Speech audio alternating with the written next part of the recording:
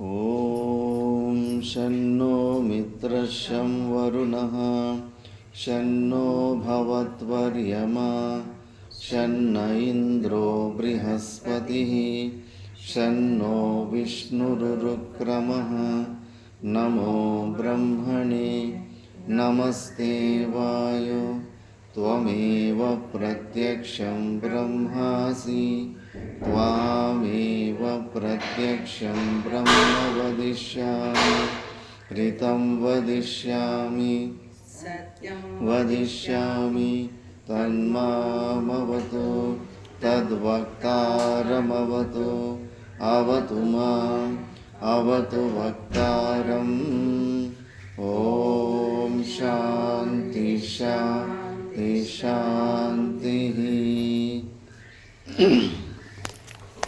ನಾವು ಭರ್ತೃಹರಿ ಶತಕದ ಸುಮಾರು ಒಂದು 30-40 ಶ್ಲೋಕ ತನಕ ವಿಚಾರ ಮಾಡಿದ್ದೀವಿ.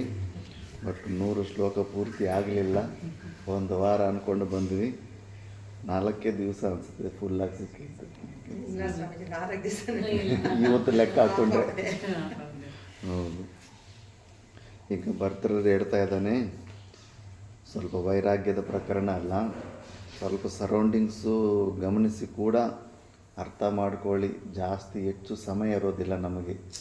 ನಾವೇನು ಅಂದ್ಕೊಂಡ್ಬಿಡ್ತೀವಿ, ಯಾವಾಗಲೂ ಇದೆ ಬಿಡು ಮೃತ್ಯು ದೂರ ಅಂದ್ಕೊಂಡು, ಇನ್ನೂ ತುಂಬ ಸಮಯ ಇದೆ ಬಿಡು ಮತ್ತೆ ಮಾಡ್ಕೋಬೋದಂತ ಪೋಸ್ಟ್ಪೋನ್ ಮಾಡ್ಕೊತೀವಿ.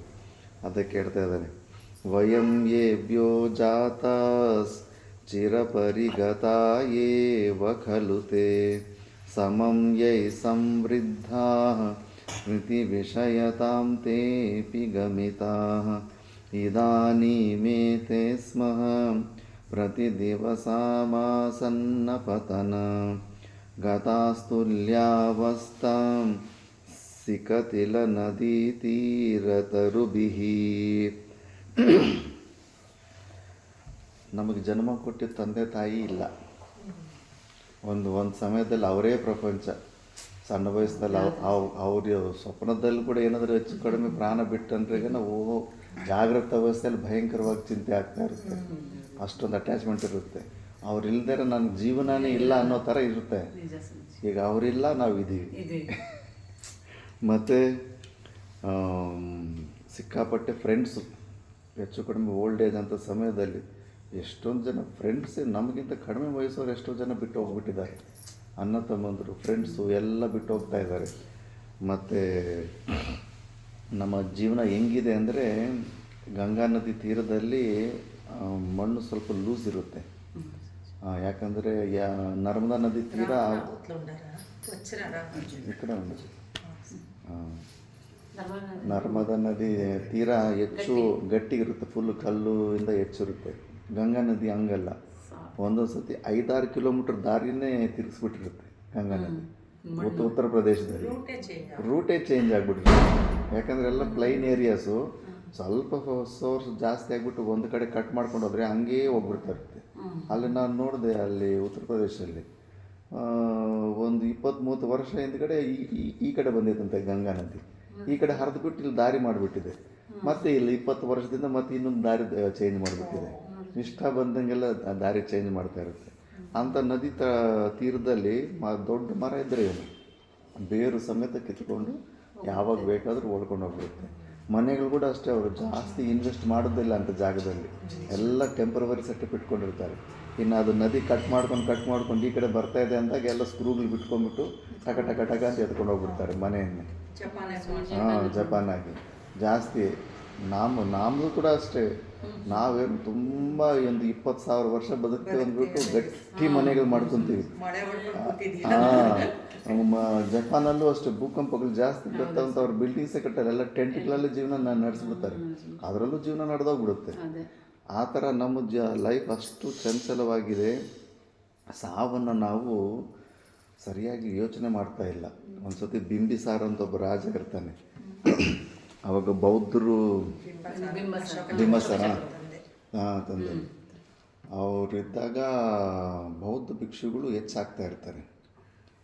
ಆ ಬಿಂಬಸಾರನಿಗೆ ಒಬ್ಬ ತಮ್ಮ ಇರ್ತಾನೆ. ಆ ತಮ್ಮನಿಗೆ ಈ ಸಾಧುಗಳಿಗೆ ಆಶ್ರಮದಲ್ಲಿರೋ ಸಂಪತ್ತಿಯನ್ನು ನೋಡಿ ಹೊಟ್ಟೆ ಕಿಚ್ಚಿರುತ್ತೆ. ಸುಮಾರು ಜನಕ್ಕೆ ಯಾರಿಗೇ ಆಗಲಿ ಈಗಲೂ ಅಷ್ಟೇ ಸಾಧುಗಳ ಹತ್ರ ಇರೋ ಸಂಪತ್ತಿನ ನೋಡಿ ಸ್ವಲ್ಪ ನೆಗೆಟಿವ್ ಥಾಟ್ಸೇ ಬರ್ತಾ ಇರ್ತವೆ. ಆಶ್ರಮಗಳು ಹಂಗಿದ್ದಾವೆ, ಏನು ಪರೋಪಕಾರ ಮಾಡಿದ್ರೆ ಸುಮ್ಮನೆ ಕಮರ್ಷಿಯಲ್ ಮೈಂಡ್ ಇದ್ದಾಗ ಅವ್ರ ಮೇಲೆ ಒಳ್ಳೆ ಶ್ರದ್ಧೆ ಬರೋದಿಲ್ಲ. ಬಟ್ ಆಗ ಸ್ಟಾರ್ಟಿಂಗಲ್ಲಿ ಈ ಬಿಂಬಸಾರ ಅನ್ನೋನು ಸ್ವಲ್ಪ ಒಳ್ಳೆ ಆತ, ಸ್ವಲ್ಪ ಸಾಧು ಭಿಕ್ಷುಗಳಿಗೆ ಸನ್ಯಾಸಿಗಳಂದರೆ ನಿಜವಾಗ್ಲೂ ಅವ್ರಿಗೆ ಮೋಹ ಇರೋದಿಲ್ಲ. ಪ್ರಾಪರ್ಟಿ ಇದ್ರೂ ಕೂಡ ಪರೋಪಕಾರಕ್ಕೆ ಇನ್ನೊಬ್ಬರಿಗೆ ಉಪಯೋಗಿಸ್ಕೊತಾರೆ ಅನ್ನೋದೊಂದು ತತ್ವ ಆಯಿತು. ಆ ವಿಷಯದಿಂದ ಇಬ್ಬರಿಗೂ ಅಣ್ಣನಿಗೆ ಮಧ್ಯದಲ್ಲಿ ಬಿರುಕು ಬಂದಿದೆ. ಇನ್ನು ದಾಯಾದಿಗಳಂದ ಮೇಲೆ ಎಲ್ಲ ದ್ವೇಷ, ದಾಯಾದಿಗಳಲ್ಲಿ ದ್ವೇಷ ಭಾವ, ಬಂಧುಗಳಲ್ಲಿ ಪ್ರೇಮ ಭಾವ ಅಂತಾರೆ. ಆ ಸಿಬ್ಲಿಂಗ್ಸಲ್ಲಿ ಅದು ಬೆಳೀತಾ ಬೆಳೀತಾ ಬೆಳೀತಾ ಹೆಚ್ಚಾಗುತ್ತೆ, ಮತ್ತೆ ಇದಾಗೋದಿಲ್ಲ. ಮತ್ತು ಇನ್ನು ಒಂದು ದಿವಸ ಮಂತ್ರಿಗಳು ಎಲ್ಲ ಸ್ವಲ್ಪ ರಾಜನಿಗೆ ಹೇಳಿ ನೋಡ್ತಾರೆ. ರಾಜ ತಲೆ ಕೆಡಿಸ್ಬಿಡೋದಿಲ್ಲ. ಅಯ್ಯೋ, ಅವರು ತಾನು ಭಿಕ್ಷೆ ಯಾರಾದರೂ ಕಬ್ಜಾ ಏನು ಮಾಡಲಿಲ್ವಲ್ಲ, ಅವ್ರ ಹತ್ರ ಭಿಕ್ಷೆ ಮಾಡ್ಕೊಂಡು ಏನೋ ಮಠಗಳು ಸಂಪತ್ತು ಏನೋ ಮಾಡ್ಕೊಂಡಿದ್ರೆ ಅದ್ರ ಮೇಲೆ ಇವರೆಲ್ಲ ಕಬ್ಜಾ ಮಾಡಿಕೊಂಡು ಇದು ಮಾಡಬೇಕು ಅಂತ ಕಣ್ಣು ಹಾಕಿರ್ತಾರೆ. ರಾಜ ಅದಕ್ಕೆ ಪರ್ಮಿಷನ್ ಕೊಟ್ಟಿರಲ್ಲ. ಅದಕ್ಕೆ ಮಂತ್ರಿಗಳೆಲ್ಲ, ಕುಟಿಲ ಮಂತ್ರಿಗಳೆಲ್ಲ ತಮ್ಮಣ್ಣನ ಸಪೋರ್ಟ್ ತಗೊಂಡು ಅವ್ರ ಅಣ್ಣನನ್ನೇ ಸಾಯಿಸಿಬಿಟ್ಟು ತಮ್ಮನ್ನ ರಾಜ ಮಾಡಿಬಿಟ್ಟು ಆ ಬೌದ್ಧ ಭಿಕ್ಷುಗಳನ್ನೆಲ್ಲ ಸಾಯಿಸಿಬಿಟ್ಟು ಅವ್ರ ಸಂಪತ್ತಿನ ರಾಜ ಭಂಡಾರಕ್ಕೆ ಸೇರಿಸ್ಕೊಳ್ಳೋಣ ಅಂತ ಇದು ಮಾಡ್ತಾಯಿರ್ತಾರೆ. ಇನ್ನು ಅಣ್ಣನಿಗೆ ಎಲ್ಲ ಇನ್ಫಾರ್ಮೇಷನ್ ಗೊತ್ತಾಗುತ್ತೆ, ಇವರೆಲ್ಲ ಈ ಥರ ಪ್ಲ್ಯಾನ್ ಮಾಡ್ಕೊತಿದ್ದಾರೆ ಅಂದ್ಬಿಟ್ಟಿದ್ದನ್ನು ಆ ಮಂತ್ರಿಗಳನ್ನು ತಮ್ಮನ್ನು ಹಿಡಿದುಬಿಟ್ಟಿದ್ದು ಮಂತ್ರಿಗಳಿಗೆಲ್ಗೂ ಮರಣದಂಡನೆ ಸಾಯಿಸಿಬಿಡ್ತಾನೆ. ತಮ್ಮನಿಗೂ ಮರಣದಂಡ ಶಿಕ್ಷೆ ಆಗಿಬಿಡ್ತಾನೆ. ಸ್ವಯಂವಾಗಿ ಸಾಯಿಸೋದಕ್ಕಾಗಲ್ಲ ಅಂದ್ಬಿಟ್ಟು ಆವಾಗ ತಮ್ಮ ಅಂತಾನೆ, ಅಣ್ಣ, ನಾನು ಸೌತಿ ಮಗನೂ ಅಲ್ಲ, ನಿನ್ನ ಸ್ವಂತ ತಮ್ಮ ಇದ್ದೀನಿ, ನನಗೇನು ಕನ್ಸೆಷನ್ನೇ ಇಲ್ಲವಾ, ಅವ್ರಿಗೂ ನನಗೇನು ಡಿಫ್ರೆನ್ಸ್ ಇಲ್ಲ ಅಂದರೆ, ಓಹೋ ಹೌದಲ್ಲ, ಸರಿ ಬಿಡು, ನಿನಗೊಂದು ಕನ್ಸೆಷನ್ ಕೊಡ್ತೀನಿ. ನಿನಗೊಂದು 7 ದಿವಸ ನಿನಗೇನೆಲ್ಲ ಭೋಗ ಬೇಕು, ಏನೆಲ್ಲ ಬೇಕೋ ಅವೆಲ್ಲ ನೀನು ಆರ್ಡ್ರ್ ಮಾಡು, ಎಲ್ಲ ನಿನಗೆ ಸಪ್ಲೈ ಮಾಡ್ತೀನಿ, ನೀನು ಚೆನ್ನಾಗಿ ಎಂಜಾಯ್ ಮಾಡಿಬಿಟ್ಟು ಇನ್ನು ನೀನು ಪ್ರಾಣ ಬಿಡು, ನೀನು ಸ್ವಲ್ಪ ಕನ್ಸೆಷನ್ ಕೊಡಲೇಬೇಕಂತ ಎಲ್ಲವೂ ರೆಡಿ ಮಾಡಿರ್ತಾರೆ. ಏನು ಕೇಳಿದ್ರೆ ಅದೆಲ್ಲ ಕೊಡೋದಕ್ಕೆ ರೆಡಿ ಆಗಿರ್ತಾರೆ. ಎಲ್ಲ ತಂದು ಇಟ್ಟಿದ್ರು ಕೂಡ 7 ದಿವಸ ಆದಮೇಲೆ ಬರ್ತಾನೆ, ಸಣ್ಣಗಾಗೋಗ್ಬಿಟ್ಟಿರ್ತಾನೆ. ಯಾಕೆ ಎಂಜಾಯ್ ಮಾಡೋಕ್ಕಾಗಲಿಲ್ಲ, ನೀನು ಎಲ್ಲ ಕೊಟ್ಟಿದ್ದೆಲ್ಲ ಪರ್ಮಿಷನ್ ಅಂದರೆ, ಹೆಂಗೆ ಎಂಜಾಯ್ ಮಾಡೋಕ್ಕಾಗುತ್ತನ್ನ, ಪ್ರತಿ ಕ್ಷಣ ಸಾವು ಮುಂದೆ ಕಾಣ್ತಾ ಇದೆ, ಅದು ಯಾವುದು ಮುಂದೆ ಕಾಣ್ತಾ ಇದ್ರೆ ಯಾವುದ್ರ ಮೇಲೇನೂ ಇಂಟ್ರೆಸ್ಟೇ ಬರ್ತಾಯಿಲ್ಲ ಅಂತ. ಆವಾಗಂತಾರೆ, ನೀವು ಬೌದ್ಧ ಭಿಕ್ಷುಗಳು ಕೂಡ ಅಷ್ಟೇ ಕಣೋ, ಬೆಳಗ್ಗೆ ಎದ್ದ ತಕ್ಷಣ ಅವ್ರ ಕ್ರಿಯೆಯಲ್ಲಿ ದಿನಚರಿಯಲ್ಲಿ ಫಸ್ಟು ಭುಜದ ಮೇಲೆ ಒಂದು ಪಕ್ಷಿಯನ್ನು ಕಲ್ಪನೆ ಮಾಡ್ಕೊತಾರೆ. ಆ ಪಕ್ಷಿ ಇವ್ರ ಜೊತೆ ಮಾತಾಡುತ್ತೆ. ಆ ಪಕ್ಷಿ ಕೇಳುತ್ತೆ, ರೆಡಿ ಇದೆಯಾ ಇವಾಗ, ಪ್ರಾಣ ನಿನ್ನ ಶರೀರ ಬಿಟ್ಟು ಹೋದ್ರೆ ಈಗ ಎಲ್ಲ ನಿನ್ನ ಮನಸ್ಸು ಓಕೆ ಆಗಿದೆಯಿಲ್ಲ, ಒದ್ದಾಡ್ಬಿಡ್ತೀಯ ವಿಲ್ಲ ಅಂಥದ್ದು ಪ್ರಶ್ನೆ ಕೇಳುತ್ತೆ. ಭಾವನೆಯಲ್ಲೇ ಅವ್ರು ಆ ಥರ. ಆವಾಗ ಅವ್ರ ಮನಸ್ಸು, ಈಗ ರೆಡಿ ಇದ್ದೀನಿ, ಇನ್ನೇನಾದರೂ ಪೆಂಡಿಂಗ್ ಫೈಲ್ಸ್ ಏನಾದರೂ ಇದೆಯಾ, ಇನ್ನೂ ಇರಬೇಕು, ಶರೀರದಲ್ಲಿ ಜೀವಿಸ್ಬೇಕು ಅನ್ನೋ ಏನಾದರೂ ಆಸೆ ಏನಾದರೂ ಇದೆಯಾ ಲೇಷ ಮಾತ್ರ ಅಂತ. ಅದೇನು ಇಲ್ಲ ಅಂದ್ರೆ ಆವಾಗ ಅವ್ರ ಸಾಧನೆ ಕರೆಕ್ಟಾಗಿದೆ ಅಂತ. ಪ್ರಾಣ ಪಕ್ಷಿ ಆರೋಯ್ತು ಅಂತಾರೆ. ಪ್ರಾಣ ಪಕ್ಷಿ ಆರೋಯ್ತು ಅಂತ. ಆ ಥರ ನಾವು ಅದು ನೋಡೋಕ್ಕಾಗ್ತಾಯಿಲ್ಲ. ಅಂತಕ್ಕಂಥ ಶುದ್ಧಿ ಇಲ್ಲ, ತುಂಬ ಉದ್ದಕ್ಕಿದೆ ಅಂತ. ಏನು ಗ್ಯಾರಂಟಿ ನಾಳೆ ತನಕ ಬದುಕಿರ್ತೀವಿ ಅನ್ನೋದು ಏನು ಗ್ಯಾರಂಟಿ ಇರುತ್ತೆ? ಎನಿ ಟೈಮ್ ಏನಾದರೂ ಆಗ್ಬೋದು. ಆದ್ದರಿಂದ ಅವೆಲ್ಲ ನೋಡಿ ವೈರಾಗ್ಯ ತಗೊಂಡು ಬೇಗ ನಮ್ಮ ಸ್ವರೂಪದ ಆತ್ಮ ಪದವಿಯಲ್ಲಿ ನಾವು ಸ್ಥಿರ ಆಗಬೇಕಂತಾರೆ. ಆಯುಷು ಸ್ವಲ್ಪ ಕೈಯಲ್ಲಿ ಶಕ್ತಿ, ಆಯುಷು ಇದ್ದಾಗಲೇ ಕೆಲಸ ಮಾಡ್ಕೋಬೇಕಂತ ಇದು ತುಂಬ ಫೇಮಸ್ ಶ್ಲೋಕ. ನೆಕ್ಸ್ಟು ಇದು ಕಂಪ್ಲೀಟಾಗಿ ಲೈಫಲ್ಲಿ ಏನು ನಾವು ಎಂಜಾಯ್ ಮಾಡೋದಕ್ಕೆ ಚಾನ್ಸೇ ಇಲ್ಲ ಅನ್ನೋದಕ್ಕೆ ಈ ಶ್ಲೋಕ ಪ್ರೂಫ್ ಹೇಳುತ್ತೆ. ಆಯುರ್ವರ್ಷ ಶತಂ ನಿನಾಂ ಪರಿಮಿತಂ ರಾತ್ರೌ ತದರ್ಧಂ ಗತಂ ತಸ್ಯಾರ್ಧಸ್ಯ ಪರಸ್ಯ ಚಾರ್ಧಮಪರಂ ಬಾಲತ್ವವೃದ್ಧತ್ವಯೋಃ ಶೇಷಂ ವ್ಯಾಧಿವಿಯೋಗ ದುಃಖಸಹಿತಂ ಸೇವಾದಿಭಿರ್ನೀಯತೆ ಜೀವೇ ವಾರಿತರಂಗಚಂಚಲತರೆ ಸೌಖ್ಯಂ ಕುತಃ ಪ್ರಾಣಿನಾಂ. ಎಲ್ಲಿದೆಯಪ್ಪ ಸುಖ? ಸ್ವಲ್ಪ ವಿಚಾರ ಮಾಡು. ಆಯುರ್ವರ್ಷ ಶತಾಬ್ದಿ, ನಾವು 100 ವರ್ಷ ಆಯುಷ್ಟಿದೆ, ಪರಿಮಿತಂ ಲಿಮಿಟೆಡ್. ಅದರಲ್ಲಿ ರಾತ್ರೌ ತದರ್ಧಂ ಗತಂ, ರಾತ್ರಿಗಳಲ್ಲಿ ಅರ್ಧ ಕಟ್ ಆಗೋಯ್ತು. ತಸ್ಯಾರ್ಧಸ್ಯ ಪರಸ್ಯ ಅರ್ಧಂ ಅಪರಂ ಬಾಲತ್ವ ವೃದ್ಧತ್ವ ಯೋಗ. ಬಾಲತ್ವ ವೃದ್ಧತ್ವದಲ್ಲಿ ಮಿಕ್ಕಿದ್ದು ಅರ್ಧ ಅದರಲ್ಲಿ ಹೊಟ್ಟೋಯ್ತು, 25% ಅಂದ್ಕೊಳ್ಳಿ. ಶೇಷ ಮಿಕ್ಕಿದ 25% ವ್ಯಾಧಿ ರೋಗಗಳು ವಿಯೋಗ ಎಲ್ಲ ಯಾರ್ಯಾರ ಮೇಲೆ ಪ್ರೀತಿ ಇಟ್ಕೊಂಡಿರ್ತಾರೋ ಎಲ್ಲರೂ ಎದೆ ಮೇಲೆ ಒಂದು ಒದ್ದೆ ದೂರ ಆಗ್ತಾರೆ. ವ್ಯಾಧಿ ವಿಯೋಗ ದುಃಖ ಸಹಿತ ಸೇವಾದಿವಿರು. ಜಾಬು ಪರಿಶ್ರಮ ಅದು ಇದು ಮಾಡಬೇಕಲ್ಲ, ಮ್ಯಾಕ್ಸಿಮಮ್ ಹಾರ್ಡ್ ವರ್ಕಲ್ಲೇ ಪರಿಶ್ರಮದಲ್ಲೇ ಒಟ್ಟೋಗಿರುತ್ತೆ ಜೀವನ ಎಲ್ಲ. ಸೇವಾದಿವಿರ್ ನೀಯತೆ ಜೀವೇ ವಾರಿ ತರಂಗ ಚಂಚಲ ತರ. ಏ ಜೀವ, ನಿನ್ನ ಬದುಕು ಎಷ್ಟು ಚಂಚಲ ತರಂಗ ಅಂದರೆ ಬುದ್ಬುದ ನೀರಲ್ಲಿ ಒಬ್ಬ ಬುಡ್ಡೆ ಬಂದು ಹೋಗುವಷ್ಟು ಅಷ್ಟು ಕ್ಷಣಿಕವಾದಂಥ ಜೀವನ. ನೀನು ಏನು ಸುಖನೇ ಇಲ್ಲ. ಸೌಖ್ಯಂ ಕುತಃ ಪ್ರಾಣಿನಂ, ಏನು ಸುಖ ಇದೆ ಅಂತ ಇದ್ರ ಹಿಂದ್ಗಡೆ ಬಿದ್ದಿದೆಯಾ. ನಾನು ನಾಸ್ತಿಕನಾಗಿದ್ದಾಗ ನನಗೆ ಈ ಕನ್ಕ್ಲೂಷನ್ ಬರ್ತಾ ಇತ್ತು, ಏನಿದೆ ಪ್ರಪಂಚದಲ್ಲಿ ಸುಖ ಅಂತ. ಯಾಕೆ ಸುಮ್ಮನೆ ನಾ ಕತ್ತೆ ಥರ ಕಷ್ಟಪಡಬೇಕು. ಏನಾದರೂ ಒಂದು 2 ಗಂಟೆ ಕಷ್ಟಪಟ್ಟರೆ 2 ಗಂಟೆ ಆದರೂ ಸುಖ ಇರಬೇಕಲ್ಲ, 50-50 ಆದರೂ ಇರಬೇಕಲ್ಲ. ಏನೂ ಇಲ್ಲ, 20 ಗಂಟೆ ಕೆಲಸ ಮಾಡಿದ್ರು ಅರ್ಧ 5 ನಿಮಿಷ 10 ನಿಮಿಷ ಕೂಡ ಸುಖ ಇಲ್ಲ. ಇಂಥ ಪ್ಲ್ಯಾಟ್ಫಾರ್ಮ್ ಇದನ್ನು ಬೆಟರ್ ಲೈಫ್ ಅಂದ್ಕೊಂಡು ವಿಚಾರ ಮಾಡ್ದಿರ ಯಾಕೆ ಇಂಟ್ರೆಸ್ಟ್ ನಿನಗೆ ಈ ಜೀವನದಲ್ಲಿ? ಜೀವನ ಎಲ್ಲ ಒಂದು ಸತಿ ಫ್ಲ್ಯಾಶ್ ಬ್ಯಾಕ್ ರಿವೈಂಡ್ ಮಾಡಿಕೊಂಡ್ರೆ ಬರೀ ದುಃಖಾಂತ ನಾಟಕ.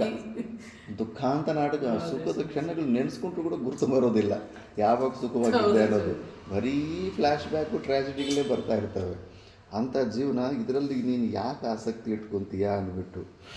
ಮತ್ತು ಅದಕ್ಕೆ ಇಷ್ಟೊಂದು ಕಡಿಮೆ ಜೀವನದಲ್ಲಿ ಇದ್ದಾಗ ಆಯುಷ್ ತುಂಬ ಕಡಿಮೆ ಇದೆ ಕಲಿಯುಗದಲ್ಲಿ.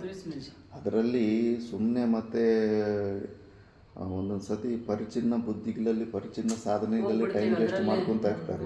ಅದಕ್ಕೆ ಒಂದು ಶ್ಲೋಕ ಇದೆ, ಉತ್ತಮ ಸಹಜ ಅವಸ್ಥಾ ಮಧ್ಯಮ ಧ್ಯಾನಧಾರಣ ಕನಿಷ್ಠ ಶಾಸ್ತ್ರ ಚಿಂತಾಚ ತೀರ್ಥಯಾತ್ರ ಅಧಮೋಧಮಃ ಅಂತ.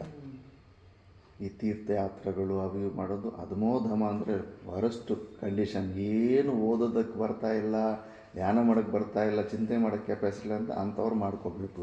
ಅದಕ್ಕಿಂತ ಸ್ವಲ್ಪ ಬೆಸ್ಟು ಅಂದರೆ ಸ್ವಲ್ಪ ಶಾಸ್ತ್ರ ಚಿಂತನ. ಈ ಶಾಸ್ತ್ರ ಚಿಂತನೆ ದೊಡ್ಡ ಕೊಂಬಿಟ್ಕೊಬಿಡ್ತಲ್ಲ, ಅದಕ್ಕಿಂತ ಇನ್ನು ಸ್ವಲ್ಪ ಪರವಾಗಿಲ್ಲ ಅನ್ನೋ ಥರ. ಅದಕ್ಕಿಂತ ಇನ್ನು ಸ್ವಲ್ಪ ಧ್ಯಾನಧಾರಣ ಮಧ್ಯಮ. ಏನೆಲ್ಲ ಓದಿರ್ತೀವೋ ನಮ್ಮ ನಿಜವಾದ ಸತ್ಸ್ವರೂಪವನ್ನು ಅದು ಸ್ವಲ್ಪ ಕಾನ್ಸಂಟ್ರೇಷನ್ ಮಾಡಿ ಅದರ ಬಗ್ಗೆ ಹೆಚ್ಚು ಒಂದು ಬ್ರಹ್ಮಾಕಾರ ವೃತ್ತಿಯನ್ನು ಮಾಡಿಕೊಳ್ಳೋದು ಉತ್ತಮ ಸಹಜಾವಸ್ಥಾ. ಯಾವಾಗಲೂ ನಮ್ಮ ಸ್ವರೂಪವನ್ನು ಮರಿದಿರ, ಯಾವಾಗಲೂ ನಮ್ಮ ಸ್ವರೂಪ ಚಿಂತನೆಯಲ್ಲಿ ನಾವಿರೋದು. ಕ್ಷಣದಲ್ಲಿ ಎಷ್ಟು ಸತಿ ಮರೆತು ಬರ್ತಾ ಇರ್ತಾ ಅಷ್ಟು ಸತಿ ಶಾಸ್ತ್ರದಾಲನ್ನೇ ಇಟ್ಕೊಂಡು ಮತ್ತೆ ನೆನೆಸ್ಬೋದು. ಕೆಲವೊಂದು ನಿಧಿಧ್ಯಾಸನ ಶ್ಲೋಕಗಳು ಡೈರೆಕ್ಟಾಗಿ ಜೀವ ಬ್ರಹ್ಮ ಐಕ್ಯ ಅನ್ನೋ ಪಿನ್ ಪಾಯಿಂಟ್ ಮಾಡೋವಂಥ ಶ್ಲೋಕಗಳು ಲಿಸ್ಟ್ ಮಾಡ್ಕೊ. ಅದನ್ನು ಪಾರಾಯಣ ಮಾಡ್ಕೊತಾ ಇರು, ಕಂಠಸ್ಥ ಮಾಡ್ಕೊತಾ ಇರು, ಹಾಡ್ಕೊತಾ ಇರು. ಅದನ್ನು ಮಲಗೋದಕ್ಕಿಂತ ಮುಂಚೆ ಅದರಲ್ಲೇ ಇರು ಅಷ್ಟೇ. ಆ ನಮ್ಮ ಒಂದು ಮೈನ್ ಸ್ವರೂಪನ ಬಿಟ್ಟು ಹೊರಗಡೆಗೆ ಸ್ಲಿಪ್ ಆಗಲೇಬಾರ್ದು. ಸ್ಲಿಪ್ ಆದವಂದರೆ ಮಾಯ ಅಟ್ಯಾಕ್ ಆಗಿಬಿಡುತ್ತೆ. ಆದ್ದರಿಂದ ಇಂಥ ಚಂಚಲವಾದ ಜೀವನದಲ್ಲಿ ತುಂಬ ನಾವು ಇಂಥ ಒಂದು ಮೇನ್ ಸಾಧನೆ ಒಂದು ಚಾಣಕ್ಯ ನೀತಿಯಲ್ಲೂ ಇದೆ ಮತ್ತು ಶಾಸ್ತ್ರದಲ್ಲೂ ಇದು ಹೇಳುತ್ತೆ. ಅನಂತ ಶಾಸ್ತ್ರಂ ಬಹುಳಾಶ್ಚ ವಿದ್ಯಾ ಅಲ್ಪಶ್ಚ ಕಾಲೋ ಬಹುವಿಘ್ನತಾ ಚ ಯತ್ಸಾರಭೂತಂ ತದುಪಾಸನೀಯಂ ಹಂಸೋ ಯಥಾ ಕ್ಷೀರಮಿವಾಂಬುಮಧ್ಯಾದ. ಅನಂತ ಶಾಸ್ತ್ರ. ಏನು ಶಾಸ್ತ್ರಗಳು ಶಬ್ದಾರಣ್ಯ ಅಂತಾನೆ ಭಾಷೆಕಾರ ಭಗವಂತ. ಶಬ್ದಗಳ ಅರಣ್ಯ ಇದು ಅಂತ. ಎಷ್ಟು ಅಂತ ಓದೋದಕ್ಕಾಗುತ್ತೆ? ತಲೆನೋವು ಬಂದ್ಬಿಡುತ್ತೆ ಅನ್ಸತ್ತೆ. ಮತ್ತು ಬಹುಳಾಶ್ಚ ವಿದ್ಯಾ ಅಲ್ಪಶ್ಚ ಕಾಲ ನೋಡಿದ್ರೆ ತುಂಬ ಸಮಯ ನೋಡ್ತೀನಿ.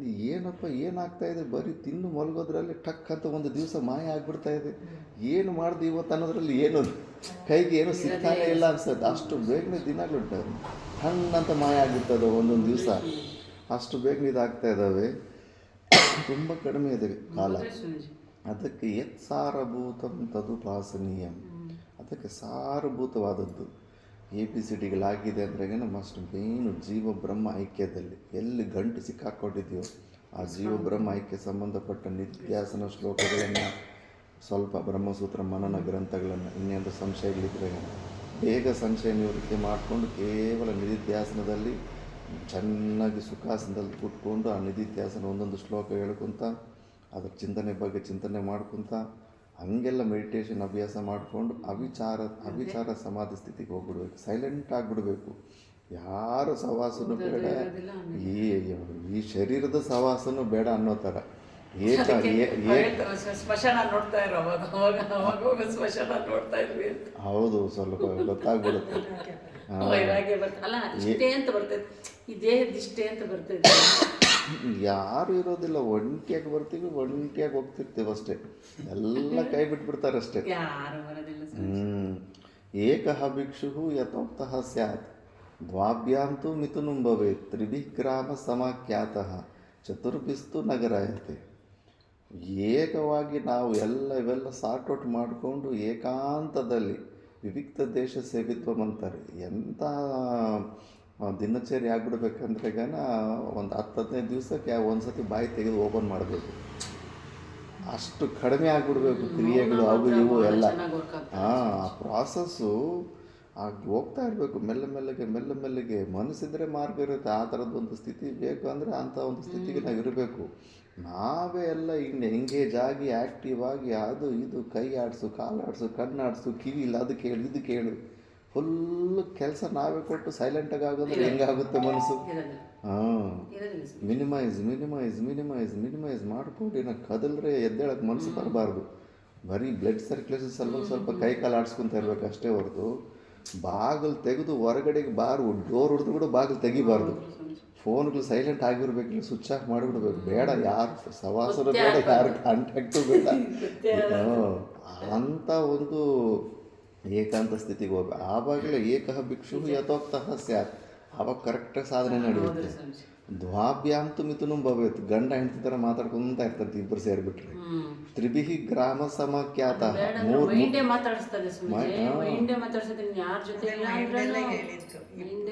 ಇದು ವಿಪಸನ ಮೆಡಿಟೇಷನ್ ಇವೆಲ್ಲ ಬುದ್ಧ ಭಗವಾನಿಂದ ಅಲ್ಲಿಂದ ಬಂದಿರೋದು. ಇವೆಲ್ಲ ಸ್ವಲ್ಪ ಪ್ರಾಕ್ಟಿಕಲ್ಲು ಟೆಸ್ಟ್ಗೆ ಹಾಕಬೇಕು. ನಾವು ಕೂಡ ಅಷ್ಟೇ ಅಲ್ಲಿ ಇವಾಗ 10 ಡೇಸು ಆ ಥರ ಸಣ್ಣ ಕ್ಯಾಂಪ್ಗಳ ಥರ ಮಾಡಿಕೊಂಡು ಕಂಪ್ಲೀಟ್ ಸೈಲೆಂಟ್ ಅಭ್ಯಾಸ ಮಾಡ್ಕೋಬೇಕು. ಇಲ್ಲ ಅಂದರೆ ಹಿಂಗೆ ಬಡ ಅಂತ ಇರ್ತೀವಿ. ಎಲ್ಲ ಇಂದ್ರಿಯಗಳು ಓಪನ್ ಮಾಡಿಕೊಂಡು ಸೈಲೆಂಟಾಗಿರ್ಬೇಕಂದ್ರೆ ಅದು ಒಂದು ಸತಿ ಆ ಸ್ವರೂಪ ಆನಂದನ ಹೊಂದಿದ ಮೇಲೆ ಮತ್ತೆ ಸಹಜ ಸ್ಥಿತಿಯಲ್ಲಿ ಏನಾದರೂ ಪರವಾಗಿಲ್ಲ. ಬಟ್ ಸ್ಟಾರ್ಟಿಂಗಲ್ಲ ಅಂಥ ಒಂದು ಗ್ರ್ಯಾಂಡ್ ಸೈಲೆನ್ಸ್ ಅಂತ ಕ್ರಿಶ್ಚಿಯನ್ಸ್ ನೋಡಿ ನಮ್ಮಿಂದ ಎಲ್ಲ ಕಾಪಿ ಮಾಡಿ ಅವ್ರ ಫಾದರ್ಗಳು ಅವರು ಇರ್ತಾರಲ್ಲ, ಚೆನ್ನಾಗಿ ಅವರೆಲ್ಲ ಸೇವೆ ಮಾಡ್ಕೊಂಡ್ಮೇಲೆ ಲಾಸ್ಟಿಗೆ ಅವ್ರಿಗೆ ಅಲ್ಲಿಗೆ ಎಂಟ್ರಿ ಸಿಗುತ್ತೆ. ಗ್ರ್ಯಾಂಡ್ ಸೈಲೆನ್ಸ್ ಅಂತ ಒಂದು 10-15 ಜಾಗ ಇದ್ದಾವೇನು, ಫುಲ್ಲು ಸ್ನೋ ಇರುವಂಥ ಬೆಟ್ಟಗಳ ಮಧ್ಯದಲ್ಲಿರುತ್ತೆ ಆ ಬಿಲ್ಡಿಂಗ್ಸು. ಅದು ಸೀನಿಯರು ಫಾದರ್ಗಳಿಗೆ ಅವಕಾಶ ಇರುತ್ತೆ. ಅಲ್ಲಿ ನಿಯಮನೇ ಇರುತ್ತೆ, ಬಾಯಿ ಬಿಟ್ಟು ಒಂದು ಶಬ್ದ ಮಾತಾಡೋಂಗಿಲ್ಲ. ಎಲ್ಲ ಮುಂಚೆನೇ ಈ ಟೈಮ್ಗೆ ಇಷ್ಟು ಊಟ, ನಿನಗೆ ಏನು ಬೇಕು ಊಟ ಬೇಕಂತ ಮುಂಚೆ ಡಿಸೈಡ್ ಆಗಿಬಿಟ್ಟಿರುತ್ತೆ. ನಿನ್ನ ಕೆಪಾಸಿಟಿ ಆ ಊಟ ತಗೊಂಡು ಮ್ಯಾಕ್ಸಿಮಮ್ ಸೈನ್ ಲ್ಯಾಂಗ್ವೇಜಸಲ್ಲಿ ಸ್ವಲ್ಪ ನಡೀತಾ ಇರುತ್ತೆ. ಇಲ್ಲಾಂದರೆ ಒಬ್ಬರು ಬಾಯಿ ಬಿಡಬಾರ್ದು, ಒಬ್ರಿಗೊಬ್ಬರು ಮಾತಾಡ್ಕೊಳ್ಳೇಬಾರ್ದು. ಅಂಥ ಒಂದು ಗ್ರ್ಯಾಂಡ್ ಸೈಲೆನ್ಸ್ ಅಭ್ಯಾಸ ಅವರೆಲ್ಲ ಮಾಡ್ಕೊತಾ ಇದ್ದಾರೆ. ನಮ್ಗಳಲ್ಲಿ ಅಷ್ಟೇ. ಮತ್ತೆ ಶಾಸ್ತ್ರ ವಾಸನೆಯಲ್ಲಿ ಬಲಿ ಆಗಿಬಿಡ್ತಾರೆ. ನಾನು ಮ್ಯಾಕ್ಸಿಮಮ್ ಒಳ್ಳೆ ಸ್ಥಿತಿಯಲ್ಲಿರೋ ನೋಡಿದ್ದೀನಿ, ಈ ಶಾಸ್ತ್ರ ವಾಸನೆಯಲ್ಲಿ ಸಿಕ್ಕಾಕೊಂಡ್ಬಿಡ್ತಾರೆ. ಇದರಲ್ಲಿ ಏನೋ ಒಂದು ಸ್ಯಾಟಿಸ್ಫ್ಯಾಕ್ಷನ್ ಸಿಗುತ್ತೆ. ಭಕ್ತರು ಹೆಚ್ಚಾಗ್ತಾ ಇರ್ತಾರೆ, ಎಲ್ಲರೂ ರೆಸ್ಪೆಕ್ಟ್ ಕೊಡ್ತಾ ಇರ್ತಾರೆ, ಆ ಈಗೋ ಮಸಾಜ್ ಸಿಗ್ತಾ ಇರುತ್ತೆ. ಅದೇನೋ ಸಣ್ಣ ವಯಸ್ಸಿನಿಂದ ಯಾರು ಕೇರೆ ಮಾಡಿರೋದಿಲ್ಲ. ಇವಾಗ ಎಲ್ಲರೂ ಹೈಲೈಟ್ ಮಾಡಿ ಪೂಜೆ ಮಾಡ್ತಾರೆ, ರೆಸ್ಪೆಕ್ಟ್ ಕೊಡ್ತಾರೆ. ಅಂದರೆ ಆ ಈಗೋ ಮಸಾಜಿಂದ ಅಲ್ಲೇ ತೃಪ್ತಿ ಪಟ್ಬಿಡ್ತಾರೆ. ಈ ಥರ ಗ್ರ್ಯಾಂಡ್ ಸೈಲೆನ್ಸಿಗೆ ಎಷ್ಟೋ ನಮ್ಮ ತಾತ ಗುರುಗಳಂಥವ್ರು ತುಂಬ ಕಡಿಮೆ ಜನ, ಚೋಟ ಮಹಾರಾಜ್, ಬಡೆ ಮಹಾರಾಜು ಇಂಥವರೇ ಅಂತ ಸಾಕು. ಬಡೆ ಮಹಾರಾಜು ಕೂಡ ಅಷ್ಟು. ಬಡೆ ಮಹಾರಾಜು ತುಂಬ ಜಾಸ್ತಿ ಜನಕ್ಕೆ ಪಾಠ ಹೇಳ್ಕೊಟ್ಟಿದ್ದಾನೆ. ಇವತ್ತು ಎಲ್ಲೆಲ್ಲ ವೇದಾಂತ ಹೊರಗಡೆ ಯಾರು ಕೇಳ್ತಾ ಇದ್ರು ಕೂಡ ಮೂಲ ಸೋರ್ಸ್ ತೊಗೊಂಡ್ರೆ ಹೆಚ್ಚು ಕಡಿಮೆ ಕೈಲಾಸಾಶ್ರಮ ಬಡೆ ಮಹಾರಾಜ್ ಹತ್ರ ಹೋಗುತ್ತೆ ಮೇನ್ ಸೋರ್ಸು. ಚಿನ್ಮಯ ಮಿಷನ್ ಮಹಾರಾಜ್ ತಗೊಳ್ಳಿ, ಯಾರ್ದಾದ್ರೂ ತಗೊಳ್ಳಿ. ಯಾಕಂದರೆ ಚಿನ್ಮಯ ಮಹಾರಾಜಿಗೆ ಹೇಳ್ಕೊಟ್ಟಿರೋ ತಪೋವನ್ ಮಹಾರಾಜ್ ಆಗಲಿ, ಅವ್ರು ಮತ್ತು ಶಿವಾನಂದ ಮಹಾರಾಜ್ ಇವರೆಲ್ಲರೂ ಬಡೆ ಮಹಾರಾಜ್ ಹತ್ರ ಬಡೆ ಮಹಾರಾಜ್ ಹತ್ರ ಕೈಲಾಸಾಶ್ರಮದಲ್ಲಿ ಕಲ್ತ್ಕೊಂಡವ್ರೆ. ತಪೋವನ್ ಮಹಾರಾಜ್ 3 ವರ್ಷ ಕೈಲಾಸಾಶ್ರಮದಲ್ಲಿ ಪಾಠ ಆಗೋದು. ತಪೋವನ್ ಮಹಾರಾಜನ ಮಂಡಲೇಶ್ವರ ಮಾಡಬೇಕಂತ ಇಷ್ಟ ಇತ್ತು ಬಡೆ ಮಹಾರಾಜಿಗೆ. ಅವರು ಭಯಂಕರ ವಿರಕ್ತರು. ಆ ಆಶ್ರಮದ ಬಂಡವಾಳ ಫುಲ್ಲು ಗೊತ್ತಾಗ್ಬಿಟ್ಟಿರುತ್ತೆ. 1000 ಜನ ಅತ್ತೆ ಅಂದರು 1000 ಜನ ಸೊಸೆ ಅಂದರು ಅಂತ ಗೊತ್ತಾಗ್ಬಿಟ್ಟಿರುತ್ತೆ. ಅವರು ತುಂಬಾ ಪ್ಯೂರ್ ಅಂತ ಕರ್ಣ ಅವರು. ಅದಕ್ಕೆ ಬ್ರಹ್ಮಾನಂದ ಆಶ್ರಮ ಅಂತ ಇನ್ನೊಂದು ಆಶ್ರಮ ಇರುತ್ತೆ, ಕೈಲಾಸ ಆಶ್ರಮದ ಬ್ರಾಂಚಲ್ಲಿ ಹಿಂದೆಗಡೆ ಹಿಂದ್ಗಡೆ. ಗೊತ್ತಾ ನಿಮಗೆ? ವರ್ಷ ವರ್ಷ ಹೋಗ್ತಾರೆ ಸ್ವಾಮೀಜಿ. ಹೌದಾ? ದಯಾನಂದ ಸರಸ್ವತಿ ಅವ್ರದ್ದು ಕ್ಲಾಸ್ ಇರುತ್ತೆ ಸ್ವಾಮೀಜಿ, ವರ್ಷ 10 ದಿವಸ. 10 ದಿವಸ. ಹೌದಾ? ಹಾಂ ಹಾಂ. ಚಿತ್ರೂಪಾನಂದ ಅವ್ರು ಎಲ್ಲಿ? ಅವರ ಶಿಷ್ಯರೇ ಸ್ವಾಮೀಜಿ, ದಯಾನಂದ ಶಿಷ್ಯರ ಎಲ್ಲಿರ್ತಾರೆ? ಇವಾಗ ಹುಬ್ಳಿಯಲ್ಲಿ ಇರ್ತಾರೆ ಸ್ವಾಮೀಜಿ. ಹಾಂ ಹಾಂ. ಹುಬ್ಳಿಯಲ್ಲಿ ಅವ್ರ ಆಶ್ರಮ ಎಲ್ಲ ಐತೆ, ಹಾಂ ಹಾಂ. ಅಲ್ಲಿರ್ತಾರೆ. ಆಮೇಲೆ ಇಲ್ಲಿ ಗಾಯತ್ರಿ ನಗರದಲ್ಲಿ ಆಶ್ರಮ ಮಾಡ್ತಿರ್ತಾರ. ಹೌದಾ? ಆದ್ರೆ ಡೆಪ್ತ್ಗೆ ಹೋಗೋದಿಲ್ಲ. ನೀನು ಅದನ್ನ ಕೇಳಕ್ಕೆ ಹೋಗ್ಬೇಡ ಸರ್, ಅದನ್ನ ಅದು ಆಗೋದಿಲ್ಲ. ಅದು ಅದು ಆಮೇಲೆ ಜನ ಗೊತ್ತಾಗಲ್ಲ ಸರ್, ಅದನ್ನ ಹೇಳಕ್ಕೆ ಅವ್ರಿಗೆ. ಕಂಫರ್ಟ್ ಝೋನಲ್ಲಿ ಸಿಕ್ಕಾಕೊಂಡ್ಬಿಟ್ಟಿದಾರಮ್ಮ. ಜ್ಞಾನಾಭಾಸ, ಕಂಫರ್ಟ್ ಝೋನ್ ಇವೆರಡಲ್ಲಿ ಸಿಕ್ಕಾಕೊಂಡು ಹಂಗೆ ಕಾಂಪ್ರಮೈಸ್ ಆಗಿಬಿಟ್ಟಿದೆ. ಅಲ್ಲೂ ಟಚ್ ಆಗಲ್ಲ, ಹಾರ್ಟಿಗೆ ಟಚ್ ಆಗಲ್ಲ. ಇಲ್ಲ, ಅವ್ರವ್ರನ್ನೇ ಕೇಳಿದ್ರೆ ಇವಾಗ ಯಾರು ಇಂಟ್ರೆಸ್ಟ್ ಇರೋರ್ಗೆ ಅವ್ರು ಹೇಳ್ತಾರೆ ಅನ್ನೋ ಗೊತ್ತಿಲ್ಲ. ಬಟ್ ಇವಾಗ ನೀನು ಹೋಗಿ ಕೇಳಿದ್ರೆ ಎಲ್ಲ ಹೇಳವ್ರೆ. ನಾನು ಕೇಳಿಲ್ಲ ಅಂದರೆ ಸುಮ್ಮನೆ ಆಗ್ಬಿಟ್ಟೆ. ಅವರ ಬ್ರಹ್ಮಾನಂದ ಆಶ್ರಮದಲ್ಲಿ 3 ವರ್ಷ ಇದ್ದು ತಪೋವನ್ ಮಹಾರಾಜು. ಅಲ್ಲೆಲ್ಲ ಏನೆಲ್ಲ ಬೇಕೋ ಕ್ಲಾರಿಟಿ ಎಲ್ಲ ತಂದುಕೊಟ್ಟು ಮತ್ತೆ ಉತ್ತರ ಕಾಶಿಗೆ ಹೋಗ್ಬಿಟ್ಟಿದ್ದಾರೆ. ಮತ್ತು ಉತ್ತರ ಕಾಶಿಗೆ ಹೋಗಿದ್ದು ಮತ್ತೆ ಕೆಳಗಡೆ ಬರಲಿಲ್ಲ. ಚಿನ್ಮಯ ಮಹಾರಾಜು ಕೇಳ್ತಾರೆ ಹಾಸ್ಪಿಟಲ್ಸಲ್ಲಿ, ಡೆಲ್ಲಿಗೆ ನಿಮಗೆ ಶಿಫ್ಟ್ ಮಾಡ್ಕೊಂಡು ಅಲ್ಲಿ ಟ್ರೀಟ್ಮೆಂಟ್ ಕೊಡಿಸ್ಬೇಕು ಅಂದ್ಕೊಂಡಿದ್ದೀವಿ ಅಂತಾನೆ. ಯಾಕೆ ಡೆಲ್ಲಿಯಲ್ಲಿ ಮನುಷ್ಯರು ಸಾಯೋದಿಲ್ಲ, ಸಾಯೋದಿಲ್ವೇನೋ ಅಂತ ಕೇಳ್ತಾರೆ. ಸಾವು ಬಂದ ಮೇಲೆ ಯಾವ ಹಾಸ್ಪಿಟ್ಲ್ ಆದ್ರೂ ಒಳ್ಳೆ ಹಾಸ್ಪಿಟ್ಲ್ ಆದ್ರೆ ಬಿಟ್ಟು ಹೋಗ್ತಾ ಇರಬೇಕು. ಹೌದು. ಅವ್ರು ಚಿಕ್ಕ ಹುಡುಗನಿಂದನೇ ಬಂದ್ಬಿಟ್ಟಿರುತ್ತೆ. ಅದು ಪೂರ್ವ ಜನ್ಮದ ಸಂಸ್ಕಾರ ಹಂಗಿರುತ್ತೆ. ಕೆಲವ್ರು ನೋಡ್ತೀನಿ ಅಷ್ಟು ಸಣ್ಣ ವಯಸ್ಸಿಂದನೇ ಗಂಭೀರುತ್ತೆ. ಈಗಲೂ ಕೈಲಾಸ ಆಶ್ರಮದಲ್ಲಿ ಒಬ್ಬ ಸಣ್ಣ ವಯಸ್ಸು, ನನಗಿಂತ ಸಣ್ಣ ಆತನ ಹೆಸರು ಮರ್ತೋಗ್ಬಿಟ್ಟೆ. ಅದು ತುಂಬ ವೈರಾಗ್ಯ. ರಾಜಸ್ಥಾನ ಹುಡುಗ, ಮನೆಯಲ್ಲೆಲ್ಲ ಚೆನ್ನಾಗಿ ಟ್ರಾವೆಲ್ಸ್ ಎಲ್ಲ ಬಿಸ್ನೆಸ್ಸಲ್ಲೂ ಎಲ್ಲ ಚೆನ್ನಾಗಿದ್ದಾರೆ. ಈತನಿಗೂ ಒಳ್ಳೆ ಪೊಟೆನ್ಸ್ ಇದೆ, ಒಳ್ಳೆ ತೀಕ್ಷ್ಣ ಬುದ್ಧಿ ಎಲ್ಲ ಇದೆ. ವೈರಾಗ್ಯ ಅಂದರೆ ₹1 ಮುಟ್ಟೋದಿಲ್ಲ. ದಕ್ಷಿಣಾಗಿ ಏನೇ ಆಗಲಿ 2 ಪೀಸ್ ಬಟ್ಟೆ ಅಷ್ಟೇ. ಬುಕ್ಸು ಕೂಡ ಏನಿಲ್ಲ, ಲೈಬ್ರರಿಯಿಂದನೇ ತೊಗೊತಾನೆ ಅಷ್ಟೇ. ಯಾರಾದರೂ ಬುಕ್ಸ್ ಏನಾದರೂ ಅವಶ್ಯಕತೆ ಇರೋ ಬುಕ್ ತೊಗೊತಾನೆ. ಆ ಕೆಪ್ಯಾಸಿಟಿ, ಆ ಲೈಫ್ ಸ್ಟೈಲು, ಮತ್ತು ಆತನಿಗೂ ಡಿಸೀಸಸ್ಸು ಅವು ಇವು ಬರ್ತಾ ಇರ್ತವೆ. ನಮಗನ್ಸುತ್ತೆ ಡಿಸೀಸ್ ಬಂದರೆ ಒಂದಷ್ಟು ಸ್ವಲ್ಪ ಖರ್ಚಿಗೆ ನಮ್ಮ ಹತ್ರ ಇರಬೇಕು ಅಂದ್ಬಿಟ್ಟಿದ್ದು ಸೆಕ್ಯೂರಿಟಿ ಸಲುವಾಗಿ ಸ್ವೀಕಾರ ಮಾಡ್ತೀವಿ. ಬಟ್ ಗ್ರೇಟ್ ಮಾತ್ರ ಆತನೇ. ಆತನ ಮತ್ತೆ ಹೋಮಿಯೋಪತಿಗೆ ತಗೊಂಡನಲ್ಲಿ ಫ್ರೀಯಾಗಿ ಸಿಗುತ್ತೆ ಅಂದ್ಬಿಟ್ಟು. ಆ ಡಿಸೀಸ್ ಬಂತಲ್ಲ ಅಂದ್ಬಿಟ್ಟು ಮತ್ತೆ ಪರಾಧೀನತ ಸ್ಥಿತಿಗೆ ಅಲ್ಲಿ ಇಲ್ಲಿ ಹೋಗೋದು ಇಲ್ಲ. ಅನುಭವಿಸ್ತಾನೆ ಪ್ರಾರಂಭದಲ್ಲಿ. ಜ್ವರ ಬರಲಿ, ಗಂಟಲು ನೋವು ಬರಲಿ, ಹೋಮಿಯೋಪತಿಗೆ ತಗೊತಾ ಇರ್ತಾನೆ. ವಾಸಿ ಆದರೆ ವಾಸಿ ಆಗಲಿ, ಇಲ್ಲ ಅಂದರೆ ಹಂಗೆ ಇರಲಿ ಅಂದ್ಬಿಟ್ಟು. ಆ ಕೆಪ್ಯಾಸಿಟಿ ಅವೆಲ್ಲ ಪೂರ್ವಜನ್ಮದಲ್ಲಿ ಯಾರ್ಯಾರು ಏನು ಮಾಡ್ಕೊಂಬಂದಿರ್ತಾರೋ, ಈ ಅನಾತ್ಮ ವಸ್ತುವನ್ನು ತಿರಸ್ಕಾರ ಮಾಡಿ ಅಷ್ಟೊಂದು ತಪಶ್ಚರ್ಯಕ್ಕೆ ಫಿಕ್ಸ್ ಆಗೋದಂದರೆ ಅದು ಗ್ರೇಟೇ ಅದೆಲ್ಲ. ಆ ಥರ ಅದ್ಭುತವಾದಂಥ ಚರಿತ್ರೆ ಅಂತ ಅವ್ರದ್ದು ಮಹಾಪುರುಷರದ್ದು. ಅದಕ್ಕೆ ಜೀವನ ಇಷ್ಟು ಹಿಂಗಿದೆ. ಮತ್ತು ಒಂದು ಸಿನಿಮಾ ಆ್ಯಕ್ಟಿಂಗ್ ಥರ ನಡೆದೋಗ್ತಾ ಇರುತ್ತೆ ಮೂವಿ. ಇವಾಗ ನಮ್ಮ ಫ್ರೆಂಡ್ ಒಬ್ಬರು ನೇಪಾಳದಲ್ಲಿ ನದಿಯಲ್ಲಿ ಒಂದು ಸತಿ ಸ್ನಾನ ಮಾಡೋಕ್ಕೆ ಹೋಗ್ಬಿಟ್ಟು ಈಜು ಬರ್ತಿರ್ಲಿಲ್ವಂತೆ, ಮುಳುಗೋಗ್ಬಿಟ್ಟಿದ್ದಂತೆ. ಮುಳುಗೋಗ್ಬಿಟ್ರೆ ಇನ್ನೇನು ಪ್ರಾಣ ಹೋಗ್ತಾ ಇತ್ತಂತೆ. ಆ ಪ್ರಾಣ ಹೋಗೋದಕ್ಕಿಂತ ಮುಂಚೆ ಆವಾಗ ಒಂದು 30-32 ವರ್ಷ ಹಂಗಾಗಿತ್ತಂತೆ. ಸಣ್ಣ ವಯಸ್ಸಿನಿಂದ 32ನೇ ವರ್ಷ ತನಕ ಏನೆಲ್ಲ ಚರಿತ್ರೆ ನಡೆದಿತ್ತು ಒಂದು ಕ್ಷಣದಲ್ಲಿ ಸಿನಿಮಾ ರೀಲ್ ಕಾಣಿಸ್ದಂಗೆ ಕಾಣಿಸ್ಬಿಡ್ತಂತೆ. ಸಾಯ್ಬೇಕಾದ್ರೆ ಹಂಗಾಗತ್ತೆ ಅಂತ ಕೇಳಿದ್ವಿ. ಒಂದು ಸಣ್ಣ ರೀಲ್ ಕಾಣಿಸ್ದಂಗೆ ಆಗೋಯ್ತಂತೆ. ಮತ್ತೆ ಯಾರು ಮೇಲ್ಗಡೆಯಿಂದ ನೋಡಿಬಿಟ್ಟು ಪ್ರಾರಬ್ಧ ಚೆನ್ನಾಗಿತ್ತೇನೋ ಕೈ ಎಳೆದ್ಬಿಟ್ಟು ಕಾಪಾಡಿಬಿಟ್ಟಿದ್ದಾರೆ. ಮತ್ತು ನೀವು ಹೊಟ್ಟೆಯಿಂದ ನೀರಿಗೆಲ್ಲ ತೆಗೆದುಬಿಟ್ಟು ಬದುಕಿಬಿಟ್ಟಿದ್ದಾರೆ. ಆ ಅನುಭೂತಿ ಹೇಳ್ತಾನೆ. ಅದು ಒಂದು ಅನುಭೂತಿಯಿಂದ ಒಳ್ಳೆ ಗ್ರ್ಯಾಜುಯೇಟು, ತಂದೆ ತಾಯಿ ಎಲ್ಲ ಮುಂಬೈಯಲ್ಲಿ ಏನೆಲ್ಲ ಜಾಬ್ ಮಾಡ್ತಾಯಿರ್ತಾರೆ. ಒಳ್ಳೆ ದೊಡ್ಡ ಜಾಬ್ಗಳೇ ಬಿಟ್ಬಿಟ್ಟಿದ್ದನ್ನು ಇನ್ನು ಈ ಕಡೆ ಸನ್ಯಾಸದ ಕಡೆ ಬಂದುಬಿಟ್ಟಿದ್ದಾನೆ. ಏನಿಲ್ಲ, ಜಸ್ಟ್ ಸಿಂಪಲ್ಲು 1 ಮಿನಿಟ್ ಮೂವಿ ಅಷ್ಟೇ. 100 years ಲೈಫ್ ಅಂತ ಇಷ್ಟು ಉದ್ದ ಅನ್ಕೊತಾ ಇದ್ದೀವಿ. 1 ನಿಮಿಷ ಮೂವಿ ಥರ ಕಾಣಿಸುತ್ತಂತೆ ಅದು. ಇವಾಗ ಸ್ವಾಮೀಜಿ ಕೆಲವರು ಸತ್ತಾಗ ಹಾರ್ಟ್ ಅಟ್ಯಾಕ್ ಆಗಿ ಹೋಗ್ಬಿಡ್ತಾರ. ಅಂದರೆ ನಾರಲ್ಲಿ ಮಾತಿನ ಡಿಸ್ಕಸ್ ಮಾಡ್ತಿದ್ವಿ, ಅವ್ರಿಗೆ ಇದಾಯಿತು. ಹಾರ್ಟ್ ಇದಾಯ್ತು ಕುಂಭಮೇಳಕ್ಕೆ ಹೊರಟಾಗ ಸ್ಟ್ರೋಕ್ ಬಂದಿತ್ತಾ? ಸ್ಟ್ರೋಕ್ ಇಲ್ಲ ಸ್ವಾಮೀಜಿ, ಪೇನ್ ಬಂದಿತ್ತು ಅಷ್ಟೇ. ಸೈನಾ? ಇದನ್ನ ಸ್ಟಂಟ್ ಆಡ್ಸೋದು ಕುಂಭಮೇಳಕ್ಕೆ ಟಿಕೆಟ್ ಎಲ್ಲ ಹೌದು ನಿಮ್ಮ ಬಗ್ಗೆ ಡಿಸ್ಕಷನ್ ಬಂದಿತ್ತು. ಸಾವಿನ ಬಗ್ಗೆನೇ ಮಾತಾಡ್ಬೇಕು ಅವಾಗ್ಲೇ ಮಾತಾಡ್ತಾ ಇದ್ದು ಕೇಳ್ತಾ ಸಾವಿನ ಇದ್ರು, ಬಗ್ಗೆನೇ ಹೇಳ್ತಾ ಇದ್ದೆ ಸ್ವಾಮೀಜಿ. ಏನಾಗುತ್ತೆ ಸಾಯ್ಬೇಕಾರೆಲ್ಲ ಅಂತ. ಹಾಂ ಹಂಗೆ ಇವು ನಿದ್ದೆಯಲ್ಲಿ ಸತ್ತಾಗ ಹೆಂಗೆ ಅಂದರೆ ಆವಾಗ್ಲೂ ಹಂಗೆ ಆಗುತ್ತೆ. ನಿದ್ದೆಯಲ್ಲಿ ಕೆಲವ್ರಿಗೆ ಹಾರ್ಟ್ ಅಟ್ಯಾಕ್ ಆಗಿ ಸೈಲೆಂಟ್ ಆಗಿ ಹೋಗ್ಬಿಟ್ಟಿರ್ತಾರಲ್ಲ, ಆವಾಗಲೂ ಅವ್ರಿಗೆ ಎಚ್ಚರ ಆಗಿ ಇದು ಭಗವಂತ ಇದೆಲ್ಲ ನೀವು ಹೇಳಿದ್ರಲ್ಲ 1 minute ಅಲ್ಲಿ ಫುಲ್ ತೋರ್ಸೇ ಕರ್ಕೊಂಡು ಹೋಗೋದು. ತೋರ್ಸೇ ಕರ್ಕೊಂಡು ಹೋಗೋದು. ಆವಾಗ ಅವ್ನು ಯಾವ್ದು ಹಿಡಿತಾನೋ ಅದೇ ಜನ್ಮಕ್ಕೆ ಭಗವಂತ ಯಾಕೆ ಜವಾಬ್ದಾರಿ ತಗೊಳ್ತಾನೆ ಅಂತ ಡಿಸ್ಕಸ್ ಮಾಡ್ತಾನೆ ಇದ್ವಿ ಸ್ವಾಮೀಜಿ. ಹಂಗೆ ಅದು ಹಾರ್ಟ್ ಅಟ್ಯಾಕ್ ಕೂಡ ನಮ್ಮ ತಾತ ಗುರುಗಳ ಫ್ರೆಂಡ್ ಒಬ್ಬರು ಕೃಷ್ಣಾನಂದ ಮಹಾರಾಜ್ ಇದ್ದಂತೆ, ಅವ್ರನ್ನ ಗುರೂಜಿ ಅಂತ ಹೆಸರು ಕರಿತಾ ಇದ್ರು. ಹಾರ್ಟ್ ಅಟ್ಯಾಕ್ ಅಂದರೆ ತುಂಬ ಅನಾಯಾಸದ ಮೃತ್ಯು ಅಂದ್ಕೊಂಡು ಅಪ್ಪ ನನ್ನ ಭಗವಂತ ಒಂದೇ ಸತಿ ಹಾರ್ಟ್ ಅಟ್ಯಾಕ್ ಕರೆಸ್ಬಿಟ್ಟು ಹೋಗ್ಬಿಡ್ಬೇಕು ಸಾಕಪ್ಪ ಅಂತ ಕೋರ್ಕೊಂತ ಇದ್ನಂತೆ. ಅನ್ನೋ ಆ ಪೇಯ್ನು ನೊಂದು ಸಾಯೋದಕ್ಕಿಂತ ಒಂದು ಸತಿ ಹೋಗ್ಬಿಡೋಣಂತ. ಬಟ್ ಯದಿಚ್ಛತಿ ಯದಿಚ್ಛತಿ ತಸ್ಯ ತತ್. ಮತ್ತು ಅಷ್ಟೊಂದು ಒಳ್ಳೆ ಸಾಧನೆ ಮಾಡೋರು ಅವ್ರು ಸಂಕಲ್ಪ ಮಾಡಿದ್ರಾಗ ಯಾಕೆ ಆಗೋದಿಲ್ಲ ಅವೆಲ್ಲ. ಹಾರ್ಟ್ ಅಟ್ಯಾಕ್ ಬಂದಂತೆ. ಹಾರ್ಟ್ ಅಟ್ಯಾಕ್ ಬಂದರೆ ಅದು ಬೇಗ ತಗೊಂಡೋಗಿಲ್ಲ. ಸ್ವಾಮೀಜಿ. ನಾವು ಅದೇ ಅನ್ಕೊಂಡು ಸುತ್ತಮುತ್ತ ಶಿಷ್ಯರಿದ್ದಾಗ ಅವ್ರು ಓಡಾಡ್ತಿದ್ದಾಗ ಸಾಯೋದಕ್ಕೂ ಬಿಡ್ತಾರೆ ಅವರು. ಬಿಡ್ತಾರ ಸ್ವಾಮೀಜಿ, ಏನೋ ಮಾಡ್ತಾರ ಸ್ವಾಮೀಜಿ. ಮತ್ತೆ ಹಾಸ್ಪಿಟಲ್ಗೆ ಸೇರಿಸ್ಬಿಟ್ಟಿದ್ದಾರೆ. ಬಟ್ ಆ ಪೇಯ್ನ್ ಇದೆ ಅಲ್ಲ, ತುಂಬಾನೇ ಭಯಂಕರ ಪೇಯ್ನ್ ಅಂತೆ. ಬೇಡ ಅಂದಂತೆ. ಮೂರ್ಖರ ಥರ ನಂತರ ಯಾರು ಸಂಕಲ್ಪ ಮಾಡ್ಕೋಬೇಡಿ, ಇದು ತುಂಬ ಘೋರವಾಗಿರುತ್ತೆ. ಇದು ಕೂಡ ನನ್ನ ಸಂಕಲ್ಪ ತಪ್ಪೇ ಆಗಿತ್ತು, ಇದ್ರ ಬಗ್ಗೆ ಚಿಂತನೆ ಮಾಡಬಾರ್ದಾಗಿತ್ತು. ಇರಲಿ ಹೋಗಲಿ, ಬೇಗ ಉದುರು ಬಿಡಬೇಕು ಅಂತ ಕೂಡ ಜಾಸ್ತಿ ಇದು ಬೇಡ, ಇದರಲ್ಲಿ ಇರಬೇಕಂತ ಕೂಡ ಇಲ್ಲ.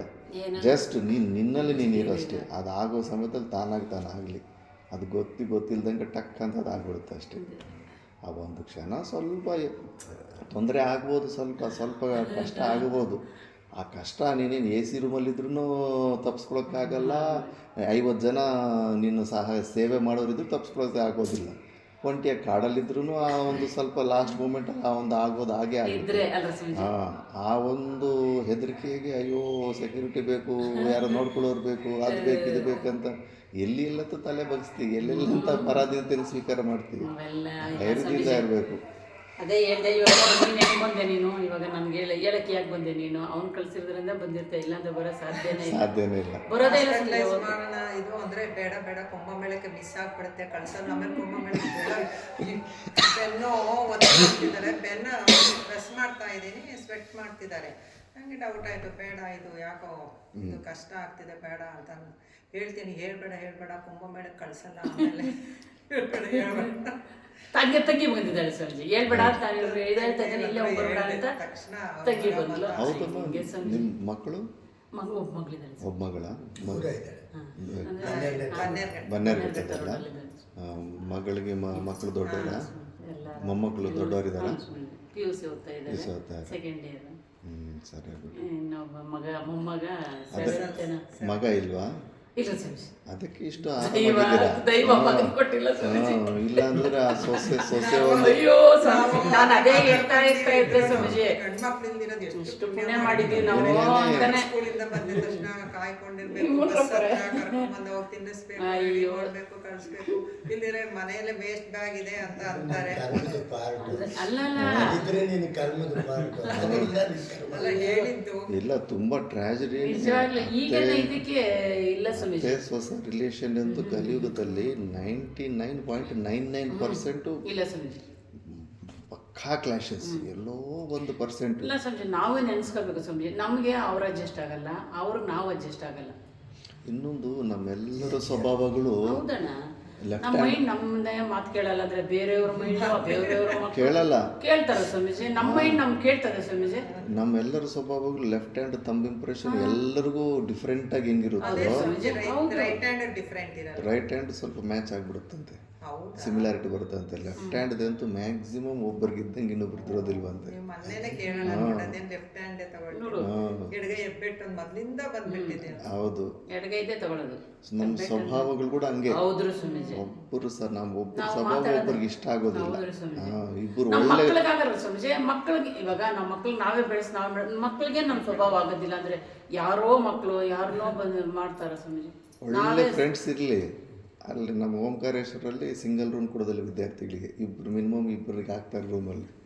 ಎಷ್ಟು ಒಳ್ಳೆ ಫ್ರೆಂಡ್ಸ್ ಇರಲಿ, ರೂಮಲ್ಲಿ ಹಾಕ್ಬಿಟ್ರೆ ಒಂದು ವಾರಕ್ಕೆ ಒಬ್ಬರ ಮೇಲೆ ಒಬ್ಬರು ಶುರು ಆಗ್ಬಿಡುತ್ತೆ. ಆಗೋದಿಲ್ಲ. ಒಬ್ಬನಿಗೆ ಫ್ಯಾನ್ ಆನ್ ಮಾಡಬೇಕಂತ, ಇನ್ನೊಬ್ಬನಿಗೆ ಬೇಡ ಅಂತ. ಇನ್ನು ಲೈಟು 10 ಗಂಟೆಗೆ ಬಂದ್ ಮಾಡಬೇಕಂತ, ಇಲ್ಲ ನನಗೆ ನಿದ್ದೆ ಲೇಟ್ ಬರುತ್ತೆ 11 ಗಂಟೆ ತನಕ ಇರಲಿ ಅಂತ ಇನ್ನೊಬ್ಬ. ಎಲ್ಲಿ ಯಾಕೆಲ್ಲ ಹೋಗ್ತೀರಿ, ಇಲ್ಲೇ ಇದೆ ಮೊಬೈಲ್ ಆನ್ ಮಾಡ್ಕೊಂಡ್ರೆ ನನಗೆ ನಿದ್ದೆ ಬರಲ್ಲ, ಎಲ್ಲೋ ಹೋಗೋದಿಲ್ಲ ಅಲ್ಲಿ. ಅದಕ್ಕೆ ನಾನು ಇಲ್ಲಿ ಮಲಗ್ತೀನಿ. ಮೊಬೈಲ್ ಆನ್ 12 ಗಂಟೆಯಲ್ಲಿ 2 ಗಂಟೆಯಲ್ಲಿ 4 ಗಂಟೆಗೆ ಇದ್ರು ಮೊಬೈಲ್ ಆನ್ನಲ್ಲಿ ಇರ್ತಾರೆ. ನಮಗೆ ಡಿಸ್ಟರ್ಬ್ ಆಗುತ್ತೆ. ಅಂದ್ರೆ ನಿದ್ದೆ ಬರದಿದ್ರೆ ಮಾತ್ರ ಹಾಕ್ತೀನಿ ಈ ಥರ. ಅದಕ್ಕೆ ತುಂಬ ಪುಣ್ಯಾತ್ಮರು ನೀವು. ಫ್ರೆಂಡ್ಸ್ ವಿಷಯ ಎಲ್ಲ ಒಬ್ರಿಗೊಬ್ರು ಆಗಲ್ಲ ಅಂತ ಹೇಳಿದ್ದೆ. ಅದಕ್ಕೆ ಲೈಫ್ ಎಲ್ಲ ತುಂಬ ಲೆಂತಿ ಅನ್ಕೊಂತ ಇದ್ದೀವಿ. ಅದನ್ನು ಹೇಳ್ತಾರೆ, ಕ್ಷಣಂ ಬಾಲೋ ಭೂತ್ವಾ ಕ್ಷಣಮಪಿ ಯುವ ಕಾಮರಸಿಕಃ ಕ್ಷಣಂ ವಿತ್ತೈರ್ಹೀನಃ ಕ್ಷಣಮಪಿ ಚ ಸಂಪೂರ್ಣ ವಿಭವಃ ಜರಾಜೀರ್ಣೈರಂಗೈರ್ನಟ ಇವ ವಲಿಮಂಡಿತತನು ನೈರಸಂಸಾರಾಂತೆ ವಿಶತಿ ಯಮಧಾನೀಯವನಿಕಾಂ. ಒಂದು ನಾಟಕ ಥರನೇ. ಒಂದು ಕ್ಷಣ ಬಾಲತ್ವ ಬಂತು, ಒಂದು ಕ್ಷಣ ಯೌವನತ್ವ ಬಂತು, ಮತ್ತು ಮಧ್ಯ ವಯಸ್ಸು ಬಂತು, ಒಂದು ಸತಿ ದನ ಬಂತು, ಮತ್ತು ದನ ಹೋಯ್ತು. ಅಪ್ಸು ಡೌನ್ಸು. ಎಷ್ಟು ದೊಡ್ಡ ಬಿಸ್ನೆಸ್ ಮ್ಯಾನ್ ಆಗಲಿ ಅಪ್ಸು ಡೌನ್ಸ್ ಇರುತ್ತೆ. ಅಮಿತಾಬ್ ಬಚ್ಚನ್ ಅಂತ ಆ್ಯಕ್ಟ್ರು ಅದೇನು ಫ್ಯಾಷನ್ ಶೋನ ನಡೆಸೋಕೆ ಇಲ್ಲೇ ಬೆಂಗಳೂರಲ್ಲೇ -90 crores ಹೊಟ್ಟೋಗ್ಬಿಟ್ಟಿದ್ದೆ. ಧೈರ್ಯ ಜಾಸ್ತಿ. ಎಲ್ಲ ಆಸ್ತಿಗಳು ಮಾರಿದ್ರೂ ಕೂಡ ಮತ್ತೆ -90 crores ಸಾಲ ಇತ್ತಂತೆ. ಸಾಮಾನ್ಯವಾದ್ರೆ ಆ ಸೀನ್ಗೆ ಏನು ಬ್ರೈನ್ ಕೆಲಸ ಮಾಡಿದ್ರೆ ನಿಂತೋಗ್ತಾ ಇತ್ತು. ಆದರೂ ಕೂಡ ಮತ್ತೆ ಆ್ಯಕ್ಟಿಂಗು, ಆ ಮೊಹಬ್ಬತ್ ಏನಂತ ಅಲ್ಲಿಂದ ಸ್ಟಾರ್ಟ್ ಮಾಡಿಕೊಂಡು ಮಾಡಿ ಆ ವಯಸ್ಸಿನಲ್ಲೂ ಕೂಡ ಎಷ್ಟು ಸಾಧನೆ ಮಾಡಿ ಮತ್ತೆ ಅದನ್ನು ಅಂದರೆ ಅಪ್ಸು ಡೌನ್ಸ್ ಎಂಥವನ್ನು ಬಿಡೋದಿಲ್ಲ. ಸೈಕಲ್ ಇದ್ದಂಗೆ. ಮತ್ತು ವೃದ್ಧಾವಸ್ಥೆ, ಇನ್ನು ವೃದ್ಧಾವಸ್ಥೆ ಟ್ರೆಮರ್ಸ್ ಎಲ್ಲರೂ ವೃದ್ಧಾವಸ್ಥೆಯಲ್ಲಿ ಹೆಚ್ಚು ಪರಾಧೀನತೆ ಬರೋದು ವೃದ್ಧಾವಸ್ಥೆಯಲ್ಲಿ. ಇವೆಲ್ಲ ಕೂಡ ಸಂಸಾರ ಅಂತೆ ವಿಶತಿ, ಇವೆಲ್ಲ ಕೂಡ ಮತ್ತೆ ಮೃತ್ಯು. ಎಷ್ಟೊಂದೆಲ್ಲ ಈ ಡ್ರಾಮಾನೆಲ್ಲ ಒಂದು ಕರೆಂಟ್ ಹೋದಂಗೆ ಮೃತ್ಯು ಬಂದ್ಬಿಟ್ಟು ಸ್ವಿಚ್ ಆಫ್ ಮಾಡಿಬಿಡುತ್ತೆ ಅಷ್ಟೇ. ಆಯ್ತು, ಹೋಗಿ ನಿನ್ನ ನಾಟಕ ಆಯಿತು, ನಿನ್ನ ರೋಲ್ ಆಯಿತು, ನೀನು ಹೋಗಿ ನಿನ್ನ ಜಾಗ ಬಿಟ್ಟು ಹೋಗು ಅಂತ. ಅಷ್ಟು ಈಸಿಯಾಗಿ ಹೊಟ್ಟೋಗ್ಬಿಡುತ್ತೆ ಲೈಫು.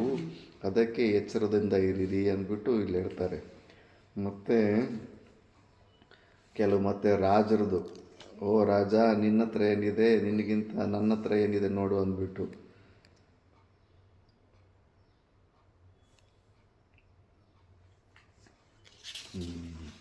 ಇದಕ್ಕಿಂತ ಇಂಪಾರ್ಟೆಂಟಾಗಿ ಮನಸ್ಸಿಗೆ ಸಮಾಧಾನ ಮಾಡ್ತಾನೆ. ಪರೇಶಾಂ ಚೇತಾಂಸಿ ಪ್ರತಿ ದಿವಸಮಾರಾಧ್ಯ ಬಹುಧಾ ಪ್ರಸಾದಂ ಕಿಂ ನೇತುಂ ವಿಶಸಿ ಹೃದಯ ಕ್ಲೇಶಕಲಿತಂ ಪ್ರಸನ್ನೇ ತ್ವಯ್ಯಂತ ಸ್ವಯಮುದಿತ ಚಿಂತಾಮಣಿಗಣೋ ವಿವಿಕ್ತ ಸಂಕಲ್ಪಃ ಕಿಮಭಿಲಷಿತಂ ಪೋಷ್ಯತಿ ನತೆ. ಪರೇಶಾಂ ಚೇತಾಂಸಿ ಪ್ರತಿ ದಿವಸ ಸಮಾರಾಧ್ಯ ಬಹುಧಾ ಪ್ರಸಾದಂ ಕಿಂ ನೇತುಂ ವಿಶಸಿ ಹೃದಯ. ಯೋಚನೆ ಮಾಡಿ, ಜೀವನ ಎಲ್ಲ ನಾವು ಯಾರನ್ನೋ ಇನ್ನೊಬ್ಬರನ್ನ ಪ್ಲೀಸ್ ಮಾಡೋದ ಕೆಲಸನೇ ಮಾಡ್ತಿರ್ತೀವಿ. ಇಲ್ಲ ತಂದೆ ತಾಯಿನ ಸಂತುಷ್ಟಪಡಿಸ್ಬೇಕಂತನೋ, ಹೆಂಡತಿ ಗಂಡನ ಸಂತುಷ್ಟಪಡಿಸ್ಬೇಕಂತ, ಗಂಡ ಹೆಂಡತಿಯನ್ನು ಸಂತುಷ್ಟಪಡಿಸ್ಬೇಕಂತ, ತಂದೆ ತಾಯಿ ಮಕ್ಕಳನ್ನು ಸಂತುಷ್ಟಪಡಿಸ್ಬೇಕಂತ, ಮಕ್ಕಳು ತಂದೆ ತಾಯಿಯನ್ನು ಇಲ್ಲ ಅವ್ರ ಮೊಮ್ಮಕ್ಕಳನ್ನ ಎಲ್ಲ ಯಾರನ್ನೋ ಅವ್ರನ್ನೋ ಇವ್ರನ್ನೋ ಸ್ವಲ್ಪ ಸಂತುಷ್ಟಿ ಇನ್ನೊಬ್ಬರ ದೃಷ್ಟಿಯಲ್ಲಿ ಒಳ್ಳೆಯವರಾಗೋ ಕೆಲಸದಲ್ಲೇ ಸಮಯ ಎಲ್ಲ ಜೀವನ ಎಲ್ಲ ವ್ಯರ್ಥ ಮಾಡ್ಕೊಂಡ್ಬಿಡ್ತಾ ಇರ್ತೀವಿ. ಯಾರನ್ನು ತೃಪ್ತಿಪಡಿಸೋದಕ್ಕಾಗೋದಿಲ್ಲ. ನೀವು ಎಷ್ಟೇ ಮಾಡಿ ಮಕ್ಳು ಕೇಳ್ತಾರೆ ನನಗೆ ಏನು ಮಾಡಿದೆ ನೀನು ಅಂತ. ನಾನೇ ಕೇಳಿದ್ದೀನಿ ಪೂರ್ವಾಶ್ರಮದಲ್ಲಿ, ಯಾರು ಅವರು ಇವ್ರು ಯಾಕೆ ಏನು ಇದೇ ಮಾತಾಡ್ಕೊಂಡು ಸ್ವಾಮೀಜಿ ಅಂತ ಮಾತು ಕೇಳಿದ್ರು ಆ ಕಾಲಕ್ಕೆ. ಹೌದು ಕೇಳ್ಬಿಡಿ. ಇರ್ಲಿಲ್ವಲ್ಲ ನಾನು ಇರಲಿಲ್ವಲ್ಲ. ಜ್ಞಾನ ಇರಲಿಲ್ಲ. ಕೊಟ್ಟಿಲ್ಲ ಅಂದ್ರೆ ಆವಾಗ ಲಾಜಿಕ್ ಹಿಂಗೆ ಇರ್ತಾ ಇತ್ತು. ನೀವು ಅದು ಮಾಡ್ಬಿಟ್ಟಿದ್ದೀವಿ ಇದು ಮಾಡ್ಬಿಟ್ಟಿದ್ದೀವಿ ಅಂದ್ರೆ ನಾವೇನು ಸುಮ್ಮನೆ ಕೂತ್ಕೊಂಡು ತಿಂತಾ ಇದೀವ? ಅಂಥದ್ದೇನಾದ್ರೂ ಮಾಡ್ಕೊಟ್ಟಿದ್ದೀರ? ನಾವು ದುಡಿಲೇಬೇಕಂತ ಪರಿಸ್ಥಿತಿನೇ ಇದೆ ಅಲ್ಲ. ನೀವು ಏನು ಮಾಡಿದ್ರೆ ಅದು ಮಾಡಿದ್ರು ಕೂಡ ನಾವೇನು ಸುಮ್ಮನೆ ಕೂತ್ಕೊಂಡು ತಿನ್ನೋ ಅಂಥದ್ದೇನು ಮಾಡಲಿಲ್ವಲ್ಲ, ಕಷ್ಟಪಡಲೇಬೇಕಾಗಿದೆ ಆ ಲಾಜಿಕಲ್ಲಿ ಹಂಗೆ ಮಾತಾಡ್ತಿದ್ದೆ.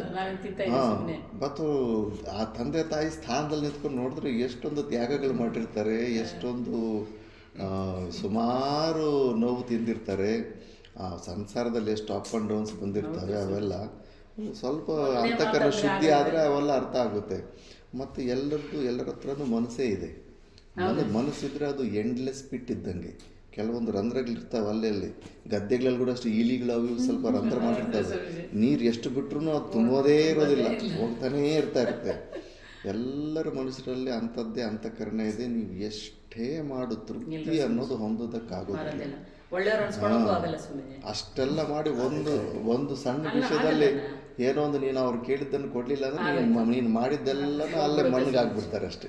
ಲೆಕ್ಕಕ್ಕೆ ಇರೋದು ಅದೇನು ನೆನಪೇ ಬರೋದಿಲ್ಲ. 99 ಒಳ್ಳೇದು ಮಾಡಿ ಒಂದೇನಾದ್ರು ಸ್ವಲ್ಪ ಹೆಚ್ಚು ಕಡಿಮೆ ಆದರೆ ಅದನ್ನೇ 99 ಔಟು. ಆ ಒಂದನ್ನೇ ಇಟ್ಕೊಂಡು ಅದನ್ನೇ ಹೈಲೈಟ್ ಮಾಡ್ಕೊಂಡು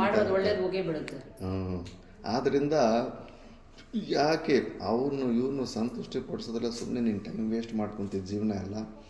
ನಿನಗೆ ನೀನು ಸಂತುಷ್ಟಿಯಾಗಿದ್ದರೆ ಸಾಕು.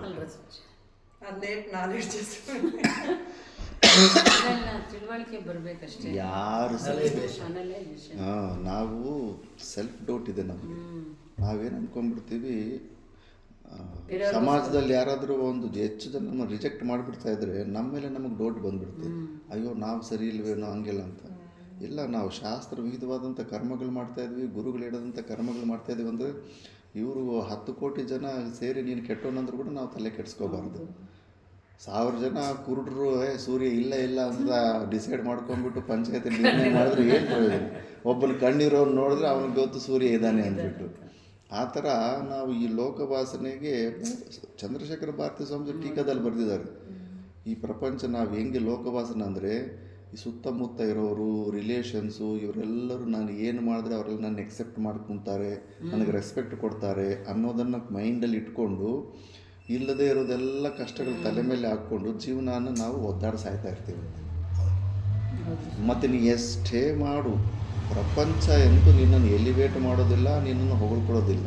ಕಾಳು ಎಳೆಯೋ ಕೆಲಸನೇ ಮಾಡ್ತಾ ಇರ್ತಾರೆ. ಆ ಸ್ಟೋರಿ ಹೇಳಿದ್ನಲ್ಲ ಡಾಂಕಿದು.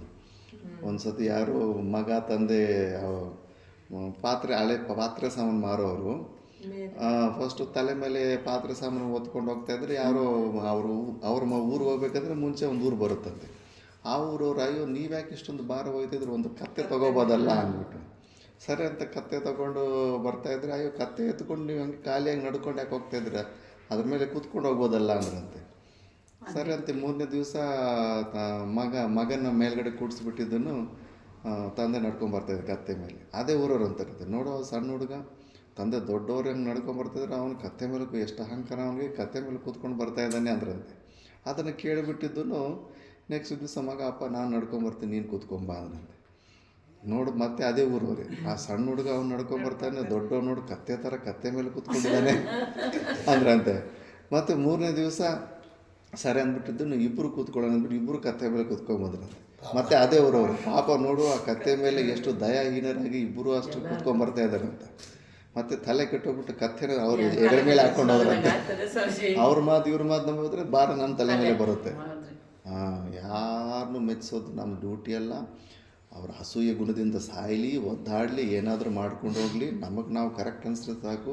ಗುರುಗಳು ಹೇಳ್ದಂಗೆ, ಶಾಸ್ತ್ರ ಹೇಳ್ದಂಗೆ ಅಂಥ ಜೀವನ ನಡೆಸ್ತಾ ಇದ್ದೀವಿ ಅಂದರೆ ಆ ಒಂದು ಸ್ಯಾಟಿಸ್ಫ್ಯಾಕ್ಷನ್ ಸಾಕು. ಇನ್ನು ಪ್ರಪಂಚ ಎಲ್ಲ ಎಷ್ಟು ರಿಜೆಕ್ಟ್ ಮಾಡಿದ್ರೆ ಅಷ್ಟು ನಮ್ಮ ಸಾಧನೆ ಹೆಚ್ಚಾಗುತ್ತೆ. ಇಲ್ಲ ಅಂದರೆ ಈಗ ನಾ ಅಂಥ ಫ್ರೆಂಡ್ಶಿಪ್ಪಲ್ಲಿ ಅಲ್ಲಿ ಟೈಮ್ ವೇಸ್ಟ್ ಮಾಡ್ಕೊತಾ ಇರ್ತೀವಿ. ಮನಸ್ಸು ಎಳೆಯುತ್ತೆ, ಮನಸ್ಸನ್ನ ಮತ್ತೆ ವಾಪಸ್ ತೊಗೊಂಡ್ಬರ್ಬೇಕು. ನೀವೇ ಯಾರೋ ಒಬ್ರು ಸ್ಟೋರಿ ಹೇಳಿದ್ರಿ, ಅವ್ರ ಫೋನ್ ಕೂಡ ಎತ್ತೋದಿಲ್ಲ, ಸೈಲೆಂಟ್ ಆಗಿರ್ತಾರೆ ಯಾರೋ ಒಬ್ಬರು. ನನ್ನ ಫ್ರೆಂಡ್ ತುಂಬ ಸಾಧಕರು ಅದನ್ನು ನೋಡಿದ್ರೆ ನಾನು ನಿಜವಾಗ್ಲೂ ಎಷ್ಟೋ ಇನ್ಸ್ಪಿರೇಷನ್ ಅದು. ನಮ್ಮದು ಸಾಧನೆ ಮಾಡ್ಕೊಂತ ಅಂಥ ಒಂದು ಸ್ಥಿತಿಗೆ ಆಗಬೇಕು. ಯಾರಿಗೂ ಸಿಗಬಾರ್ದು. ಫೋನ್ ಇದೆ ಅಂದ್ಬಿಟ್ಟು ಟಕ್ ಅಂತ ಮೆಸೇಜ್ ಅದು ಇದು ಕಟ್ಟಿ ಡಿಸ್ಟರ್ಬ್ ಮಾಡ್ತಾ ಇರ್ತಾರೆ. ಎಲ್ಲಿ ಸಿಗಬಾರ್ದು, ನಾವು ಎಲ್ಲೂ ಯಾರಿಗೂ ಯಾವ ವಿಷಯದಲ್ಲೂ ಸಿಗಬಾರ್ದು. ಸಿಗಲ್ಲ ಅವರು, ಯಾರಿಗೂ ಸಿಗಲ್ಲ. ಅವ್ರ ತಾಯಿ ಒಂದು ಮಾತು ಹೇಳಿದ್ರು, ನಮ್ಮ ತಾಯಿ ಇರೋ ತನಕ ನಾನು ಇಲ್ಲಿರ್ತೀನಿ, ಆಮೇಲಿಂದ ಇರೋದಿಲ್ಲ ಅಂತ ಹೇಳಿದ್ರು. ಅವ್ರ ತಾಯಿಗೆ 88-90 ವರ್ಷ ಗೂನ್ ಬೆಗ್ಗ ಹಾಕೊಂಡು, ಯಾಕ್ರಿ ಅವ್ರ ಕೈಲಿ ಮಾಡಿಸ್ತಾರೆ ಅಡುಗೆನ, ಏನಾದ್ರು ನೀವೇ ಮಾಡಬಾರ್ದನ್ನ. ಅವ್ರ ಕರ್ಮ ಐತೆ.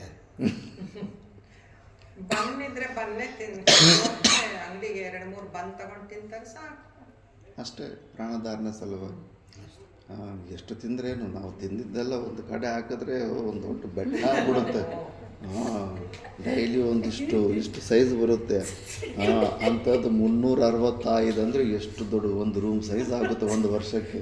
ಅಂಥದ್ದೊಂದು 100 ವರ್ಷ ಅಂದರೆ ಅದು ಹೆಚ್ಚು ಕಡಿಮೆ ಒಂದು ಸಣ್ಣ ಗುಪ್ಪೆ ಒಂದು ಬೆಟ್ಟನ ತಿಂದುಬಿಟ್ಟಿರ್ತೀವಿ. ಎಷ್ಟು ತಿಂದರೂ ಕೂಡ ಅದೇನು ತೃಪ್ತಿ ಆಗುತ್ತಾ ಆ ಥರ.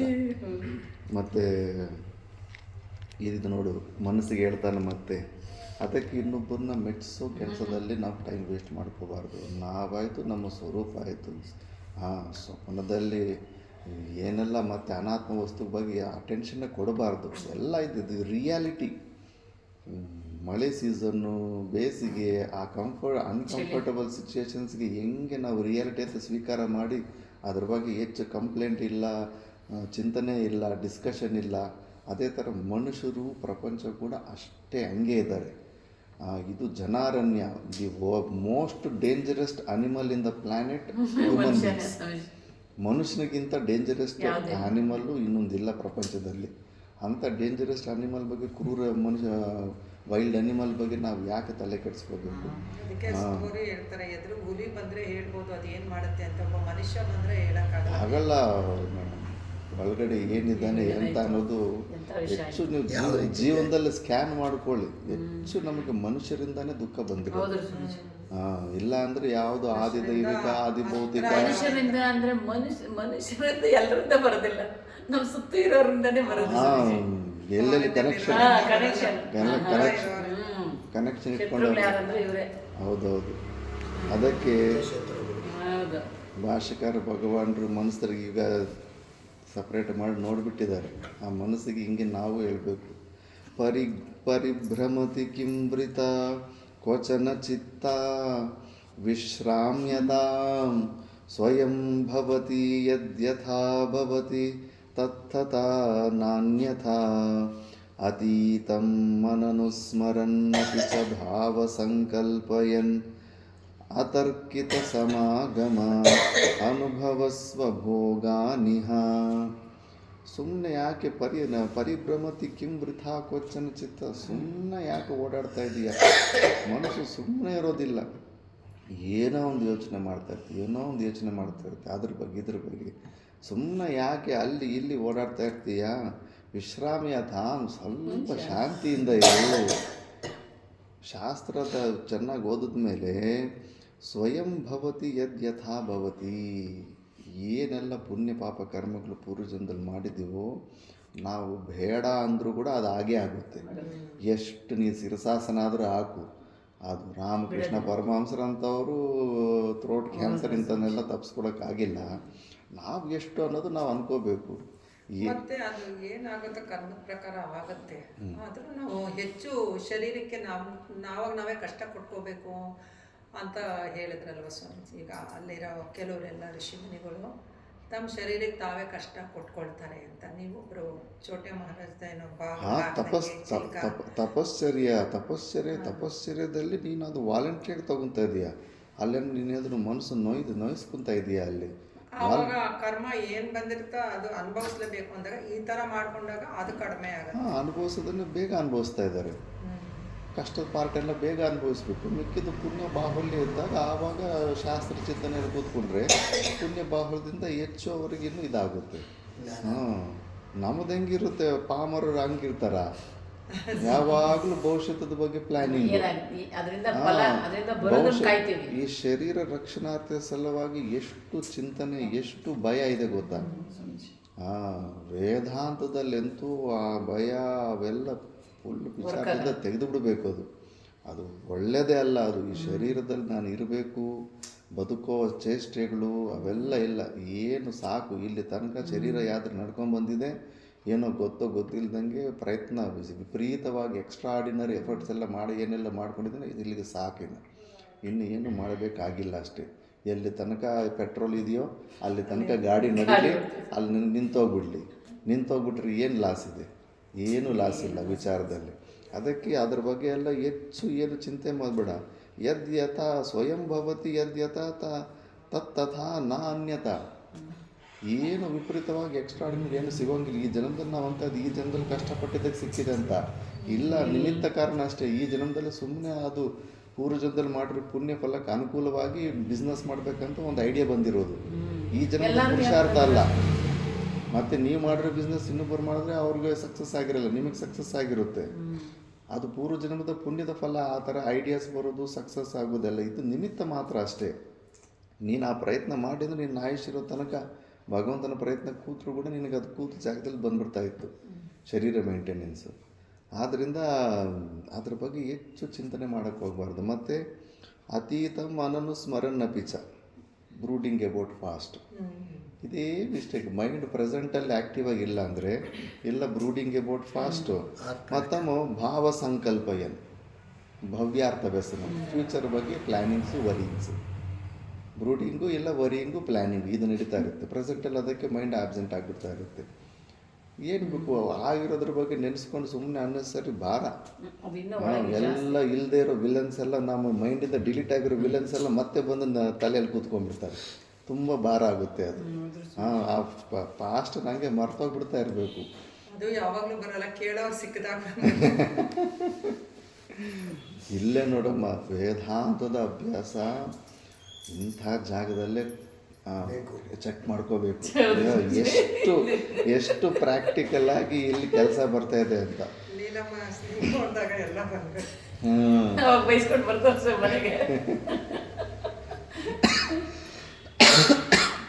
ಇವೆರಡು ಮಾಡ್ತಾ ಇರುತ್ತೆ. ಅದಕ್ಕೆ ಅದನ್ನು ಬಿಟ್ಬಿಡ್ಬೇಕು, ಮನಸ್ಸಿಗೆ ಹೇಳ್ಬೇಕು, ಇದನ್ನು ಬಿಟ್ಬಿಡು. ಅತರ್ಕಿತ ಸಮಾಗಮ.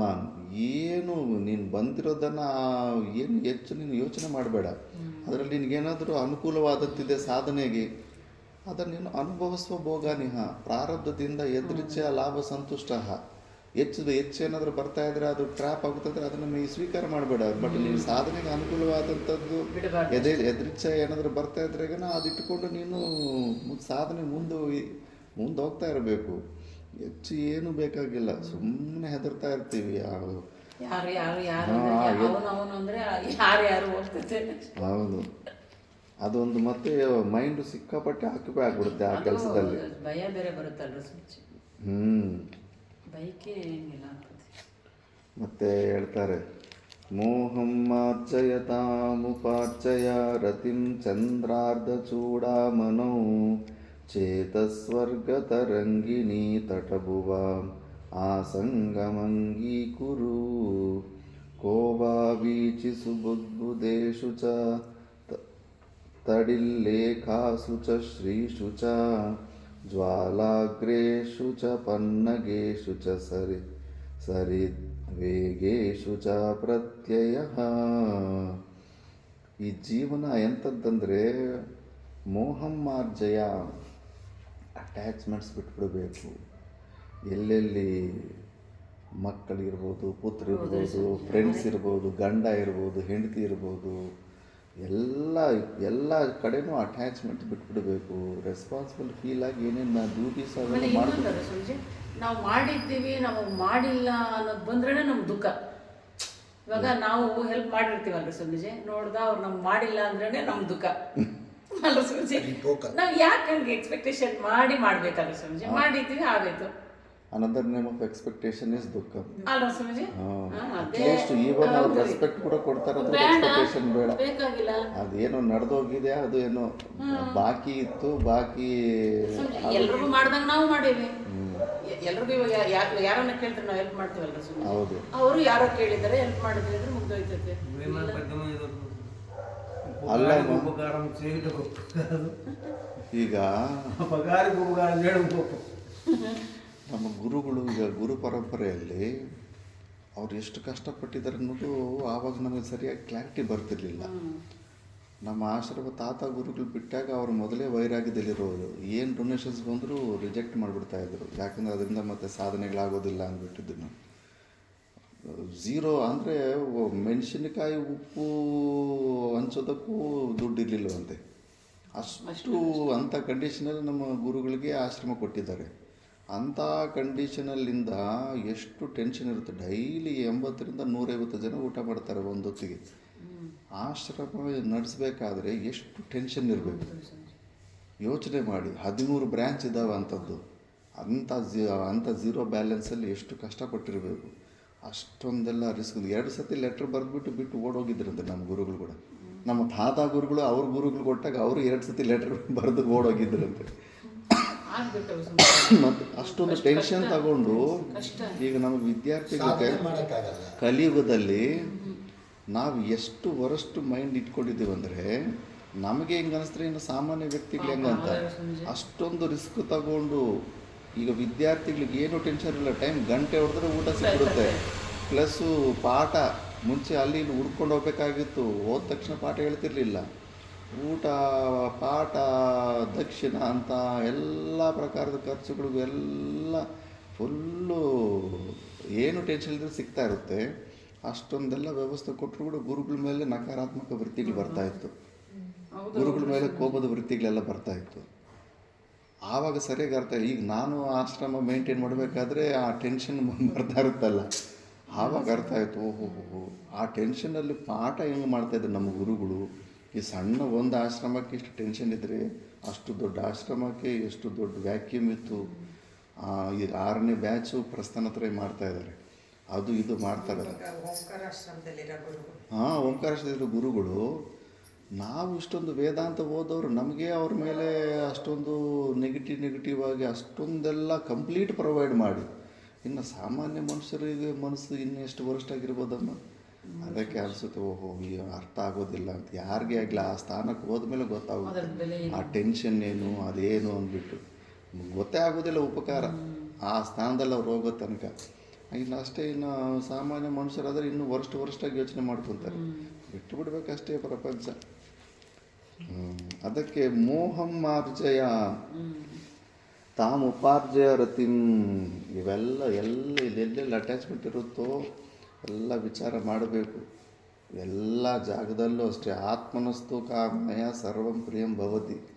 ಈ ಒಂದು ಚೆನ್ನಾಗಿ ತಿಳ್ಕೊಂಡಿರಬೇಕು. ಎಲ್ಲ ಋಣಾನುಬಂಧದಿಂದ ಎಲ್ಲ ಸೇರ್ಕೊಂಡಿದ್ದೀವಿ. ಏನು ಕೊಡೋದು ತಗೊಳ್ಳೋದು ಬ್ಯಾಲೆನ್ಸ್ ಇದೆ. ಆ ಬ್ಯಾಲೆನ್ಸ್ ಇಟ್ಟು 0 ಆಗೋ ತನಕ ಜೊತೇಲಿ ಇರ್ತೀವಿ. ಅದಾದಮೇಲೆ ಬ್ಯಾಲೆನ್ಸ್ ಶೀಟ್ ಟ್ಯಾಲಿ ಆದಮೇಲೆ ನೀವ್ಯಾರೋ ನಾವ್ಯಾರೋ ಅಷ್ಟೇ. ಅಷ್ಟು ಮಾತ್ರಕ್ಕೆ ಇರಬೇಕು. ಅದು ಬಿಟ್ಟು ಪುತ್ರೋ ನಷ್ಟ ಅಹಂ ನಷ್ಟಗ. ಅವ್ರಿಗೆ ಸುಖ ದುಃಖಗಳು ಮತ್ತು ಅವು ಬಂದು ನಮ್ಮ ಈಗೊಂದು ಟ್ರಿಕ್ ಮಾಡೋದು, ಇವೆಲ್ಲ ಓವರ್ ಅಟ್ಯಾಚ್ಮೆಂಟು. ಯಾರ್ಯಾರು ಅವ್ರವ್ರ ಪುಣ್ಯ ಪಾಪ ಕರ್ಮಗಳೆಲ್ಲ ಅವ್ರು ತೊಗೊಂಬಂದಿರ್ತಾರೆ, ಅವ್ರವ್ರು ಅನುಭವಿಸ್ಬೇಕು. ಇವಾಗ ನೀವು ಕಷ್ಟ ದುಃಖಗಳು ಪಡ್ತಾ ಇದ್ದಾರೆ, ನಿಮಗೆ ಜನ್ಮ ಕೊಟ್ಟವ್ರು ಈಗಿದ್ದಾರಾ? ನಿಮಗೂ ಅವ್ರಿಗೂ ಸಂಬಂಧನೇ ಇಲ್ಲ. ಇವಾಗ ಆ ತಂದೆ ತಾಯಿ ಕೂಡ ಅವ್ರ ಪೂರ್ವಜರನ್ನ ತೊಗೊಂಡು ಬಂದು ಇಲ್ಲೇ ಎಲ್ಲ ಪಕ್ಕದ ಮನೆಯಲ್ಲಿ ಅಲ್ಲೆಲ್ಲ ಮೊಮ್ಮಕ್ಕಳು ಯಾರೋ ಸಣ್ಣ ಮಕ್ಕಳು ಬಂದಿರ್ಬೋದು. ಅವ್ರು ಕೂಡ ಏನೋ ಕಷ್ಟಗಳ ಪಾಲಾಗಿರ್ಬೋದು, ಪಾವರ್ಟಿಲಿರ್ಬೋದು. ಅವ್ರ ಬಗ್ಗೆ ಏನಾದ್ರು ಚಿಂತೆ ಇದೆ ನಿಮಗೆ? ಯಾಕೆ ಅವ್ರ ಬಗ್ಗೆ? ಹಾಂ, ಯಾರು ತಾತ ಮುತ್ತಾತಂದ್ರೆ ಅಲ್ಲಿ ಇಲ್ಲಿ ಬಂದಿರ್ಬೋದಲ್ಲ, ಅವ್ರ ಬಗ್ಗೆ ಏನಾದರೂ ಚಿಂತೆ ಇದೆಯಾ? ಅಷ್ಟೇನಾ? ಆಗೋಯ್ತಾ? ಕನೆಕ್ಷನ್ ಆಗೋಯ್ತಾ? ಇದು ಕೂಡ ಯಾವತ್ತೋ ಒಂದು ದಿವಸ ಈಗಿರೋ ಸಂಬಂಧ ಕೂಡ ಹಂಗೆ ಆಗುತ್ತಲ್ಲ. ಮತ್ತು ಇವ್ರು ಯಾರು, ಅವ್ರು ಯಾರು, ನಾವ್ಯಾರು, ನೀವ್ಯಾರು ಇಷ್ಟೇ. ಮತ್ತು ಯಾರು ಸಿಗೋದಿಲ್ಲ ಅಷ್ಟೇ. ಮತ್ತು ಋಣಾನುಬಂಧಕ್ಕೆ ಸಂಬಂಧ ಬಂದಿದೆ, ಆ ಸಂಬಂಧಕ್ಕೆ ಅಷ್ಟು ಮಾತ್ರ. ಹಾಂ, ಪ್ರತಿಯೊಂದು ಅವ್ರ ಫ್ಯೂಚರ್ ಬಗ್ಗೆ, ಅವರು ಇದ್ರ ಬಗ್ಗೆ ಎಲ್ಲ ತಲೆಯಲ್ಲಿ ಹಾಕ್ಕೊಂಡು ನಮ್ಮ ಈ ಒಬ್ಬರ ಜೀವನದ ಶರೀರದ್ದೇ ಪ್ರಾಬ್ಲಮ್ಸ್ ಇಷ್ಟು ಇರ್ತಾವೆ. ಅದ್ರ ಪ್ಲಸ್ದಾಗ ಅವ್ರದ್ದು ಇವ್ರದ್ದು ಎಲ್ಲ ಹಾಡು ಹಾಕ್ಕೊಂಡು ತಲೆ ಮೇಲೆ ಹಾಕ್ಕೊಂಡ್ರೆ ತುಂಬ ಭಾರ ಆಗಿಬಿಡುತ್ತೆ. ಗೊತ್ತಿಲ್ದಂಗೆ ಅವೆಲ್ಲ ವ್ಯಾಮೋಹಗಳು ವೇದಾಂತನೇ ಸಾಯಿಸ್ಬಿಡ್ತವೆ, ಎಳ್ಕೊಂಡು ಹೋಗ್ತಾ ಇರ್ತಾವೆ ಆ ಕಡೆ. ಅದಕ್ಕೆ ಮೋಹಂ ಮಾರ್ಜಯ ಎಲ್ಲ ಜಾಗದಲ್ಲಿ ತಕ್ಕೊಂಬಿಡು. ಅದೇನೋ ಅವ್ರ ಬಗ್ಗೆ ನಾವು ಇನ್ವೆಸ್ಟ್ ಮಾಡಿರೋಂಥ ಸಮಯನ ಅವ್ರ ಬಗ್ಗೆ ನಮಗೆ ಇಷ್ಟವಾದಂಥ ವ್ಯಕ್ತಿಗಳ ಬಗ್ಗೆ ಅವರ ಒಳ್ಳೆಯದ ಸಲುವಾಗಿ ನಾವು ಕೊಟ್ಟಿರೋಂಥ ಸಮಯ, ಆ ಸಮಯದಲ್ಲಿ ಒಂದು 10% ಭಗವಂತನ ಕೈ ಕೊಟ್ಟರೆ ಸಾಕು, ಮೋಕ್ಷನೇ ಸಿಗ್ಬಿಡುತ್ತೆ. ಸರಿ ಸರಿ. ವಿಶ್ವಾಸ, ಅಷ್ಟು ವಿಶ್ವಾಸ ಸ್ವಾಮೀಜಿ, 10% ವಿಶ್ವಾಸ ಜನಗಳ ಮೇಲೆ ವಿಶ್ವಾಸ, ದೇವ್ರ ಮೇಲೆ ವಿಶ್ವಾಸ ಅಲ್ಲ, ಕೇವಲ ಅವ್ರ ಬಗ್ಗೆ ಚಿಂತನೆ. ನಾವು ನಮ್ಮೂರಂತ ಯಾರ ಬಗ್ಗೆ ಎಲ್ಲ ಚಿಂತನೆ, ಎಷ್ಟು ಟೈಮ್ ಚಿಂತನೆ ಮಾಡಿರ್ತೀವಿ, ಎಷ್ಟು ಟೈಮ್ ವೇಸ್ಟ್ ಮಾಡ್ಕೊಂಡು, ಅದ್ರಲ್ಲಿ ಒಂದು 5% 10% ಭಗವಂತನ ಬಗ್ಗೆ ಅಷ್ಟು ಚಿಂತನೆ ಮಾಡಿದ್ರೆ ಮೋಕ್ಷನೇ ಸಿಗ್ಬಿಡುತ್ತೆ. ಅಷ್ಟು ಡೀಪ್ ಆಗಿ. ಅದಕ್ಕೆ ಚಂದ್ರಚೂಡಾಮನು, ಆ ಚಂದ್ರಚೂಡ ಪರಮೇಶ್ವರನ್ನ ನೀವು ಚೆನ್ನಾಗಿ ಸ್ಮರಣೆ ಮಾಡ್ಕೊಳ್ಳಿ. ಮತ್ತು ಇವೆಲ್ಲ ಅದು ಚಂದ್ರಚೂಡಾಗ ಮೊನ್ನೆನೂ ಏನೋ ಹೇಳಿದ್ರಿ, ಏನದು ಮೀನಿಂಗ್ ಹೇಳಿ, ಚಂದ್ರನ್ ತರಿಸಿರ್ತಾನೆ ಶಿವ, ಅದಕ್ಕೆ ಏನೋ ಹೇಳಿದ್ರಿ. ಹೆಸರಲ್ಲ, ಅದು ಚಂದ್ರನಿಗೆ ಶಾಪಗ್ರಸ್ತನಾಗಿರ್ತಾನಲ್ಲ, ಶಾಪಗ್ರಸ್ತನಾದ ಮೇಲೆ ಅದು ತಲೆ ಮೇಲೆ ಸ್ವೀಕಾರ ಮಾಡಿರ್ತಾನೆ. ವೇದಾಂತಕ್ಕೆ ಏನೋ ಕನೆಕ್ಟ್ ಮಾಡಿ ಮೊನ್ನೆ ಹೇಳಿದ್ರಿ, ಅದು ಗ್ರಾಸ್ಪ್ ಆಗಲಿಲ್ಲ ಅವತ್ತು. ಹೌದಾ? ಗೊತ್ತಿಲ್ಲ, ಗೊತ್ತು, ನೋಡೋಣ ಬಿಡಿ, ಅದು ನೆನಪು ಬಂದಾಗ ಅದು ಹೇಳೋಣ. ಸರಿ ಸರಿ. ಅದಕ್ಕೆ ಇವನ್ನೆಲ್ಲ ಬಿಟ್ಟುಬಿಟ್ಟದ್ದು ನಮ್ಮ ಮನಸ್ಸು ಈ ಅಶಾಶ್ವವಾದ ಚಂಚಲವಾದಂಥ ಈ ಸಂಪತ್ತು, ಈ ಪ್ರೀತಿಗಳು, ಈ ಕಡೆಯಿಂದ ಮನಸ್ಸನ್ನು ತೆಕ್ಕೊಂಡ್ಬಿಟ್ರೆ ಅದು ಆ ಮನಸ್ಸು ಒಬ್ಬ ಭಗವಂತನ ಮೇಲೆ ಬಿಡ್ಬೋದು. ಇವೇ ಆಕ್ಯುಪೈ ಮಾಡಿಬಿಡ್ತಾಯಿತ್ತು ಬೆಳಗ್ಗೆಯಿಂದ ಸಾಯಂಕಾಲ ತನಕ. ಒಂದೇನಾದರೂ ರೆಕಾರ್ಡಿಂಗ್ ಮಿಷಿನ್ ಇದ್ದಿದ್ರೆ ಗೊತ್ತಾಗುತ್ತೆ ಭಗವಂತನ ಬಗ್ಗೆ ಎಷ್ಟು ಚಿಂತನೆ ಮಾಡಿದ್ದೀವಿ, ಪ್ರಪಂಚದ ಬಗ್ಗೆ ಎಷ್ಟು ಚಿಂತನೆ ಮಾಡಿದ್ದೀವಿ ಅಂದ್ಬಿಟ್ಟು. ಪ್ರಪಂಚದ ಬಗ್ಗೆ ಚಿಂತನೆ ಮಾಡಿದ್ದು ರೆಡ್ ಕಲರಲ್ಲಿ ತೋರಿಸೋ ಥರ, ಭಗವಂತನ ಕಡೆ ಚಿಂತನೆ ಮಾಡಿದ್ದು ಗ್ರೀನ್ ಕಲರಲ್ಲಿ ತೋರಿಸೋ ಥರ ಒಂದು ಮಿಷಿನ್ ಇರಬೇಕು. ಆವಾಗ ಗೊತ್ತಾಗುತ್ತೆ, ಫುಲ್ಲು ರೆಡ್ಡೇ ಇರುತ್ತೆ. ಅವೆಲ್ಲ ಅದಕ್ಕೆ ಬಿಟ್ಟು ಆ ಪರಮಾತ್ಮನ ಮೇಲೆ ಇನ್ವೆಸ್ಟ್ ಮಾಡಿದ್ರೆ ತಪ್ಪದಿರ ನಮಗೆ ಆ ಸ್ವರೂಪ ಆನಂದ ಸಿಗುತ್ತೆ ಅಂತಾರೆ. ಮತ್ತು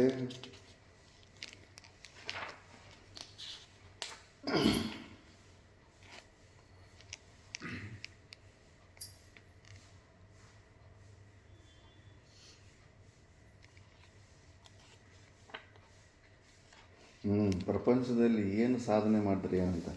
ಪ್ರಾಪ್ತ ಶ್ರಿಯಸ್ ಸಕಲ ಕಾಮ ದುಗಾಸ್ತತಃ ಕಿಂ ನ್ಯಸ್ತಂ ಪದಂ ಶಿರಸಿ ವಿದ್ವಿಷತಾಂ ತತಃ ಕಿಂ ಸಂಪಾದಿತಾ ಪ್ರಣಯಿನೋ ವಿಭವೈಸ್ತತಃ ಕಿಂ ಕಲ್ಪಂ ಸ್ಥಿತಾಸ್ತನುವೃತಾಂ ತನವಸ್ತತಃ ಕಿಂ.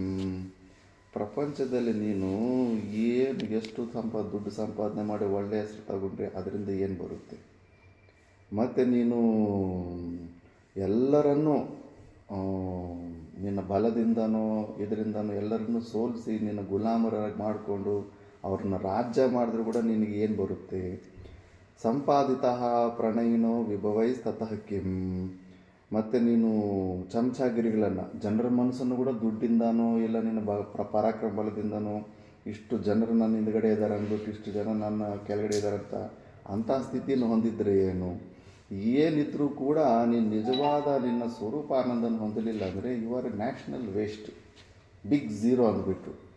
ನಾವು ಇಂಥ ಪ್ರಪಂಚದಲ್ಲಿ ಏನೋ ಒಂದು ಸ್ವಲ್ಪ ಮಿಕ್ಕಿದವ್ರಿಗಿಂತ ಸ್ವಲ್ಪ ಏನಾದರೂ ಹೊಂದ್ಬಿಟ್ರೆ ಏನೋ ಬೆಟರ್ ಲೈಫ್ ಜೀವನ ಮಾಡಿಬಿಟ್ಟಿದ್ದೀವಿ ಅಂತ ಒಂದು ಫೀಲಿಂಗ್ ಬರ್ತಾ ಇರುತ್ತೆ. ಅವೆಲ್ಲ ಕೂಡ ನ್ಯಾಷನಲ್ ವೇಸ್ಟ್ ಆಗುತ್ತೆ.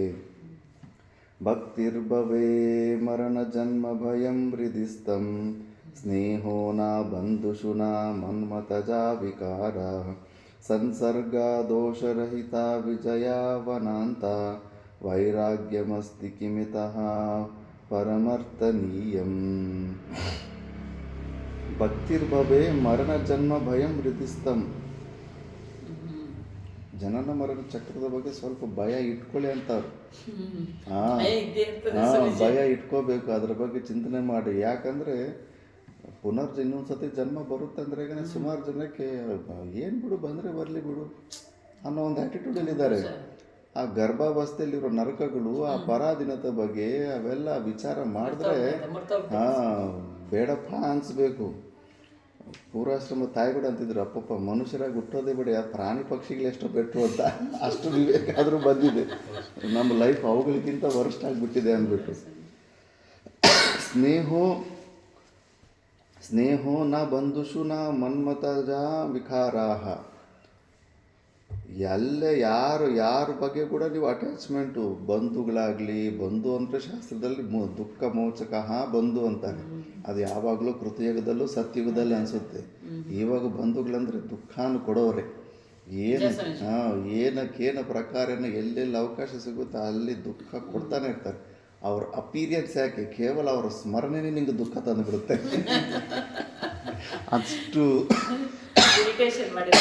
ಅಷ್ಟು ಇರಿಟೇಟ್ ಮಾಡಿರ್ತಾರೆ.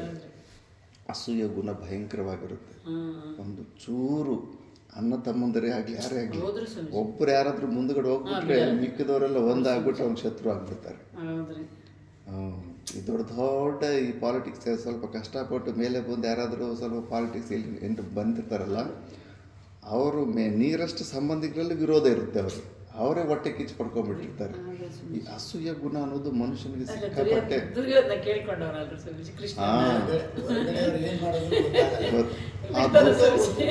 ಅದು ಇಂದ್ರಪ್ರಸ್ಥದಲ್ಲಿ ಅದು ಮಾಯಾಸಭಾ ಮಾಡಿ ನಡೆಯುತ್ತಲ್ಲ, ಅಷ್ಟೊಂದು ಎಂಥ ಪ್ರೋಟೀನ್ ರಿಚ್ ಫುಡ್ಡು ಎಷ್ಟೊಂದು ವೈಭವದಿಂದ ನಡೆದಿರುತ್ತೋ ಅವೆಲ್ಲ ನೋಡಿ ನೋಡಿ ದುರ್ಯೋಧನ ಸಣ್ಣಗಾಗ್ಬಿಟ್ಟಿರ್ತಾನೆ.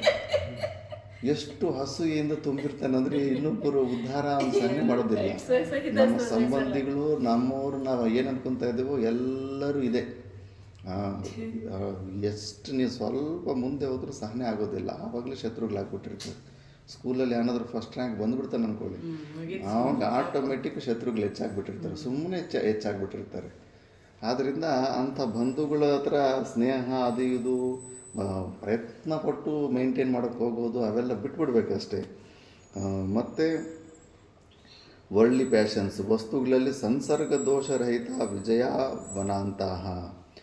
ಮತ್ತು ಅದಕ್ಕೆ ವೈರಾಗ್ಯಮಸ್ತಿ ಕಿಮಿತಃ ಪರಮರ್ಥನೀಯಂ ಅಂತ. ಒಂದು ವೈರಾಗ್ಯ ಬಿಟ್ಟರೆ ಈ ಪ್ರಪಂಚದಲ್ಲಿ ಏನು ಯೂಸ್ ಆಗುವಂಥದ್ದು ಒಂದು ವಸ್ತು ಇಲ್ಲ. ಎಲ್ಲ ವಸ್ತುಗಳು ಮುಂಚಿನ ಬಂದಿದ್ದ ಶ್ಲೋಕ ಎಲ್ಲ ನಮಗೆ ತೊಂದರೆ ಕೊಡೋದು, ನಮಗೆ ದುಃಖ ಕೊಡೋದು, ನಮ್ಮನ್ನು ಭಯ ಕೊಡೋವಂಥ ವಸ್ತುಗಳು. ಅದಕ್ಕೆ ಇವೆಲ್ಲರ ಬಗ್ಗೆ ನೀನು ವೈರಾಗ್ಯನ ಹೊಂದಿಬಿಡು ಅಂದ್ಬಿಡ್ತಾರೆ. ಮತ್ತು ಮನಸ್ಸು ಇದು ಒಂದೊಂದು ಸತಿ ಪಾತಾಳಕ್ಕೆ ತಗೊಂಡು ಹೋಗ್ತಾ ಇರುತ್ತೆ ಅಂದ್ಬಿಟ್ಟು,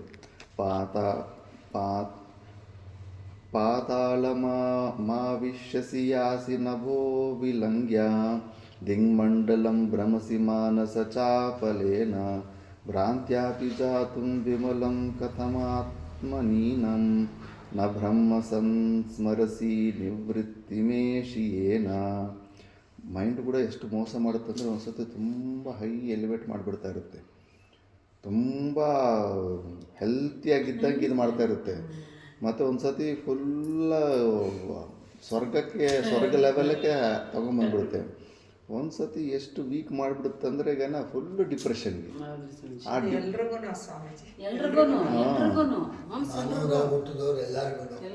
ಒಂದೊಂದು ಸತಿ ಅನಿಸ್ತಾ ಇರುತ್ತೆ, ಹೊರಗಡೆ 1,000 ಜನಕ್ಕೆ ನಾವು ಬುದ್ಧಿವಾದ ಹೇಳ್ತಾ ಇರ್ತೀವಿ. ಪ್ರಾಕ್ಟಿಕಲಾಗಿ ಒಂದು ಸತಿ ನೋಡ್ತೀವಿ, ಒಂದು ಸೀನ್ ನಡೆದೋಗ್ಬಿಟ್ಟಿರುತ್ತೆ, ಅಯ್ಯೋ ಇಷ್ಟು ಜನಕ್ಕೆ ಬುದ್ಧಿವಾದ ಹೇಳ್ತೀನಿ, ನಾನು ಹೆಂಗಿದ್ದಕ್ಕೆ ಬಲಿ ಆಗಿಬಿಟ್ಟೆ ಅಂದ್ಬಿಟ್ಟು ಸಡನ್ನಾಗಿ ಡಿಪ್ರೆಷನ್ ತಗೊಂಡು ಹೋಗ್ಬಿಡ್ತಾ ಇರುತ್ತೆ. ಅದಕ್ಕೆ ಭ್ರಾಂತ್ಯಾಪಿ ಜಾತಂ ವಿಮಲಂ ಕಥಂ ಆತ್ಮನೀನಂ ನಾ ಬ್ರಹ್ಮ ಸಂಸ್ಮರಿಸಿ ನಿವೃತ್ತ ಮೇಷಯೇನ. ಎಲ್ಲವೂ ಮೇಲೆ ಕೆಳಗಡೆ ಇವೆಲ್ಲವೂ ಕರ್ಕೊಂಡು ಹೋಗ್ತಾ ಇರುತ್ತೆ. ಬ್ರಹ್ಮನಲ್ಲಿ ಮಾತ್ರ ಅದು ಸ್ಥಿರವಾಗೋದಿಲ್ಲ. ಆ ಮನಸ್ಸನ್ನು ನಾವು ಇಟ್ಕೊಂಡು ಹೋದ್ರೆ ಈಗ ಹಂಗೆ ಮುಳುಗಿಸ್ತಾ ಇರುತ್ತೆ ಅಷ್ಟೇ. ಕ್ರ್ಯಾಕ್ ಜಾಗ ಬಿಸ್ಕೆಟ್ ಥರ ಸುಖ ದುಃಖಗಳು ಕೊಟ್ಟುಬಿಟ್ಟು ನಮ್ಮನ್ನು ಈ ಕಡೆ ಬರೆದಿರನ್ನ ಮಾಡಿಸ್ತಾ ಇರುತ್ತೆ. ಅಂಥ ಮನಸ್ಸನ್ನು ನಾವು ಬಿಟ್ಬಿಡಬೇಕು.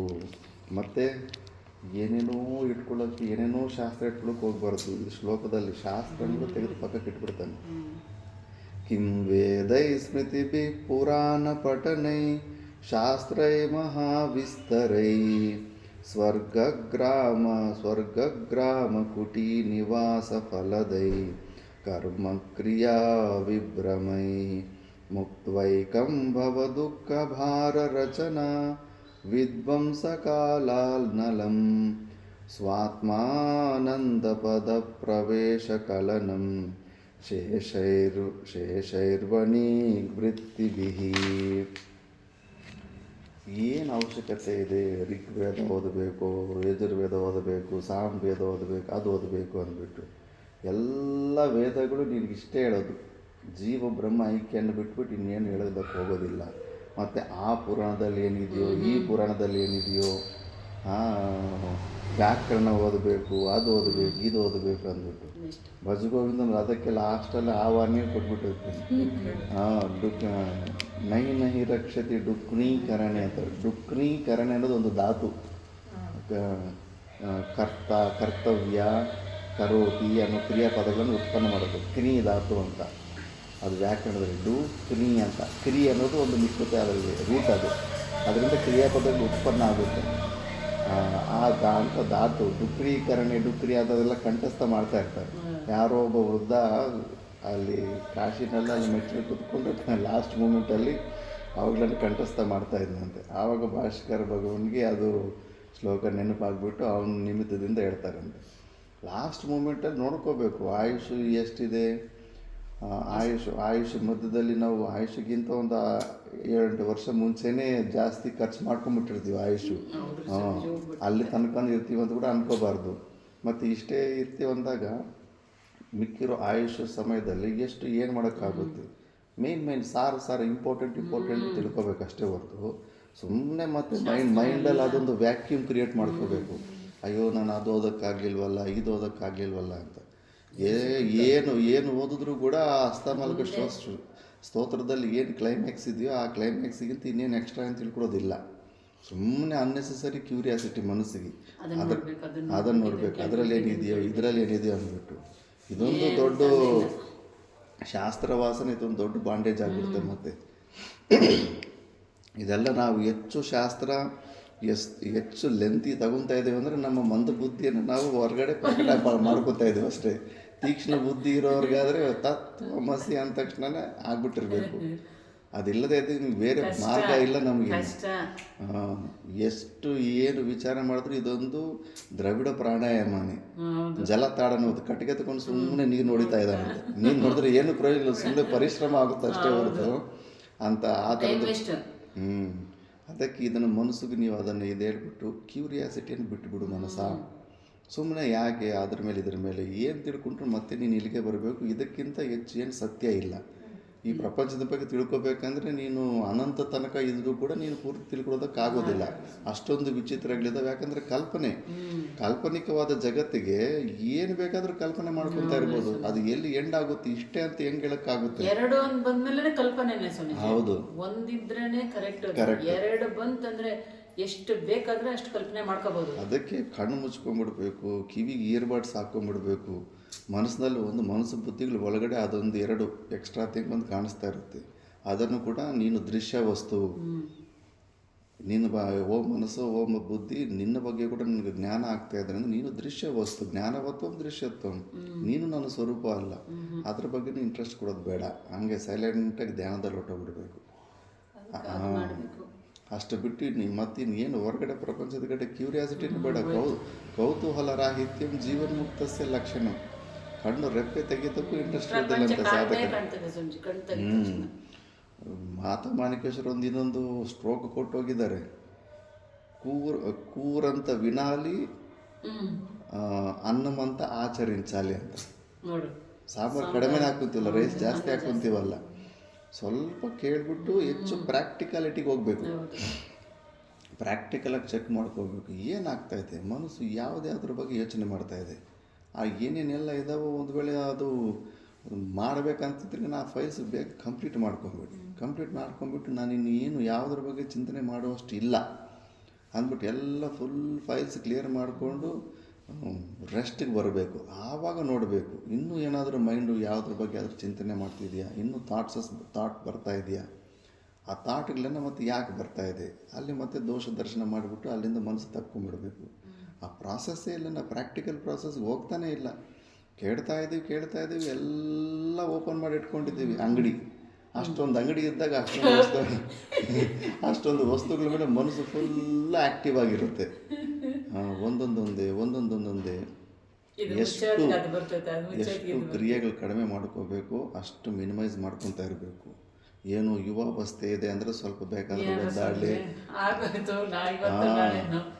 ಈಗಲೇ ಪರಿಸ್ಥಿತಿಗಳು ಕೂತ್ಕೊಂಡ್ರೆ ಅದೆಲ್ಲ ಕಲಿತಲ್ಲ, ಮೊಣಕಾಲು ನೋವು, ಒಂದಾದ್ಮೇಲೆ ಒಂದು ರೋಗ, ಪರಿಚಯಂತಿ ಶತ್ರುಗಳ ಥರ ಅಟ್ಯಾಕ್ ಮಾಡ್ತಾನೆ ಇರ್ತವೆ. ಹೌದ್ರಿ. ಒಂದೊಂದು ಸತಿ ಹೆಲ್ತು ಸ್ವಲ್ಪ ಡೀಪಾಗಿ ಬಂದ್ರೆ ನಾವು ಚಿಂತನೆ ಮಾಡೋಕ್ಕಾಗಲ್ಲ. ಬರೋದಿಲ್ಲ. ಹೌದ್ರಿ ಸ್ವಾಮೀಜಿ. ಚಿಂತನೆ ಮಾಡೋಕ್ಕೆ ಕೂಡ ಕೆಪಾಸಿಟಿ ಇರೋದಿಲ್ಲ, ಆ ಥರ ಬಂದ್ಬಿಡುತ್ತೆ. ಹೋಗ್ಬಿಡ್ತೈತೆ ಅದು. ಅದಕ್ಕೆ ಎಲ್ಲ ಸೈಲೆಂಟಾಗಿ ಕೂತ್ಕೊಂಡು ಸೈಲೆಂಟಾಗಿ ಮೆಡಿಟೇಷನಲ್ಲಿ ಕೂತ್ಕೊಂಡ್ಬಿಡ್ಬೇಕು. ಏನಾಗ್ತಾ ಇದೆ ಇನ್ನು, ಯಾಕೆ ಮನಸ್ಸು ಯಾಕೆ ಸೈಲೆಂಟ್ ಆಗ್ತಾ ಇಲ್ಲ, ಪ್ರಾಬ್ಲಮ್ ಏನು, ಮನಸ್ಸಿಗೆ ಇನ್ನೂ ಈ ಪ್ರಪಂಚದಲ್ಲಿ ಎಲ್ಲೆಲ್ಲೇ ಅಟ್ರಾಕ್ಷನ್ ಇದೆ, ಯಾವುದ್ಯಾವುದ್ರ ಬಗ್ಗೆ ಚಿಂತನೆ ಮಾಡ್ತಾ ಇದೆ, ಅವೆಲ್ಲ ಸ್ವಲ್ಪ ನೋಟ್ ಮಾಡಿಕೊಂಡು ವಿಚಾರ ಮಾಡಿಕೊಂಡು ಚೆನ್ನಾಗಿ ಈ ಥರ ಕನ್ವಿನ್ಸ್ ಮಾಡ್ಕೋಬೇಕು ಮನಸ್ಸನ್ನು ಕೂತ್ಕೊಂಡು, ಏನು ಇದ್ರ ಬಗ್ಗೆ ಅಂದ್ಬಿಟ್ಟಿದ್ದೀನಿ. ಶಾಂತಿ ಅಂದ್ರೆ ಅದೇ ಶಾಂತಿ.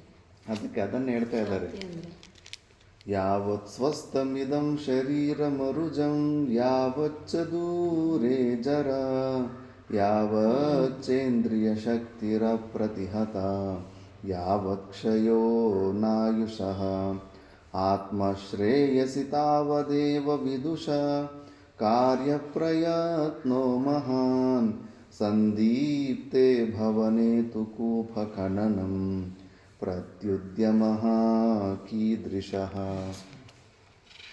ಅದಕ್ಕೆ ಎಲ್ಲಿ ತನಕ ಹೆಲ್ತ್ ಅಷ್ಟೋ ಇಷ್ಟೋ ಸ್ವಲ್ಪ ಕೂತ್ಕೊಳ್ಳೋಕ್ಕೂ ಕೇಳೋದಕ್ಕಿದೆಯೋ, ಯಾವತ್ತು ಸ್ವಸ್ಥಂ ಇದಂ ಶರೀರ ಮರುಜಂ ಯಾವಚ್ಚ ದೂರೇ ಜರ. ಆಲ್ರೆಡಿ ಜರ ಅಟ್ಯಾಕ್ ಮಾಡಿಬಿಟ್ಟಿದೆ. ಜರ ಅಂದರೆ ಇಲ್ಲಿ ತನಕ ಹಾವು, ಕಾಲ ಅನ್ನೋ ಹಾವು ಇಲ್ಲಿ ತನಕ ನುಂಗ್ಬಿಟ್ಟಿದೆ. ಬರೀ ಬಾಯಲ್ಲಿ ತಿರ್ಚ್ಬೋದು ಅಷ್ಟೇ, ಕಾಪಾಡಿ ಅಂತ. ಕೈ ಕಾಲಲ್ಲಿ ಕೂಡ ಏನೂ ಇಲ್ಲ, ಇನ್ನು ನುಂಗ್ಬಿಟ್ಟಿದೆ ಅದು. ಅಂಥ ಸ್ಥಿತಿ. ಯಾವಚ್ಚ ಇಂದ್ರಿಯ ಶಕ್ತಿರ ಪ್ರತಿಹತ. ಇಂದ್ರಿಯ ಶಕ್ತಿಗಳು ಅದೇನು ಅಂತಾರಲ್ಲ, ಮರ್ತೋಗೋ ಡಿಸೀಸ್ಗೆ ವಯಸ್ಸಾದ ಮೇಲೆ ನಿಮನ್ಸಿ ಏನೋ ಒಂದು ಹೆಸರಿದೆ, ಮ್ಯಾಕ್ಸಿಮಮ್ ಅಟ್ಯಾಕ್ ಆಗುತ್ತೆ. ನಿಮೆನ್ಸಿಯನೋ ಆ ಥರ ಏನೋ ಒಂಥರ ಇದೆ, ಅದು ಡಿಮೆನ್ಸಿಯಾ. ಡಿಮೆನ್ಸಿಯಾ ಅಂತ. ಅದು ಮ್ಯಾಕ್ಸಿಮಮ್ ವೃದ್ಧಾವಸ್ಥೆಯಲ್ಲಿ ಅದು ಅಟ್ಯಾಕ್ ಆಗುತ್ತಂತೆ. ಮತ್ತೆ ಮರ್ತೋಗ್ತಾ ಇರ್ತದೆ. ಅಂಥ ಸ್ಥಿತಿನೂ ಬರ್ಬೋದು. ಸ್ವಾಮೀಜಿ ನಿಮ್ದು ಯಾವುದು ನೀವು ಯಾರು ಅಂತ ಒಂದು ದಿವಸದಲ್ಲಿ 10 ಸತಿ ಕೇಳ್ಬೋದು. ಅವರು ಅದನ್ನು ಮರ್ತು ಬಿಡ್ತಾರೆ. ಯಾವ್ದು ಕೆಲವು ಇಂಪ್ರೆಸ್ ಚೆನ್ನಾಗಿ ಇದಾಗಿರ್ತಲ್ಲ ಅದನ್ನ ನೆನ್ಪಿಟ್ಕೊಂತಾರೆ. ಅವರು ಸ್ಕೂಲ್ ಡೇಸ್ ಅಂತೆ ಈ ಥರ ಫ್ರೆಂಡ್ ಹಸ್ಬೆಂಡ್ಗೂ ಹಂಗೆ ಹಾಕ್ಬಿಟ್ಟು ಇನ್ನೂ ಚೆನ್ನಾಗಿದ್ದವ್ರೆ. ನಾವು ತುಂಬ ಕಷ್ಟ ಆಗೋಯ್ತು. ಅವ್ರನ್ನ ಮನೆ ಒಳಗೆ ಹಾಕಿ ಕೂಡಾಕ್ಬಿಡೋರು, ಎಲ್ಲೋ ಹೋಗ್ಬಿಡೋರು. ಬಾಂಬೆಯಲ್ಲಿ ಪೋಸ್ಟ್ ಆಫೀಸ್ಗೆ ನಾನು ಅಲ್ಲೇ ಇದ್ದೀನಿ, ಪೋಸ್ಟ್ ಆಫೀಸ್ಗೆ ಹೋಗಿ ಕಟ್ ಬರಬೇಕು ಅಂತ ಹೋಗ್ಬಿಡೋರು, ಮತ್ತೆಲ್ಲ ಹೋಗ್ಬಿಡೋರು, ಕಳೆದೋಗ್ಬಿಡ್ತಾರೆ. ನಾನು ಒಂದು ವಿಡಿಯೋ ನೋಡಿದೆ, ಯಾವುದೋ ಒಂದು ಸಿನಿಮಾದ ಅನಿಸುತ್ತೆ, ಹಾಲಿವುಡ್ ನೋಡಿದ್ದು ಒಂದು ಕ್ಲಿಪ್ ಅದರಲ್ಲಿ ಹಾಕಿದ್ದಾರೆ. ಅಲ್ಲಿ ಬೆಂಚ್ ಪಕ್ಕದಲ್ಲಿ ಒಬ್ಬ ಮುದುಕ ಕೂತಿರ್ತಾನೆ. ಮುದುಕ ಕೂತಿದ್ರೆ ಮುದುಕನ ಪಕ್ಕದಲ್ಲಿ ಅಲ್ಲಿ ಇಲ್ಲಿ ಏನೋ ಹುಡುಕ್ತಾ ಬಂದು ಲಾಸ್ಟ್ ಬಂದ್ಬಿಟ್ಟು ಈ ಮುದುಕನ ನೋಡ್ಬಿಟ್ಟಿದ್ದನ್ನು ಮುದುಕನ ಪಕ್ಕದಲ್ಲೇ ಬೆಂಚ್ ಪಕ್ಕದಲ್ಲಿ ಬಂದು ಕೂತ್ಕೊಂಡು ಅಳ್ತಾ ಇರ್ತಾಳೆ. ಅಳ್ತಾ ಇದ್ದರೆ ಆ ಮುದುಕ ಅಂತಾನೆ, ಅಯ್ಯೋ ಪಾಪು ಯಾಕಮ್ಮ ಏನು ಅಳ್ತಾ ಇದ್ದಿ, ಯಾಕೆ ಅಳ್ತಾ ಇದ್ದೀನಿ ನೀನು ಅಂತ. ಏನು ಮಾಡೋದು, ಇನ್ನೂ ಅಳು ಬರುತ್ತೆ. ನಮ್ಮ ತಂದೆ ಒಬ್ಬರು ಇದ್ದಾರೆ, ಈಗೆಲ್ಲ ವಯಸ್ಸಾಗೋಗಿದೆ, ಮರ್ತೋಗ್ಬಿಟ್ಟಿದ್ದಾರೆ. ಅವ್ರು ಅವ್ರ ಮನೆಯಿಂದ ಹೊರಗಡೆ ಹೋದರೆ ಮತ್ತೆ ಅವ್ರ ಮನೆಗೆ ಬರೋ ತನಕ ನಂಗೆ ಟೆನ್ಷನ್ ಇರುತ್ತೆ. ಎಲ್ಲಿ ಅಂತ ಹುಡುಕ್ಲಿ ನಾನು, ಹುಡುಕಿ ಎಲ್ಲ ಇದೇ ಸಾಕಾಗೋಗುತ್ತೆ. ಜಾಬ್ ಹೋಗೋಕ್ಕಾಗೋದಿಲ್ಲ, ಜಾಬ್ ಹೋಗ್ಲಿಲ್ಲ ಅಂದರೆ ಜಾಬ್ ಹೊರಟೋಗ್ಬಿಡುತ್ತೆ. ಇಂಥ ಪರಿಸ್ಥಿತಿಯಿಂದ ಹೌದಾ, ನೀನು ಚಿಂತೆ ಮಾಡಿಬಿಡಮ್ಮ, ಬಾ ನಾನು ನಿನಗೆ ಸಹಾಯ ಮಾಡ್ತೀನಿ, ಇಬ್ಬರು ಕಲ್ತು ಹುಡ್ಕೋಣ ಅಂತ. ಅವನೇ ಆಗಿರ್ತಾನೆ. ಅವಳಿಗೆ ಗೊತ್ತಿದೆ. ಇನ್ನು ಮರ್ತೋಗ್ಬಿಟ್ಟಿದ್ದಾನಲ್ಲ, ಈಗ ಮಗಳು ಅನ್ನೋದಂದ್ರೂ ಮರ್ತೋಗ್ಬಿಟ್ಟಿರ್ತಾನಲ್ಲ. ಏನಮ್ಮ ಅಂತ ಕೇಳ್ತಾರೆ, ಏನು ಬೇಕಾಗಿತ್ತು ಅಂತ ಒಂದು ಎಲ್ಲ ಬಂದುಬಿಟ್ರೆ ಮತ್ತಿನ್ನೇನು ಶಾಸ್ತ್ರದ ಗ್ರಹಣೆ, ಶಾಸ್ತ್ರ ಓದೋದಕ್ಕೆ ಕೂಡ ಈ ಸಾಮರ್ಥ್ಯ ಇರೋದಿಲ್ಲ. ಮುಗೀತು, ಮತ್ತೆ ನೋಡಿ ಬಶೀರ್ ಅಂದ್ಬಿಟ್ಟು, ನನ್ನ ಫ್ರೆಂಡ್ ಬಶೀರ್ ಅಂದ್ಬಿಟ್ಟು, ಅವನು ಯಾವಾಗಲೂ ದುಡ್ಡು ಅಂದ್ಬಿಟ್ಟು ಯಾವಾಗಲೂ 3 ಜನ ಹೆಣ್ಮಕ್ಳು ದುಡ್ಡು ಅನ್ನೋದು ಯಾವಾಗಲೂ ಅನ್ನೋದು. ಕೊನೆಗೆ ಅವನು ರೂಮ್ಗೆ ಹಾಕ್ಬಿಟ್ಟಿದ್ರು. ಸ್ವಲ್ಪ ಈಚೆ ಬಂದಾದ್ಮೇಲೆ ದುಡ್ಡು ಅಂತ ರೋಡೆಲ್ಲ ಓಡೋದು ದುಡ್ಡು ಅವನಿಂದ ಇವರೆಲ್ಲ ಓಡೋದು. ಅದು ಸ್ಟ್ರಾಂಗ್ ಇಂಪ್ರೆಷನ್ಸು. ಎಷ್ಟು ವರ್ಸ್ಟ್ ಲೀಫ್ನ ಅಂದರೆ ಇವ್ರು ರಘುರಾಮ್ ರೆಡ್ಡಿ ಅವರೇ ಅವ್ರ ಚಿಕ್ಕಪ್ಪನ ಹಾಸ್ಪಿಟಲ್ ಅಡ್ಮಿಟ್ ಮಾಡಿದ್ರಂತೆ ಐ ಸಿ ಯುನಲ್ಲಿ. ಅವ್ರನ್ನ ಅಡ್ಮಿಟ್ ಆಗಿದ್ದಾರಲ್ಲ ಅಂದ್ಬಿಟ್ಟು ನೋಡ್ಕೊಂಬರೋಣ ಅಂತ ಐ ಸಿ ಯುಗೆ ಹೋದರೆ ಅವ್ರ ಚಿಕ್ಕಪ್ಪ ಅಂದ್ರಂತೆ, ನಾನು ಐ ಸಿ ಯುಲ್ಲಿ ಇರೋದಿಲ್ಲ, ನಾನು ಬೇಗ ಹೊರಗಡೆ ತರಿಸ್ಬಿಟ್ಟು ಇಲ್ಲಿ ಭಯಂಕರವಾಗಿದ್ದಾರೆ, ಇಲ್ಲಿ ನರ್ಸುಗಳು ಏನು ಸರಿಯಾಗಿ ನೋಡೋದಿಲ್ಲ ಅಂತ. ಅವ್ರ ಚಿಕ್ಕಪ್ಪ ಪಕ್ಕದ ಬೆಡ್ಡಲ್ಲಿ ಒಬ್ಬ ವ್ಯಕ್ತಿ ಇದ್ದಂತೆ, ಕೈ ಕಾಲು ಕಟ್ಟಾಕಿದ್ದಾರೆ, ಹೂ ಅಂತ ಕಿರಿಸ್ತಾ ಇದ್ದಾನೆ. ಒಂದು ಕೈಯನ್ನು ಬಿಚ್ಚಿದ್ರಾಗನ 7 ಬೆರಳು ತೋರಿಸ್ತಾ ಇದ್ದಾನೆ ಅಂತ.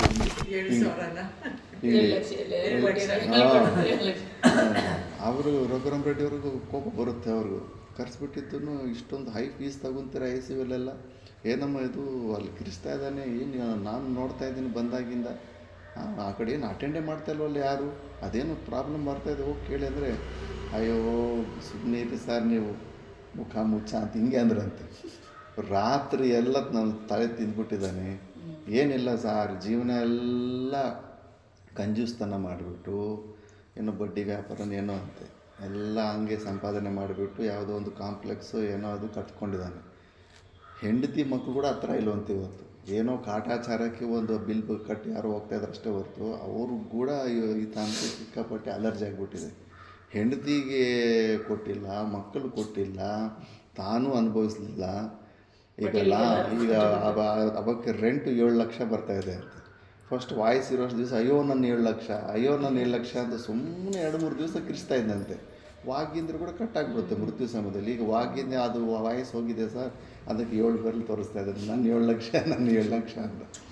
ಎಷ್ಟು ವರಷ್ಟು ಜನ್ಮ ಅಂದರೆ ಸಿಕ್ಕಾಪಟ್ಟೆ ಆ ಮೋಹ ಇದ್ರಾಗ ಮತ್ತೆ ಹಾವು ಜನ್ಮ ಎತ್ತಬೇಕು. ದುಡ್ಡಿನ ಮೇಲೆ ಹೆಚ್ಚು ಮೋಹ ಇರೋರು ಅದಕ್ಕೆ ಹಾವನ್ನು ಸಾಯಿಸಿದ್ರೆ ಆ ದುಡ್ಡು ಚಿಲ್ಲರೆ ಮೂತಿ ಒಳಗಡೆ ಇಟ್ಟು ಸಾಯಿಸ್ತಾರೆ. ಮೂರ್ಖನೇ, ಇಂಥ ಒಂದು ದುಡ್ಡಿನ ಆಸೆಯಿಂದ ಇಂಥ ಜನ್ಮ ತೊಗೊಂಡು ಜನ್ಮ ವೇಸ್ಟ್ ಮಾಡ್ಕೊಂಡಿದೀಯಾ, ಈಗಲಾದರೂ ನೆನ್ಸ್ ಮಾಡ್ಕೊಂಡು ಇನ್ನು ಆ ದುಡ್ಡಿನ ಮೇಲೆ ಆಸೆ ಬಿಡು ಅಂತ. ನಾಲಿಗೆ ಬಾಯಿ ಒಳಗಡೆ ಕಾಸಿಟ್ಟು ಸಾಯಿಸ್ತಾರೆ. ಹಾವಿನ ಜನ್ಮ ಎತ್ತಬೇಕಾಗುತ್ತೆ, ಅದು ಅರ್ಥ ಮಾಡ್ಕೊಳ್ಳೋದಿಲ್ಲ ಸುಮ್ಮನೆ. ಇವಾಗ ಅವರು ಸಾಯ್ಬೇಕಾದ್ರೆ ನೆನಪು ಅವ್ರಿಗೆ, ಇವಾಗ ಅವ್ರು ಸಾಯ್ಬೇಕಾದ್ರೆ ಏನು ನೆನೆಸ್ತಾರೋ ಅದೇ ನೆಕ್ಸ್ಟ್ ಜನ್ಮ ಅಂತ ಅವ್ರಿಗೆ ಮೆಮೊರಿನೇ ಇರೋದಿಲ್ಲ ಅಲ್ವಾ. ಮೆಮೊರಿ ಲಾಸ್ ಆಗಿ, ಮೆಮೊರಿ ಅಂದರೆ ಇದ್ರ ಬಗ್ಗೆ ಮೆಮೊರಿ ಇರುತ್ತೆ ಅಷ್ಟೇ. ಅವ್ರಿಗೆ ಡೀಪಾಗಿ ಇಂಪ್ರೆಷನ್ಸ್ ಏನಿರುತ್ತೋ, ಯಾವ್ದಾದ್ರ ಮೇಲೆ ಇಂಟ್ರೆಸ್ಟ್ ಇರುತ್ತೋ, ಕಾರಣ ಶರೀರದಲ್ಲಿ ಸ್ನೇಕ್ ಆಗಿ ಉಡ್ತಾರೆ. ಅದು ಅವಾಗ ಹೇಳ್ತಾರಲ್ಲ ಸ್ವಾಮೀಜಿ, ಸಾಯೋವಾಗ ನೆನ್ನೆ ಎಷ್ಟೋ ಚೆನ್ನಾಗಿದ್ದ, ಎಲ್ಲ ಚೆನ್ನಾಗಿ ಮಾತಾಡ್ತಾ ಇದ್ದ, ತಿರುಗಿ ಹೋಗ್ಬಿಟ್ಟ ಅಂದರೆ ಏನು ಅವಾಗ ಕೊಟ್ಟಿರ್ತಾನೆ ಅವ್ನು ಎಲ್ಲ ಬುದ್ಧಿ. ನಾನು ಹೋಗೋಗಿ ಎಲ್ಲರೂ ಹೇಳ್ತಾರೆ, ಇವ್ರು ನೆನ್ನೆ ಎಷ್ಟೋ ಚೆನ್ನಾಗಿ ಮಾತಾಡಿದ್ರು, ಇದ್ಕಿದ್ದಂಗೆ ಹೋಗ್ಬಿಟ್ರು ಅಂದವಾಗ ಏನು ಅಂದರೆ ಆವಾಗ ಕೊಟ್ಟಿರ್ತಾನೆ ಆ ಬುದ್ಧಿ.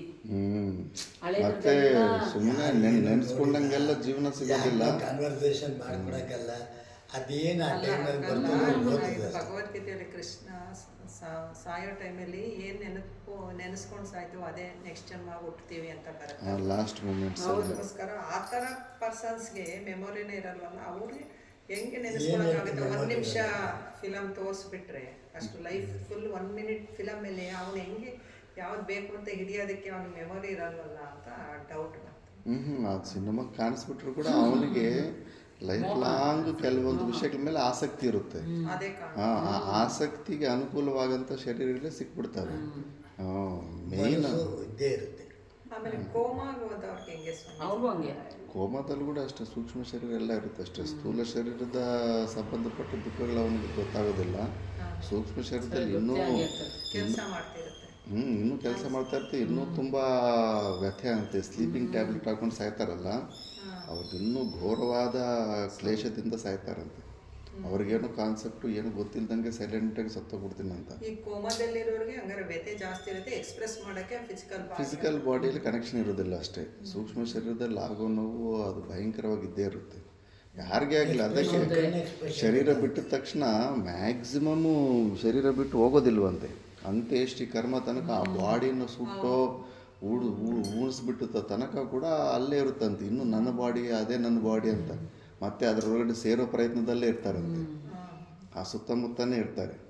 ಅದಕ್ಕೆ ಈಗ ಅದಕ್ಕೊಂದು ಇದು ಹೇಳ್ತಾರಲ್ಲ, ಈಗ ದೇವ್ದು ಇಲ್ಲ ಅಂತಂತಾರಲ್ಲ ಸ್ವಾಮೀಜಿ, ದೇವ್ದೊಂದು ಬರುತ್ತಲ್ಲ ಸ್ವಾಮೀಜಿ, ಒಂದು ಇದು ದಿವ ಯಾಕೆ ಹಿಡಿತೈತೆ, ಇದು ನಿಜನಾ ಅಂತ ಕ್ವಶನ್ ಕೇಳಿದವಾಗ ಅದು ಇದಾಗುತ್ತೆ ಅಂತ ಅಂತಾರಲ್ಲ, ಆತ್ಮ ಇತ್ತು ಇದಾಗ್ತದೆ ಅಂತ ಹೇಳ್ತಾ ಇದ್ದಾರೆ ಸ್ವಾಮೀಜಿ. ಅಂದ್ರೆ ಸತ್ತೋರು ಪ್ರೇತವಾಗಿ ಬರ್ತಾರೆ ಅಂತ. ಆ ಪ್ರೇತ ಪ್ರೇತ ಆಗ್ತಾರೆ. ಪ್ರೇತ ಈ 84 ಲಕ್ಷ ಜೀವರಾಶಿಗಳಲ್ಲಿ ಮ್ಯಾಕ್ಸಿಮಮ್ ಪರ್ಸೆಂಟೇಜ್ ಪ್ರೇತ ಯೋನಿಗಳೇ ಅಂತ. ಮಿಕ್ಕಿದ್ದೆಲ್ಲ ಕೂಡ ಕೌಂಟ್ ಮಾಡಿಬಿಡ್ಬೋದು. ಮನುಷ್ಯರು 840 ಇದ್ದಾರೆ, 840 ಕೋಟಿನೇ. ಎಲ್ಲ ಕೂಡ ಎಲ್ಲ ಕೌಂಟಬಲ್, ಇದು ಪ್ರಿಡಿಕ್ಟಬಲ್ ಹೆಚ್ಚು ಕಡಿಮೆ. ಬಟ್ ಪ್ರೇತಗಳು ಅಪಾರ ಸಂಖ್ಯೆಯಲ್ಲಿ ಅಷ್ಟೊಂದು. ಫಾರಿನರ್ಸ್ಗೆ ಇದ್ರದ್ದೇ ಭಯ ಜಾಸ್ತಿ ಸ್ವಾಮೀಜಿ. ಪ್ರೇತಗಳಿಂದ ಅವರು ಸರಿಯಾದ ಆಚರಣೆ ಮಾಡೋದಿಲ್ಲ. ಅಲ್ಲಿ ಮೈಸೂರು ಆಶ್ರಮದಲ್ಲಿದ್ವಿ, ಒಂದು ಫಾರಿನರ್ಸ್ ಎಲ್ಲ ಬರ್ತಾಯಿರ್ತೀವಿ. ಪ್ರಶಾಂತಿಯಲ್ಲಿ ಅಭ್ಯಾಸ ಆಗಿಬಿಟ್ಟಿರುತ್ತೆ ಫಾರಿನರ್ಸು. ಸ್ವಾಮಿ ವಿಶ್ವೇಶ್ವರಾನಂದ ಸ್ವಾಮೀಜಿ ಹತ್ರ ಫಾರಿನರ್ಸ್ ಬಂದು ಕೇಳೋಗ್ತಾ ಇರ್ತಾರೆ.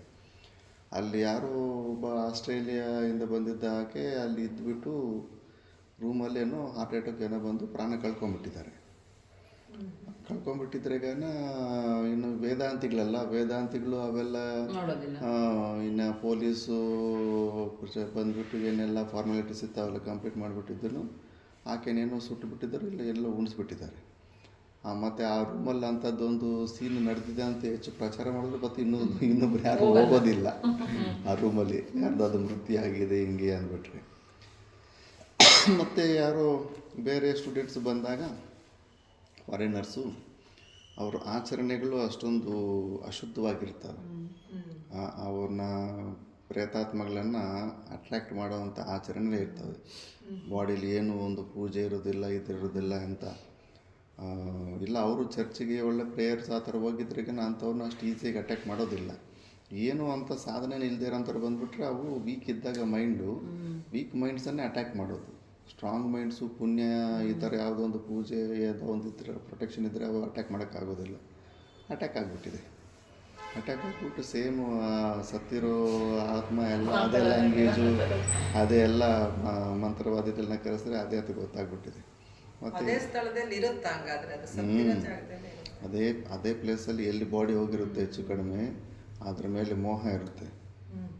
ಅದರಲ್ಲಿ ಏನೋ ಒಂದು ಡೊನೇಷನ್ ಏನೋ ಕೊಟ್ಬಿಟ್ಟು ಒಂದು 6 months ಇಲ್ಲೇ ಇರಬೇಕು, ಇಲ್ಲೇ ಸೆಟ್ಲ್ ಆಗಬೇಕು ಅಂತ ಇರುತ್ತೆ, ಇಂಟ್ರೆಸ್ಟ್ ಇರುತ್ತೆ. ಅದಕ್ಕೆ ಆ ಜಾಗನ ಬಿಟ್ಟು ಅಷ್ಟು ಬೇಗನೆ ಹೋಗಿರೋದಿಲ್ಲ. ಮತ್ತು ಇವರು ಕೂಡ ಇಂಡಿಯನ್ ರಿಚುವಲ್ಸ್ ಥರ ಏನು ಮಾಡೋಕ್ಕೆ ಹೋಗಲಿಲ್ಲ, ಹಂಗೆ ಏನೋ ಮಾಡಿಬಿಟ್ಟಿದ್ದಾರೆ. ಯಾರು ಇಲ್ಲ ಅಂದರೆ ಯಾರು ಅವರಿಗೆ ಇದೆಲ್ಲ ಮಾಡ್ತಾರೆ. ಯಾರಾದ್ರೊಬ್ಬರು ವಾರಸರಿದ್ರೆ ಅವ್ರು ಇಂಟ್ರೆಸ್ಟ್ ತೊಗೊಂಡು ಮಾಡ್ತಾರೆ.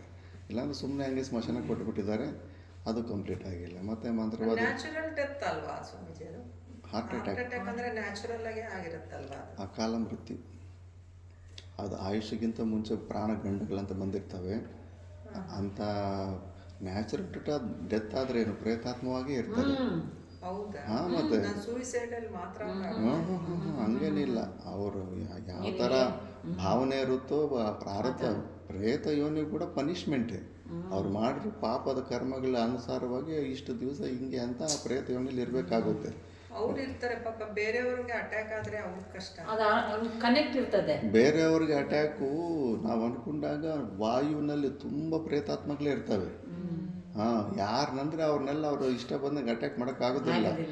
ಅವ್ರಿಗೂ ನಮಗೇನಾದರೂ ಶತ್ರುತ್ವನೋ ಋಣಾನು ಬಂದದಲ್ಲಿ ನಾವು ಅವ್ರಿಗೇನಾದರೂ ಹಿಂಸೆ ಮಾಡಿದರೆ ಯಾವುದೋ ಜನ್ಮದಲ್ಲಿ ಅವರು ಬಂದು ನಮ್ಮನ್ನು ಅಟ್ಯಾಕ್ ಮಾಡ್ತಾರೆ. ಇಲ್ಲಾಂದ್ರೆ ಸುಮ್ಮನೆ ಬಂದು ಅಟ್ಯಾಕ್ ಮಾಡೋಂಗಿಲ್ಲ. ಅದು ಅಷ್ಟು ಫ್ರೀಡಮ್ ಕೊಟ್ಬಿಟ್ಟಿದ್ರೆ ಪ್ರೇತಾತ್ಮಗಳು ನಮ್ಮನ್ನು ಆಟ ಆಡಿಸೋದು ಅಷ್ಟೊಂದಿಲ್ಲ. ಕರ್ಮ ಸಿದ್ಧಾಂತನೇ ಅಲ್ಲೂ ಕೂಡ ಯಾವುದೋ ಜನ್ಮದಲ್ಲಿ ನಮಗೂ ಅವ್ರಿಗೂ ಲಿಂಕ್ ಇರುತ್ತೆ. ನಾವು ಅವ್ರಿಗೆ ಹಿಂಸೆ ಕೊಟ್ಟಿರ್ತೀವಿ, ಆ ಹಿಂಸೆ ಅಂಥದ್ದೊಂದು ಪ್ರಾರಬ್ಧ ಬಂದಾಗ ಅವ್ರು ಅಟ್ಯಾಕ್ ಮಾಡಿಬಿಟ್ಟಿದ್ದನ್ನು ಆವಾಗ ನಮಗೆ ಡ್ಯುಯಲ್ ಪರ್ಸ್ನಾಲಿಟಿಯಲ್ಲಿ ಭಯಂಕರವಾಗಿ ಹಿಂಸೆ ಕೊಡ್ತಾ ಇರ್ತಾರೆ. ಆದ್ದರಿಂದ ಅದು ಯಾರ ಮೇಲೇನೋ ಬಂದುಬಿಟ್ಟ ಮೇಲೆ ಮತ್ತೆ ಮೈಸೂರಲ್ಲಿ ಅಲ್ಲಿ ಮಂತ್ರವಾದಿನ ಕರೆಸಿಬಿಟ್ಟಿದ್ದನ್ನು ಮತ್ತು ಅದನ್ನೇನೋ ಬಾಟಲಲ್ಲಿ ಏನೋ ದಿಗ್ಬಂಧನ ಮಾಡಿ ಇನ್ನು ಅದು ಹೋಗ್ಲಿಲ್ವಂತೆ, ಬಿಟ್ಟು ಹೋಗು ಅಂದ್ರೆಗೇನ ಅದು ಹೋಗೋದಿಲ್ವಂತೆ. ದಿಗ್ಬಂಧನ ಮಾಡಿಬಿಟ್ಟಿದ್ದನ್ನು ಉಣಿಸ್ಬಿಟ್ಟಿದ್ದಾರೆ. ಅಲ್ಲಿ ರೂಮ್ ಮುಂದುಗಡೆ ನಿಂಬೆಹಣ್ಣು ಇದು ಹಾಕಿದ್ದಾರೆ.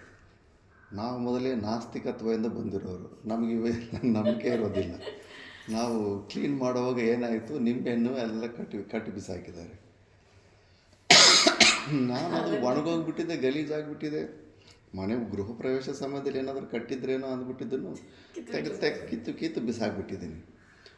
ಬಿಸಾಕ್ಬಿಟ್ಟಿದ್ರೆ ನಮಗೆ ಭೂತ ಇಲ್ಲ, ದೆವ್ವನೂ ಇಲ್ಲ, ದೇವರು ಇಲ್ವಲ್ಲ, ನಮಗೆ ಅದೇನು ಇಲ್ಲವೇ ಇಲ್ಲ. ಮಲ್ಕೊಂಡಿದ್ರೆ ಅಲ್ಲಿ ಕೆಲಸ ಮಾಡೋರಿಗೆ ಭಯ ಸ್ಟಾರ್ಟ್ ಆಗಿದೆ. ಪಾಪ ಇವರು ಕೆಲಸ ಮಾಡೋರಿಗೆ ಹೆದರ್ಕೊಂಡು ಮತ್ತೆ ಅಡುಗೆ ಮನೆಗೆ ಹಗಲೊತ್ತು ಒಂಟಿಯಾಗಿ ಹೋಗೋದಕ್ಕೂ ಹೆದರ್ತಿದ್ರು, ಹೇಳೋದಕ್ಕೆ ಭಯ. ಆ ಓನರೆಲ್ಲ ಹೆದರಿಸಿ ಹಿಡಿದಾನೆ, ಈ ಸ್ಟೋರಿ ಯಾರು ಹೇಳಬಾರ್ದು ಅಂದ್ಬಿಟ್ಟಿದ್ದು. ಮತ್ತು ಒಂದು ದಿವಸ ಇನ್ನೊಬ್ಬ ಲೀನಾ ಅಂತ ಹೇಳಿದ್ನಲ್ಲ UK ಇಂದ, ಆಕೆ ಬಂದಳು. ಆಕೆ ಬಂದರೆ ಆಕೆಗೆ ನೈಟ್ ಟೈಮು ಒಂದು ಏನು ಬೆಕ್ಕು, ಬ್ಲ್ಯಾಕ್ ಕಲರ್ ಬೆಕ್ಕು ಅಡ್ಡ ಬಂದಂಗೆ ಆಗಿಬಿಟ್ಟಿದ್ದು, ಕಾಲು ಜಾರಿ ಬಿಟ್ಕೊಂಡ್ಬಿಟ್ಟು ಕಾಲು ಸ್ವಲ್ಪ ಫ್ರ್ಯಾಕ್ಚರ್ ಆಯಿತು. ಫ್ರ್ಯಾಕ್ಚರ್ ಆದರೆ ಏನಂದ್ರೆ ಈ ಥರ ಬ್ಲ್ಯಾಕ್ ಕಲರ್ ಕ್ಯಾಟ್ ಒಂದು ಅಡ್ಡ ಬಂತು, ಹೆದರ್ಕೊಂಡು ನಾನು ಸ್ಲಿಪ್ ಆಗಿ ಬಿದ್ದೆ ಅಂತ. ಇನ್ನು ಬ್ಲ್ಯಾಕ್ ಕಲರ್ ಕ್ಯಾಟ್ ಅಂದಾಗಿನ ಅವರು ಕೆಲಸ ಮಾಡಿದವ್ರಿಗೆ ಇನ್ನು ನನಗೆ ಆವಾಗ ಸ್ಟೋರಿ ಹೇಳಿದ್ರು, ಸ್ಟೋರಿ ಹಿಂಗೆ ಅಂದ್ಬಿಟ್ಟು. ಮತ್ತು ಅಲ್ಲಿ ನಾನು ಕೇಳಿಬಿಟ್ರೆ ನಾವೇ ದೆವ್ವ ಇಂದ ನಾಸ್ತಿಕರಂದ್ರೆ ನಾವೇ ದೆವ್ವಗಳ ಥರ ಇರ್ತೀವಿ, ನಾವೆಲ್ಲ ಏನು ತಲೆ ಕೆಡಿಸ್ಕೊಳ್ಳೋದಿಲ್ಲ. ಆಕೆ ಡೀಪಾಗಿ ಅದ್ರ ಬಗ್ಗೆ ಸೀರಿಯಸ್ ಆಗಿ ತಗೊಂಡಿದ್ದಕ್ಕೆ ಆಕೆಗೆ ಸ್ವಲ್ಪ ಕಾಣಿಸ್ಕೊಂಡಂಗೆ ಬಂದು ಆ ಪ್ರೇತಾತ್ಮ ಅಟ್ಯಾಕ್ ಮಾಡೋಕ್ಕೆ ಬರ್ತಿದ್ದಂಗೆ ಅವೆಲ್ಲ ಸ್ವಲ್ಪ ಕಾಣಿಸ್ತಾ ಇತ್ತಂತೆ. ಹೆದರ್ಕೊಂಡು ಬಿಟ್ಟೇ ಹೋಗ್ಬಿಟ್ಲು. ಆ ಥರ. ಮತ್ತು ಶಾಸ್ತ್ರದಲ್ಲಿ ಬರುತ್ತೆ, ಹೆಚ್ಚು ಪ್ರೇತ ಯೋನಿಗಳೇ 84 ಲಕ್ಷ ಜೀವರಾಶಿಗಳಲ್ಲಿ ಹೆಚ್ಚು ಪ್ರೇತ ಯೋನಿಗಳೇ ಇದ್ದಾವೆ. ನಾನು ಜಲಚರಗಳು ತುಂಬಾ ಇರ್ತಾವಲ್ಲ, ಅಮಿಬಾಯಿಂದ ಲೆಕ್ಕ ಹಾಕೊಂಡ್ರೆ ಸಿಂಗಲ್ ಸೆಲ್ಯುಲರ್ ಮಧ್ಯೆ 84 lakhs ಆಗ್ಬೋದು ಅನ್ಕೊಂಡೆ. ಬಟ್ ಪ್ರೇತಾತ್ಮಗಳೇ ಹೆಚ್ಚಿದಾವಂತೆ ಎಲ್ಲದರಲ್ಲಿ ಅಷ್ಟು. ಆ ಥರ ಎಲ್ಲ ಇರ್ತವೆ. ಅದಕ್ಕೆ ಇವೆಲ್ಲ ಹೇಳೋದು ಯಾರು ಹೆಂಗೆ ಆಗ್ತಾರೋ ಇವಾಗ ತಿಳ್ಕೊಂಬಿಡ್ರಿ ಅಂತ ಅವರು ಅಷ್ಟು ಮೋಹ, ಸುಮ್ಮನೆ ಅನ್ನೆಸೆಸರಿ ವಿಷಯದಲ್ಲಿ ಮೋಹ ಇಟ್ಟುಕೊಂಡು, ಈ ಶರೀರದ ಮೇಲೆ ಮೋಹ ಇಟ್ಟುಕೊಂಡು ಅದ್ರ ಸುತ್ತಲೂ ಸುತ್ತಾಡ್ತಾ ಇರ್ತೀವಿ. ಅದನ್ನು ಈಗಲೇ ಹಿಂಗೆ ವಿಚಾರ ಮಾಡಿ ಡೈಲ್ಯೂಟ್ ಮಾಡಿ ಯಾವ ಥರ ಅನಿಸ್ಬೇಕಂದ್ರೆ ಇದು ಎಕ್ಸ್ಟ್ರಾ ಲಗೇಜ್ ಥರ ಅನಿಸ್ಬೇಕು ಶರೀರ. ಹಬ್ಬ ಯಾವಾಗಪ್ಪ ಇದು ಬಿದ್ದೋಗೋದು, ಯಾವಾಗಪ್ಪ ಇದು ಹೋಗೋದು, ಎಕ್ಸ್ಟ್ರಾ ಲಗೇಜ್. ಸುಮ್ಮನೆ ಇದನ್ನು ಮೇಂಟೈನ್ ಮಾಡೋಕ್ಕೆ ನಾನು ಅಲ್ಲದೇ ಇರೋ ಮಿಷಿನ್ನು, ₹1 ಸ್ಯಾಲ್ರಿ ಬರ್ತಾಯಿಲ್ಲ, ಸುಮ್ಮನೆ ಈ ಮಿಷಿನನ್ನು ಮೇಂಟೈನ್ ಮಾಡ್ಕೊತಾ ಇರಬೇಕು. ಮೇಂಟೈನ್ ಮಾಡ್ಕೊಳ್ಳೋದಕ್ಕೆ ಅವ್ರ ಹತ್ರ ಕೈ ಚಾಚಬೇಕು ಪರಾಧೀನತೆ. ಯಾಕಪ್ಪ ಬೇಕಪ್ಪ ಈ ಮೆಷಿನ್, ನನಗೆ ಏನು ಯೂಸೇ ಇಲ್ಲ, ಇದರಿಂದ ಹೋಗಲಿ ಏನಾದರೂ ಯೂಸ್ ಇದೆ ಅಂದರೆ ಯೂಸೂ ಇಲ್ಲ. ಇದರ ವಿಚಾರ ಮಾಡಿ ಆ ಥರ ಮುಂಚೆನೇ ರೆಡಿಯಾಗಿದ್ದರೆ ಇನ್ನು ಇದು ಬಿಟ್ಟು ಹೋಗ್ಬಿಟ್ಟು ಇನ್ನೂ ರಿಲ್ಯಾಕ್ಸ್ ಅನಿಸ್ಬಿಡುತ್ತೆ. ಹೋಗ್ಲಿ ಬಿಡಪ್ಪ, ಹೋಯ್ತು ದರಿದ್ರ ಹೋಯ್ತು ಅನಿಸುತ್ತೆ. ಆ ಥರ ತೆಕ್ಕೊಂಬಿಡ್ಬೇಕು. ಇಲ್ಲ ಅಂದರೆ ಇದ್ರ ಮೇಲೆ ಅಟ್ಯಾಚ್ಮೆಂಟಿಗೆ ಮತ್ತೆ ಹಂಗೆಲ್ಲ ಬರಬೇಕಾಗ್ತಾ ಇರುತ್ತೆ. ಅದಕ್ಕೆ ಎಲ್ಲ ಕಂಡೀಷನ್ಸು ಚೆನ್ನಾಗಿರುವಾಗಲೇ ಈ ಥರ ಸಾಧನೆ ಮಾಡ್ಕೊಂಬಿಡ್ಬೇಕು ಅಂತ ಬರ್ತಾರ್ರಿ ಅಂತಾನೆ. ಮತ್ತು ಎಲ್ಲವನ್ನು ಬಿಟ್ಟಿರೋರು ನಾವು ಅಂದ್ಕೊತೀವಿ ಏನೇನೋ ಬೇಕು, ಅಲೈನ್ಮೆಂಟ್ಸು, ಸಾಧನೆಗೆ ಅದು ಬೇಕು ಇದು ಬೇಕು ಅಂತಾರೆ. ಇವೆಲ್ಲ ಇದ್ದಿನ್ನು ಡಿಸ್ಟರ್ಬ್ ಮಾಡ್ತಾ ಇರ್ತವೆ. ಅದಕ್ಕೆ ಎಂಥವ್ರು ಪುಣ್ಯಾತ್ಮರು ಅಂದರೆ ಇಲ್ಲಿ ಹೇಳ್ತಾನೆ ನೋಡಿ, ಕೌಪೀನಂ ಶತಖಂಡ ಜರ್ಜರತರಂ ಕಂಧಾ ಪುನಸ್ತಾದೃಶ ನೈಶ್ಚಿಂತ್ಯಂ ನಿರಪೇಕ್ಷ ಭೈಕ್ಷಮಶನಂ ನಿದ್ರಾ ಸ್ಮಶಾನೇ ವನೆ ಸ್ವಾತಂತ್ರ್ಯೇನ ನಿರಂಕುಶಂ ವಿಹರಣಂ ಸ್ವಾಂತಂ ಪ್ರಶಾಂತಂ ಸದಾ ಸ್ಥೈರ್ಯಂ ಯೋಗ ಮಹೋತ್ಸವೇಪಿ ಚ ಯದಿ ತ್ರೈಲೋಕ್ಯರಾಜೇನ ಕಿಂ. ಒಬ್ಬ ಜೀವನ್ಮುಕ್ತನ ಸ್ಥಿತಿ ಹೆಂಗಿರುತ್ತಂದರೆ, ಕೌಪೀನಂ ಶತಖಂಡ ಜರ್ಜರತರಂ. ಆ ಕೌಪೀನ ಕೂಡ ಫುಲ್ಲು ಜೀರ್ಣ ಆಗಿಬಿಟ್ಟಿರುತ್ತೆ, ನೋಡೋದಕ್ಕೆ ಆಸೆ ಅನಿಸ್ತಾ ಇರುತ್ತೆ, ಭಿಕ್ಷುಕನ ಥರ ಇರುತ್ತದು. ಖಂತಾ ಪುನಸ್ತಾದೃಶ, ಹಾಕ್ಕೊಂಡ್ರೆ ಬಟ್ಟೆ ಈ ಥರ ಚೆನ್ನಾಗಿ ಕಳ್ಳರು ಬಾರ್ಡ್ರಲ್ಲಿ ಹಾಕ್ಕೊಂಡು ಈ ಲ್ಯಾವಿಶ್ ಸ್ವಾಮೀಜಿಗಳು ಜೀವನ ಮಾಡ್ದಂಗೆ ಇರೋದಿಲ್ಲ. ದೊಡ್ಡ ದೊಡ್ಡ ರುದ್ರಾಕ್ಷಿ ಮಾಲೆಗಳು ಹಾಕ್ಕೊಂಡು ಕಾಷಾಯ ಬಸ್ತಂದರೆ ಶೈನ್ ಆಗೋದಕ್ಕಲ್ಲ. ಏನು ನಿಯಮ ಅಂದರೆ, ಯಾವ ಏರಿಯಾದಲ್ಲಿ ನಾವು ಇರ್ತೀವೋ ಆ ಏರಿಯಾದ ಮಣ್ಣಿಂದ ಆ ಬಟ್ಟೆಯನ್ನು ಇದು ಕಲರ್ ಮಾಡ್ಕೊತಾ ಇದ್ರು. ಅಂದರೆ ಎಲ್ಲಿ ಕೂತ್ಕೊಂಡ್ರು, ಯಾಕಂದರೆ ಮಣ್ಣಿನಲ್ಲಿ ಕೆಳಗಡೆನೇ ಮಲಗೋದು ಅದು ಇದು ಅಂತ ಆ ಗಲೀಜು ಮಾರ್ಕಗಳು ಏನು ಗೊತ್ತಿಲ್ದಂಗೆ ಆ ಪೃಥ್ವಿಯ ಕಲರಲ್ಲೇ ಅದು ಹಂಗೆ ಇದ್ಬಿಡೋ ಥರ. ಅದು ಇನ್ನು ಸ್ವಲ್ಪ ಮ್ಯಾಕ್ಸಿಮಮ್ ರೆಡ್ ಕಲರ್ ಸಾಯಿಲ್ ಹೆಚ್ಚಿರುತ್ತೆ, ಕೆಲವೊಂದು ಕಡೆ ಬ್ಲ್ಯಾಕ್ ಸಾಯಿಲ್ ಇರುತ್ತೆ. ಸ್ವಲ್ಪ ರೆಡ್ ಕಲರ್ ಸಾಯಿಲ್ ಇರಲಿ, ಸ್ವಲ್ಪ ನೋಡಿದವ್ರಿಗೆ ಒಂದು ಪ್ರೋಟೋಕಾಲ್ ಇರಲಿ, ಇವರು ಸನ್ಯಾಸಿ, ಇವ್ರ ಹತ್ರ ಜ್ಞಾನ ಇರುತ್ತೆ, ಆತ್ಯಂತಿಕ ದುಃಖ ನಿವೃತ್ತಿ ಪರಮಾನಂದ ಪ್ರಾಪ್ತಿ ಬೇಕು ಅಂದ್ಕೊಂಡವ್ರಿಗೆ ಇಂಥ ವ್ಯಕ್ತಿ ಹತ್ರ ಹೋಗಿ ಏನಂದ್ರೆ ಕ್ವಶನ್ ಕೇಳಿ ಆನ್ಸರ್ ತೊಗೋಬೋದು ಮತ್ತು ಇವ್ರಿಗೆ ಭಿಕ್ಷೆಗೆ ಅರ್ಹತೆ ಇದೆ ಅನ್ನೋದೊಂದು ಪ್ರೋಟೋಕಾಲಲ್ಲಿ ಕಾಣಿಸ್ಲಿ ಅಂದ್ಬಿಟ್ಟು ಅಷ್ಟು ಬಿಟ್ಟಾರೆ ಹೊರತು ಅದಕ್ಕೆ ಕ್ವಾಲಿಟಿ ಬಟ್ಟೆ ಏನದು ಮೀಟ್ರ್ 100 ರೂಪಾಯಿದಂತ ಇಲ್ಲ, ಮೀಟ್ರು 2000 ಇರಬೇಕು ಅಂಥ ಕ್ವಾಲಿಟಿ ಬಟ್ಟೆ. ಅವ್ರದ್ದು ಮಂಡಲೇಶ್ವರ ಅಂತ ಅದಂತೆ ಫುಲ್ಲು ಚಮಕ್ ಮಾಡ್ಕೊತಾರೆ ಬಟ್ಟೆ. ಚಮಕೋದಕ್ಕಲ್ಲ, ಇದು ವೈರಾಗ್ಯ ಇರಬೇಕು, ಬಟ್ಟೆಗಳಲ್ಲಿ ವೈರಾಗ್ಯ ಇರಬೇಕು ಆ ಥರ. ಮತ್ತು ಕಂತ ಪುನಸ್ತಾದೃಶ ನೈಶ್ಚಿಂತ್ಯಂ ನಿರಪೇಕ್ಷ ಭೈಕ್ಷಮಶನಂ. ಊಟದ ಬಗ್ಗೆ ಕೂಡ ಚಿಂತೆ ಇರಬಾರ್ದು. ನಾವು ಅಲ್ಲಿ ಹೋಗ್ತೀವಲ್ಲ, ಕಾಡಲ್ಲಿ ನೋಡ್ತೀವಲ್ಲ, ಮನಸ್ಸು ಊಟದ ಬಗ್ಗೆ ಚಿಂತೆ ಮಾಡ್ತಾ ಇರುತ್ತೆ. ಅಯ್ಯೋ ನೆಕ್ಸ್ಟ್ ಹೊತ್ತು ಹೆಂಗೆ ಊಟ ಅಂದ್ಬಿಟ್ಟು ಬದುಕೋ ಆಸೆಗಳಿದ್ರೆ ಕಂಪಲ್ಸರಿ ಊಟದ ಬಗ್ಗೆ ಚಿಂತೆ ಮಾಡೋದು. ಮೈನ್ ಹೆದರಿಕೆ ಹಸಿವು ಬಾಯಾರಿಕೆನೆ. ವೃದ್ಧಾವಸ್ಥೆ ಹಸಿವು ಬಾಯಾರಿಕೆ ಇವು ಕಾಡ್ತಾ ಇರ್ತವೆ. ಇವು ನಿನ್ನ ಧೈರ್ಯನ ಸಾಯಿಸ್ಬಿಡ್ತವೆ. ನೀನು ಧೈರ್ಯನ ತೆಗೆದು ಡಸ್ಟ್ಬಿನ್ಗೆ ಹಾಕ್ಬಿಡ್ತವೆ. ಸಾಯಂಕಾಲದಲ್ಲಿ ಯಾರಾದರೂ ಒಂದು ಹೊತ್ತು ಅನ್ನ ಹಾಕೋರು ಇದ್ರೆ ಸಾಕು. ಏನು ನಮ್ಮನೆ ಹೇಳೋರು, ಸೊಸೆ ಆದ್ರೆ ಇದ್ರೆ ಮೂತಿ ತೀವ್ರದಾದ್ರೂ ಸರಿ ಸಾಯಂಕಾಲದಲ್ಲಿ ಒಂದು ಅನ್ನ ಹಾಕೋರು. ಎಲ್ಲ ಹೆಣ್ಮಕ್ಳು ಅಲ್ವಾ, ಸೊಸೆ ಆದ್ರೆ ಮನೆಗೆ ಅನ್ನ ಹಾಕೋಳು ಅಂತ 1-2 ಸರಿ ಹೇಳಿದ್ರು. ನಿಮ್ಮ ತಾಯಿ ಅಂತಿದ್ರ? ಲೋಕದಲ್ಲೆಲ್ಲ. ಆದರೆ ಹಿಂಗೆ ಬದುಕಬೇಕು. ಬದುಕಿದ್ರೆ ಚಿಂತೆ ಇರಬಾರ್ದು. ಯೋಗಕ್ಷೇಮ ವಹಾಮಿಂತಾನೆ ಈ ಶರೀರಕ್ಕೆ ಇನ್ನೂ ಏನಾದರೂ ಇದರಲ್ಲಿ ಬ್ಯಾಲೆನ್ಸ್ ಶೀಟಲ್ಲಿ ಇನ್ನೂ ಏನೋ ಸ್ವಲ್ಪ ಉಳಿದಿದ್ರೆ ತಾನು ಬರಲಿ. ಒಂದು ವೇಳೆ ತಾನಾಗಿ ಏನು ಬರ್ತಾ ಇಲ್ಲ ಅಂದಮೇಲೆ ಯಾಕೆ ಪ್ರಯತ್ನ ಮಾಡಬೇಕು? ಏನು ಚೆನ್ನಾಗಿದೆ ಅಂತ ಈ ಶರೀರನ ಕಂಟಿನ್ಯೂ ಮಾಡೋದು. ಸ್ವಲ್ಪ ನೋವು ಆಗೇ ಆಗುತ್ತೆ. ಶರೀರನ ಪ್ರಾಣ ಬಿಟ್ಟು ಹೋದ ನೋವು ಸ್ವಲ್ಪ ಆಗೇ ಆಗುತ್ತೆ. ಅದನ್ನು ಈಗಲೇ ಬಿಟ್ಟುಬಿಡು. ಮತ್ತೆ ಆ ಊಟ ಹಾಕು ಮಿಷಿನ್ಗೆ, ಮತ್ತೆ ಕೆಲಸ ಮಾಡುತ್ತೆ, ಮತ್ತೆ ಅಲ್ಲಿ ಓಡಾಡು. ಏನು ಈ ಶರೀರದಲ್ಲಿ ಯಾಕೆ ಇರಬೇಕು ನೀನು? ಏನು ಸುಖ ಕೊಡ್ತಾ ಇದೆ ಅಂತ ಈ ಶರೀರ ನಿನಗೆ? ಈ ಶರೀರ ಇಲ್ಲದೆ ಇದ್ರೇ ನೀನು ಸ್ಪಷ್ಟವಾಗಿ ನಿನ್ನಲ್ಲಿ ನೀನು ಇರ್ತೀಯ. ಅದಕ್ಕೆ ಆ ಸ್ಥಿತಿಗೆ ಹೋಗಿರೋರು ಏನು ಒಂದು ಚೂರು ಊಟದ ಸಲುವಾಗಿ ಒಂದು ಪ್ರಯತ್ನ ಇರೋದಿಲ್ಲ. ಬಲವಂತಾಗಿ ರಾಮಕೃಷ್ಣ ಪರ್ವ ಬಲವಂತಾಗಿ ಮೂತಿ ಒಳಗಡೆ ಇಟ್ಟು ಹಿಂಗೆ ಪ್ರೆಸ್ ಮಾಡಿ ಒಳಗಡೆ ಹಾಕ್ತಾಯಿದ್ರು. ಚೋಟ ಮಹಾರಾಜ್ಗಂಥ ಸ್ಥಿತಿ ಬಂದಿತ್ತು. ಊಟದ ಬಗ್ಗೆ ತಿನ್ನಬೇಕಂತ ಕೂಡ ಅವ್ರಿಗೆ ಆಸೆ ಇರೋದಿಲ್ಲ. ಅಂಥ ಸ್ಥಿತಿಗೆ ಹೋಗ್ಬಿಡ್ತಾ ಇರ್ತಾರೆ. ಸಣ್ಣ ಮಕ್ಕಳು ತಾಯಿ ನಿದ್ದೆಯಲ್ಲಿ ಊಟ ತಿನ್ನಿಸು ಹಾಲು ಕುಡಿಸ್ದಾಗ ಹೆಂಗೆ ಅನಿಸುತ್ತೆ ಅವ್ರಿಗೆ ಯೋಗಿಗಳು ಆ ಥರ ಅಷ್ಟೇ ಊಟ ತಿಂದಿದ್ದಾರೋ ತಿಂದಿಲ್ಲ ಅಂತ ಕೂಡ ಅವ್ರಿಗೆ ಗೊತ್ತಾಗೋದಿಲ್ಲ. ಆ ಮಟ್ಟಕ್ಕೆ ಹೋಗ್ಬಿಡ್ಬೇಕು. ಯಾವಾಗಲೂ ಹಸಿವು ಬಾಯಾರಿಕೆ ವೃದ್ಧಸ್ಥೆಗೆ ಹೆದರಿ ಹಂಗೇ ಹೆದರ್ಪೊಕ್ಕಲಾಗ್ಬಿಟ್ಟಿದ್ದೀವಿ ನಾವು. ಜ್ಞಾನದಿಂದ ಹೋಗಿದ್ರೆ ಆವಾಗ ನೈಶ್ಚಿಂತ್ಯಂ, ಚಿಂತೆನೇ ಇರೋದಿಲ್ಲ. ನಿರಪೇಕ್ಷ ಭೈಕ್ಷಮಶನ, ಭಿಕ್ಷೆ ಸಲುವಾಗಿ ಎಲ್ಲೂ ಅಪೇಕ್ಷೆನೇ ಇರೋದಿಲ್ಲ. ಅವ್ರು ಕೊಡ್ತಾರೇನೋ ಇವ್ರು ಕೊಡ್ತಾರೇನೋ, ಅವ್ರ ಹತ್ರ ಚಮಚ ಇಡ್ಲಿ ಮಾಡಲಿನ, ಇವ್ರದ್ದು ಚಮಚ ಇಡ್ಲಿ ಮಾಡಲಿಲ್ಲ, ಭಕ್ತರ ಸಂಖ್ಯೆ ಹೆಚ್ಚು ಮಾಡ್ಕೊಳ್ಳಿನ, ಇದು ಮಾಡಲಿನ, ಇವೇನೂ ಇರೋದಿಲ್ಲ. ಪ್ರಾರಬ್ಧದಲ್ಲಿದ್ದರೆ ಬರಲಿ, ಪ್ರಾರಬ್ಧದಲ್ಲಿ ಇಲ್ಲ, ಕೋಟ ಖಾಲಿ ಆಗಿಬಿಟ್ಟಿದೆ ಅಂದರೆ ಬಿಟ್ಬಿಡ ನಿನ್ನ ಶರೀರ. ಬೇಡ ಶರೀರ, ಸುಮ್ಮನೆ ಏನಕ್ಕೆ ಮೇಂಟೈನ್ ಮಾಡ್ಕೊಂಡು ಹೋಗ್ಬೇಕು ಅಂದ್ಬಿಟ್ಟು ಹಂಗೆ ಬಿಟ್ಬಿಡ್ತಾರೆ. ನಿದ್ರಾ ಸ್ಮಶಾನೆ ಮನೆ. ಯೋಗಿಗಳು ಇಂಥ ಸ್ಲ್ಯಾಬ್ ಕೆಳಗಡೆ ಬರೋದಿಲ್ಲ, ಏನು ಫ್ರೀಯಾಗಿ ಬರೋದಿಲ್ಲ. ಅವೆಲ್ಲ ಮತ್ತು ಆ ಸ್ಲ್ಯಾಬ್ ಕಟ್ಟಬೇಕಂದ್ರೆ ಎಷ್ಟು ಜನರ ಪರಿಶ್ರಮ ಇದೆ. ಮತ್ತು ಅವ್ರು ನೀನು ಋಣಾನುಬಂಧಿ ಆಗೋದಿಲ್ಲ. ಇದನ್ನೆಲ್ಲ ಈ ಫೆಸಿಲಿಟೀಸ್ ಎಲ್ಲ ಉಪಯೋಗ ಮಾಡ್ಕೊತಾ ಇದೆ ಅಂದ್ರೆ ಮತ್ತೆ ನೀನು ಅವ್ರಿಗೆ ಯು ಹ್ಯಾವ್ ಟು ಪೇ. ದುಡ್ಡು ಕೊಟ್ಟಿರ್ತೀವಿ, ಋಣ ತೀರೋದಿಲ್ಲ ಸ್ವಾಮೀಜಿ. ಅದೇ ದುಡ್ಡು ಕೊಟ್ಟಿರ್ತಾ ಅದು ಋಣ ಇರುತ್ತೆ.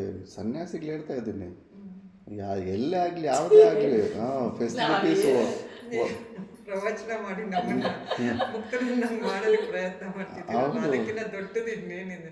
ಹೌದು, ಅವೆಲ್ಲವಮ್ಮ ಒಂದು ಬಿಟ್ಟರೆ ಸ್ವರೂಪದಲ್ಲಿ ಹೋಗ್ಬಿಟ್ರೆ ಓಕೆ. ಇಲ್ಲಾಂದ್ರೆ ಮತ್ತೆ ನಿಮ್ಮ ಶಾಪಲ್ಲಿ ಲೇಬರ್ ಆಗಿ ಬರಬೇಕು, ಹೆಂಗೋ ಬಂದು ನಾವು ಬಾಕಿ ಎಲ್ಲ ತೀರಿಸ್ಬೇಕಾಗಿದೆ.